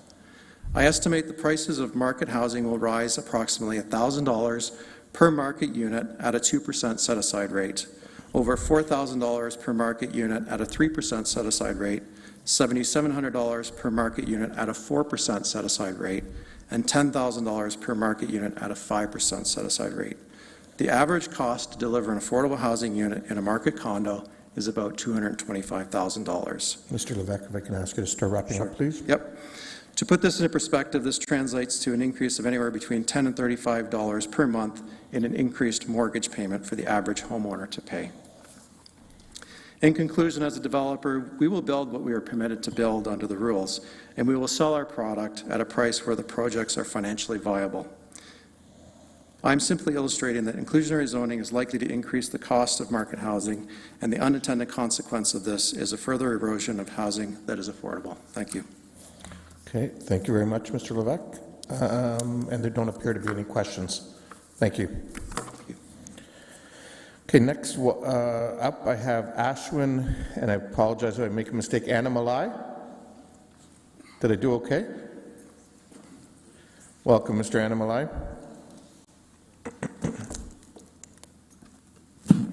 Right. Hello, Council. My name is Ashwin Annamalai. I'm a resident of the city of Waterloo. I'm not a resident of Kitchener. But we are not going to solve Waterloo's unaffordability crisis without solving Kitchener's unaffordability crisis. I have a few declarations to make. I have no ties to the development industry. I don't have any interest in real estate as of yet. And I do have another interest to declare. I want to see housing become more affordable in our community. As I'm not yet a homeowner, I'm probably the only renter to come and speak in the podium among everyone who was here. And I stand to gain by having better housing supply and options in our community. So first of all, I'd like to thank this council for legalizing fourplexes. And so we were able to take this sibling rivalry to Waterloo, and we were able to push our city's council to legalize this not just 4 plexes, but 4 stories. So I would ask you to consider pushing it even further and legalizing maybe 6 stories as of right in the city of Kitchener so that we can get 8 from there. All right. So some people call the place that I rent in Uptown a luxury condo, but today it was called a vertical slum. I call it home. It's smaller than the front yards or the driveways of a lot of single-family homes in our community. But I consider myself privileged to live in a luxury one-bedroom condo with my partner, and I'm glad that I did not have to share my home with another couple like so many other people do in my circle. People complain that their kids and grandkids will not be able to go out and play and have fun in the neighborhood, but my concern is that I won't even be able to have kids if the housing situation does not change in our community. The consequences are very real and personal for me. So I'm all for including affordable housing, social housing, co-op housing, inclusionary zoning. I would support them any day. And staff, they've done their research, they've tapped into their expertise, and they have proposed a low single-digit percentage of units to be mandated as affordable units. I support staff's recommendation today. But I'm not aware of a single jurisdiction in the world where a for-profit business has been able to build non-market affordable housing and sustain it. To solve the non-market housing crisis and the overall broader market housing crisis in its entirety, we need all sorts of housing, like social housing, like co-op housing, and also for-profit and market-oriented housing, purpose-built rentals. We need everything. So inclusionary zoning is a tiny step in the right direction, but this will never be the silver bullet. We need hundreds of tiny measures like this before people in my situation start to experience housing security in this community again. Again, companies are not in the business of solving our housing crisis. We cannot and should not be relying on them to provide non-market housing options. We either go down the Edmonton-Austin route where we allow 8 plexes and 3 stories out as of right, we embrace density, or we go the Quebec City route and the Montreal route and we get rid of parking minimums like all across the city, city-wide, and we get rid of ghost hotels, namely Airbnbs in our communities. So we need much more than just inclusionary zoning. I, as a potential homeowner, would I qualify for these affordable homes? I don't know. But if I don't, I just learned that I might have to pay maybe $10,000 more to the cost of my home. So I feel that this is an additional cost on me. I'm happy to pay this cost because I'm able to achieve the dream of homeownership. But people over the past decades who are able to get a home, they did not have to pay the same cost. So don't you think it's a bit unfair to me when everyone else didn't get to pay the fee, I get to pay this fee? So land is very scarce in our community, and we should flip this problem over. Kitchener could be the first city in North America to encourage mandated minimum densities where we say, you have to build 4 stories, you have to build 4 plexes here, and if you don't, you're free to build it, but you have to contribute some money into an affordable housing fund, into a pool. So we need to flip it that way. Right now, let's say I were to buy a condo in our community. Let's say I have to pay $800,000, $700,000, and I have to bear the cost of inclusionary zoning. But let's say I was rich enough to buy a single-family home for $1.5 million. There is a new single-family home for $1.5 million. I do not have to bear the cost of this additional inclusionary zoning. So don't you see this is kind of regressive, and is this not prohibitive for first-time home buyers like me? So it's just a food for thought. That being said, I think this is a step in the right direction, and I'd like to thank staff for bringing forward this initiative and would like to see more. Thank you. Okay, thank you very much, Mr. Annamalai. We do have a question for you, Councillor Ioannidis. Thank you for coming in, and you do make definitely some really good points. It needs a lot more than just what we're talking about today. I just want a little bit of clarification with regards to your apartment or your condo, because you referred it as luxury and then a slum. So I just want to know which one it is. Well, people have called them luxury units, but today it was called a standing slum. So yeah, that's where it comes from. But many people that make those remarks, they live in homes whose driveways are probably bigger than my entire house. Okay. So in your mind, you wouldn't consider it luxury? Oh, I would consider it luxury just to have a roof over my head. Okay. So it is luxury in our community these days. Thank you. Okay, thank you very much. Those are all the questions we have. Thank you for coming in. Our next delegation is Melissa Durrell.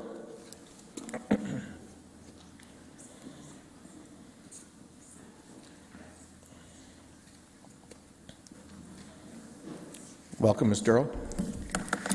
Thank you. Good evening, Mayor and councils. I'm Melissa Durrell. I'm here today representing Build Urban and our concerns over the inclusionary zoning policy. So just to let you know, Build Urban is a collection of developers who, through their projects, play a significant role in shaping the region's urban landscape. One of the group's primary objectives is to serve as an intermediary between the development industry and all levels of government. In order to achieve this goal, collaboration with our municipal leaders is critical. Inclusionary zoning is one file in particular where collaboration and communication are key. Municipalities are required to create and administer an inclusionary zoning policy as per provincial directive, but you can't draft these policies without a comprehensive understanding of the economics behind building and market conditions. Build Urban members have that knowledge. They're the ones on the ground, entrenched in the day-to-day operations of the construction industry, possessing an intimate knowledge of the costs involved in building homes. They know firsthand the true costs of labor, materials, and the challenges of bringing a project from rendering to reality. Their expertise extends well beyond blueprints. They provide invaluable perspectives on the housing market and the economic feasibility of policies and projects. Throughout the consultation process, Build Urban did provide guidance and expertise working with city staff on identifying market challenges and advancing solutions on how to make inclusionary zoning work. We would like to thank the staff for allowing us to participate in this process. By working together, we can better align development projects with the municipality's long-term planning and growth strategies. Some of our members may have concerns. You've heard from a few of them today. I'm here to thank staff for listening to our concerns and ensuring there's flexibility built into some of the foundational pieces of this policy, specifically the market area characterizations and the set-aside rates, which were in attachment D. Basically, we want to communicate that things change. Nothing is stagnant. That includes interest rates, market demand, land costs, the economy, and supply chains. Even neighborhoods can change significantly over a five-year span. And because things change, it's difficult to lock in specific percentages or requirements this early in the process. We want to make sure the market will support it. We want to communicate that request to city staff during the consultation process and are happy to see that the policy recommendations recommend annual, data-driven reviews of market conditions, and Build Urban is looking forward to participating in that process as we move forward. We want this kind of communication to occur for all municipal planning policies and decisions. It helps foster trust and confidence in the decision-making process, ensuring that stakeholders are informed and engaged in decisions that affect their communities. Without this transparency, there's a risk of misunderstanding and mistrust, which can lead to delays, disputes, and ultimately hinder our progress of trying to create a city where people want to live and, more importantly, can afford to live. This decision is going to be impactful. Kitchener's leading the charge, and Cambridge and Waterloo will follow suit. We know that inclusionary zoning is one of many tools that can help to address affordability, and we want to make sure the policy is crafted in a way that reflects market realities and doesn't deter the creation of much-needed housing in the region, specifically in Kitchener here. Everything you read these days on the creation of housing is all about a wartime effort, how we need to take an all-hands-on-deck approach, and we agree. We are ready to contribute our expertise and resources to make sure we are building affordable and attainable homes across this community. And I should add that many of Build Urban's members have called Waterloo Region home for their entire lives. They care deeply about this community and possess an intimate understanding of its unique characteristics, its challenges, and the opportunities. These developers they're the ones on the ground. They're aware of the realities and complexities of building in the region and are an important voice in the planning matters. So let's make sure that the city is providing the framework that will allow them to do their jobs, build homes for the people of our community. Thank you. Thank you very much, Ms. Durrell. We do have a question for you. Councillor Ioannidis. Thanks, Ms. Durrell. Thanks for coming in. I know you work on several files with regards to affordable housing, and I know you have a good breadth knowledge of where things lay. So with the group that you're representing here today, and I thought I heard it in your presentation, that they're appreciative of the approach that we're taking now with the having a yearly review and all that stuff, and starting at a slow pace. Absolutely. Build Urban represents about 12 developers in this community. They're specifically building in the cores.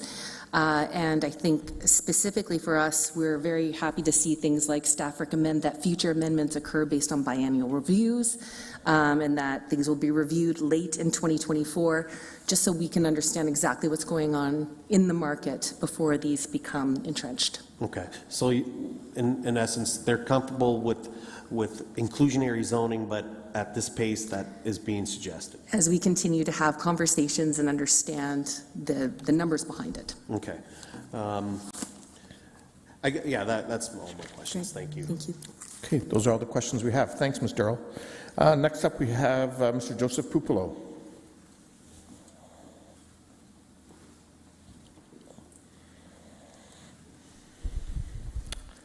Welcome, Mr. Pupulo. Thank you, Mr. Mayor. Hello, Councillor, and through you, Mayor Verbanovic. My name is Joseph Pupulo. I'm the co-CEO of Polo Corp. We built many transit-oriented developments of all shapes and sizes across Kitchener and Waterloo region. We want to appreciate Council providing additional time and consultation regarding the implementation, and I want to thank staff specifically for being available to discuss the matter. I want to speak specifically from a larger perspective and not a specific project focus. As a member of both the Waterloo Region Home Builders Association and Build Urban, who I'm not representing in this delegation, I've been part of this discussion for the past 5 years with staff and council. While I appreciate there's a lot of excitement for IZ zoning, there are some fundamental disagreements on the underlying economics that serve as the predicate for this policy. That said, we are here pragmatically to work with council and staff. Consultation needs to continue as through those regular check-ins as discussed to find set-aside rates and classifications that work. There's ongoing concerns regarding the set-aside rates and the consistency of station classifications. More work needs to be done specifically around the Mill and Borden station and then comparing Fairway station classification to Conestoga and Waterloo. The notion of established versus emerging bears further insight and work. There is important concerns regarding the lingering impacts of both COVID, supply chain issues, inflation, higher interest costs that have depressed the market. We need to consider the market considerations prior to implementation, increase of any set-aside rates. This is an important point. The costs will ultimately be passed on to first-time home buyers. When any new cost is levied, it either prevents the development or those costs are passed down. Unequivocally, this is a tax that will be passed on to one group in the housing class, new home buyers and renters, not existing homeowners. That point must be understood. There is also ongoing concern regarding the management that we continue to work through with staff as they put forward their implementation policy. If a person on day one rents this unit and they qualify for that affordable housing unit, because they're managed under the Landlord Tenancy Act, there is no way to remove that person from that unit once they're there.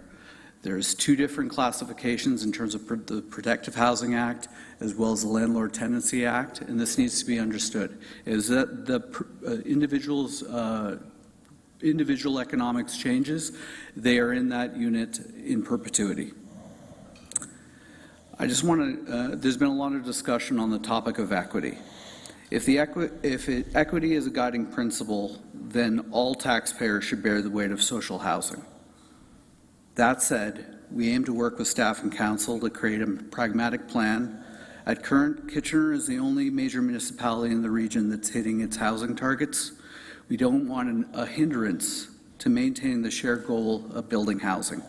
Again, I commend staff and willingness to continue the discussion, and I thank you for your time, and I'm here to answer any questions you may have. Thank you. Thank you very much, Mr. Pupulo. There is a question. Councillor Deneau. Thank you, Mayor. Mr. Mayor, question, did you refer to the inclusionary zoning as a tax onto new homeowners? It will ultimately end Be up a tax? Be a tax. Okay. Okay, any other questions? No. Thank you very much, Mr. Pupulo. Thank you very much, Mr. Pupulo. Next up, I have Mr. Jeffrey Beckner.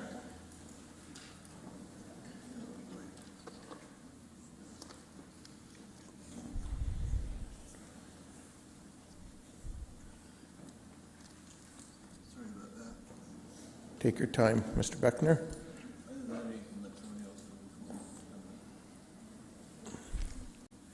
Mr. Chapman, can you maybe assist the delegation? Thank you.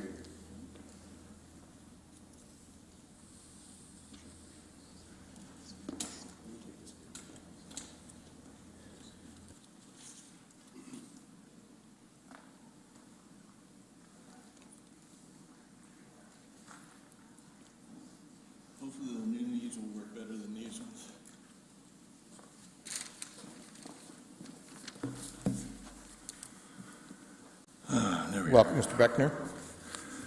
So, with over 50 years of community work, I have come to speak to the inclusionary aspect of this housing crisis. First of all, it's not just a crisis, it's a life-threatening crisis that includes almost everyone, because all of us live in the same type, sort of the same interconnected and interdependent system that is the housing continuum. This housing continuum consists of all forms, ownerships, rentals of shelter that provide all of us the ability to have a reasonable life. And so the affordability crisis has had an extremely serious limiting factor on hundreds of thousands of citizens of many of the, at all levels on the continuum. Those experience the stress of this crisis are losing parts of their life from it, and thus loss of life. So the loss of affordability housing means the loss of people's lives. So the efforts of council, city staff, and others to address the housing or the pain that's literally saving lives, you're commended for your serious efforts in inclusionary. And so I heard about this morning, and I've been involved in inclusionary sometimes on the front lines of inclusion of one sort or another. That said, this impacts all of us, and I think that all of us need to be able to come to the table. And so I want to commend you all and commend the others of the community for your efforts, your creativity, your insights, your collaborations, and then some. And so at the end, I'll just finish off by saying, and to you, Mr. Mayor, I've whittled this down a number of times, and I was in the middle of whittling the last one down, so what you're getting is some whittling and some shavings here.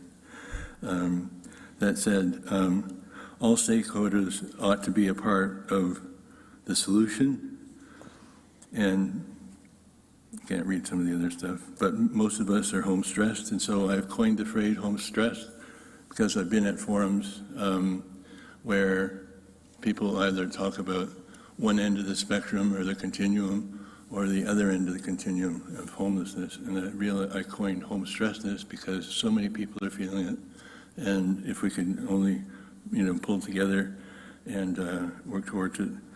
That said, I would ask council then, how can us average citizens help to make changes to this situation? Okay. Thank you very much, Mr. Beckner, for both the whittlings and the shavings. I think they certainly were helpful, and there don't appear to be any questions. So thank you for just having learned of this morning and making it in today to share your thoughts. Thank you. Okay, next up, we have two last delegations, and then we'll be breaking, folks. Next up is Mr. David Alton.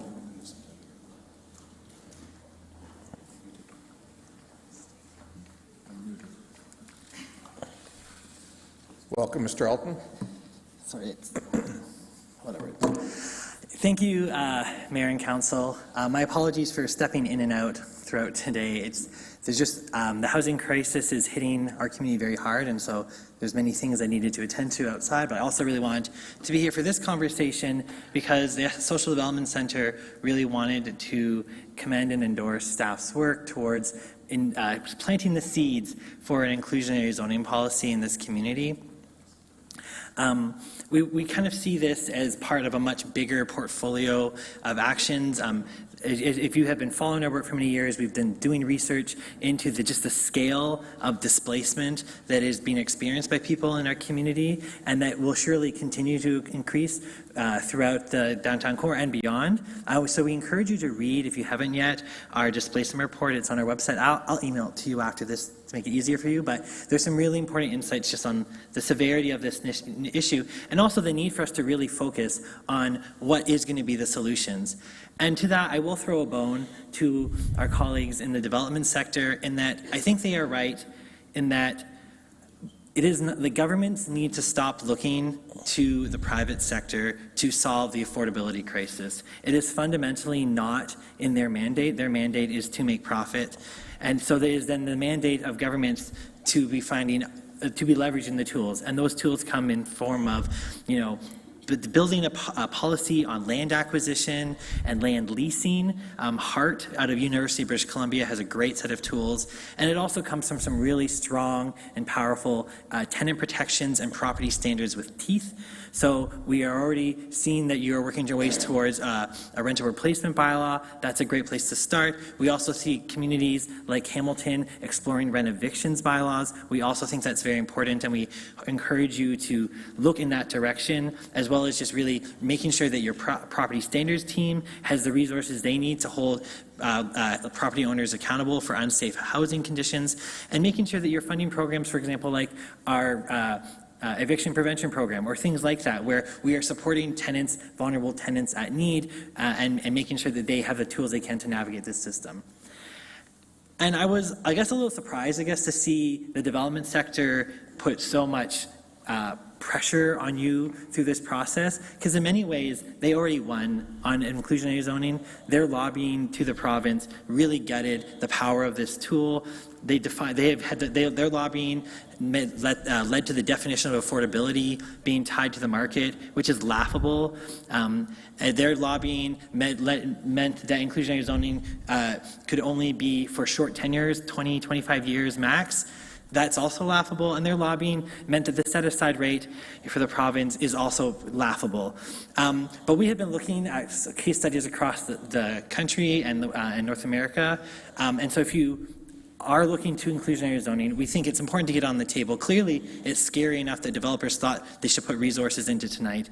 But as you look to continue growing this program, to make an inclusionary zoning program successful, like how it works, right, is it changes the cost of doing business. So over time, like the savings for affordability come from the changes in how the development sector plans out their cost of doing business. And so the long-term projections, like this is why it's important to get started now, because that's where the savings start coming from.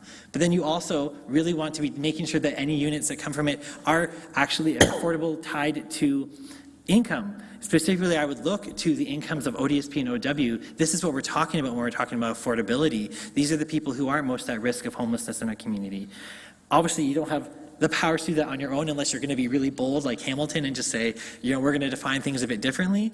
But we do think that you can advocate to the province and you can set the stage, gather the information, get the tools in place so that these tools can be very successful long terms. Similarly, you want to encourage inclusionary zoning, you want to encourage rental units rather than market ownership units, because then usually what happens in case studies is the development sector just gives those units off to a nonprofit housing manager to manage those sites, and that encourages longer-term sustainability of that affordability. Similarly, you want to try and have the tenure be as long as possible, and you want set-aside rates at 10% at minimum. That's what you should be working towards, and obviously you're going to have to scale up because you're getting a lot of pressure, but that's the minimum of effectiveness that we've seen in other municipalities. So that just shows there's a long way to go, but we really encourage you to get this started and to really look at this as the full picture of tenant protections, land acquisition, land leasing, and then inclusionary zoning is the one piece to make sure that the market is doing their fair share. We've also noticed that through the development application process, you've been asking developers to make certain donations to nonprofit housing providers. I think if you're going to be doing that direction, let's create a framework then to make sure that the donations are fair and equitable. So just want to put that on the table. Thank you. Thank you very much. We have a couple questions. Councillor Chapman. Yeah, so I heard you say you're throwing a bone to the developers to say, hey, you know, you need to have profits and therefore maybe this isn't the direction we should be going at. That's what I heard you saying, but then in your conclusions you're bringing it around to saying, yes, this is a tool that we've got and we should be even bolder than we are, right? I was just saying that the development sector, one, as you've seen, they're going to fight it tooth and nail every step of the way. But two, when we look at the scale of affordability that we need, that's the federal government, that's the provincial government. And so what has happened is that the development applications in the development sector have become the focus. That's where the solutions for the affordable housing crisis is, when really the solutions are going to come from the federal government or the provincial government coming back to the table. So if we're talking about big actual solutions, it's not going to come from the market sector. I think, yes, obviously we want to be making sure they're paying their fair share through different tools. I think they're part of the equation, but when we center them as the solution, we obfuscate the responsibility that the federal and provincial government are failing. And I think we as a community should be far louder in our outrage at the failures of the federal and provincial government to build social housing, to build non-market housing. Right, and I commend you for the work that you do. Thank you. Okay, and those are all the questions that we have. So thank you very much for coming in. Thank you, Council. Thanks, David. Next, and our last delegation is Mo Markham.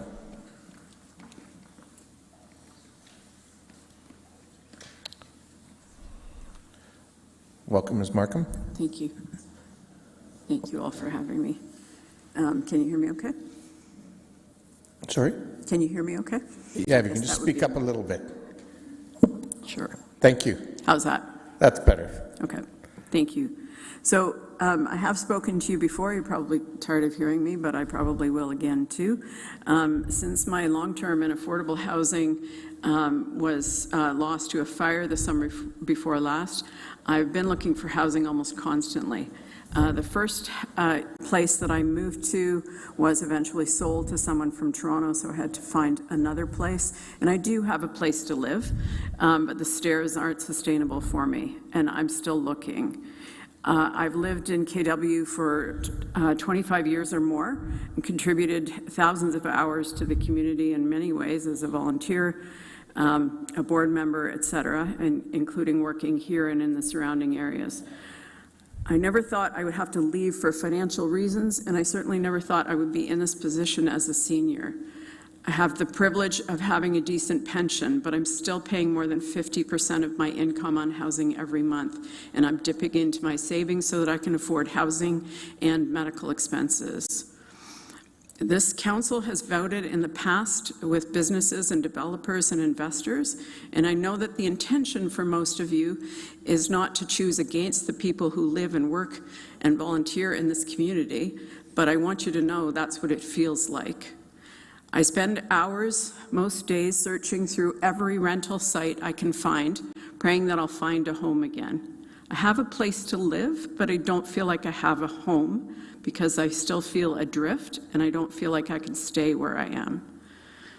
I don't think that simply building more without inclusionary zoning is useful for the city. It's not suddenly going to create housing that is affordable for those of us who need it.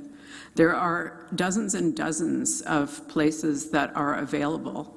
They're not affordable, though, so they're not what people need right now. So I see these buildings giving people incentives to rent because they have empty units. So what we need are affordable units, and that's what we need to increase. And in order to do that, I think inclusionary zoning is part of that. Clearly, we need to get back to governments building housing, co-ops, and other housing. They never should have stopped, of course, and clearly we need to protect tenants more than we obviously are. But I don't believe that simply that inclusionary zoning will simply make other units more expensive. I don't believe that the developers will be able to pass on the cost to other people all the time because it's not going to be feasible. It's not going to be competitive. But it just feels like another way for business to threaten council with a new boogeyman to ignore what people need in this community. So I hope that council will pass a regulatory policy to require that new housing include inclusionary zoning immediately. And I also hope that you continue to do everything that you can to get people housed and prevent them from losing their housing. And I haven't always seen that happening, so I do hope that you can do more of that in future. We need all the help that we can get on this, and I think that all levels of government need to be working on that. Thank you.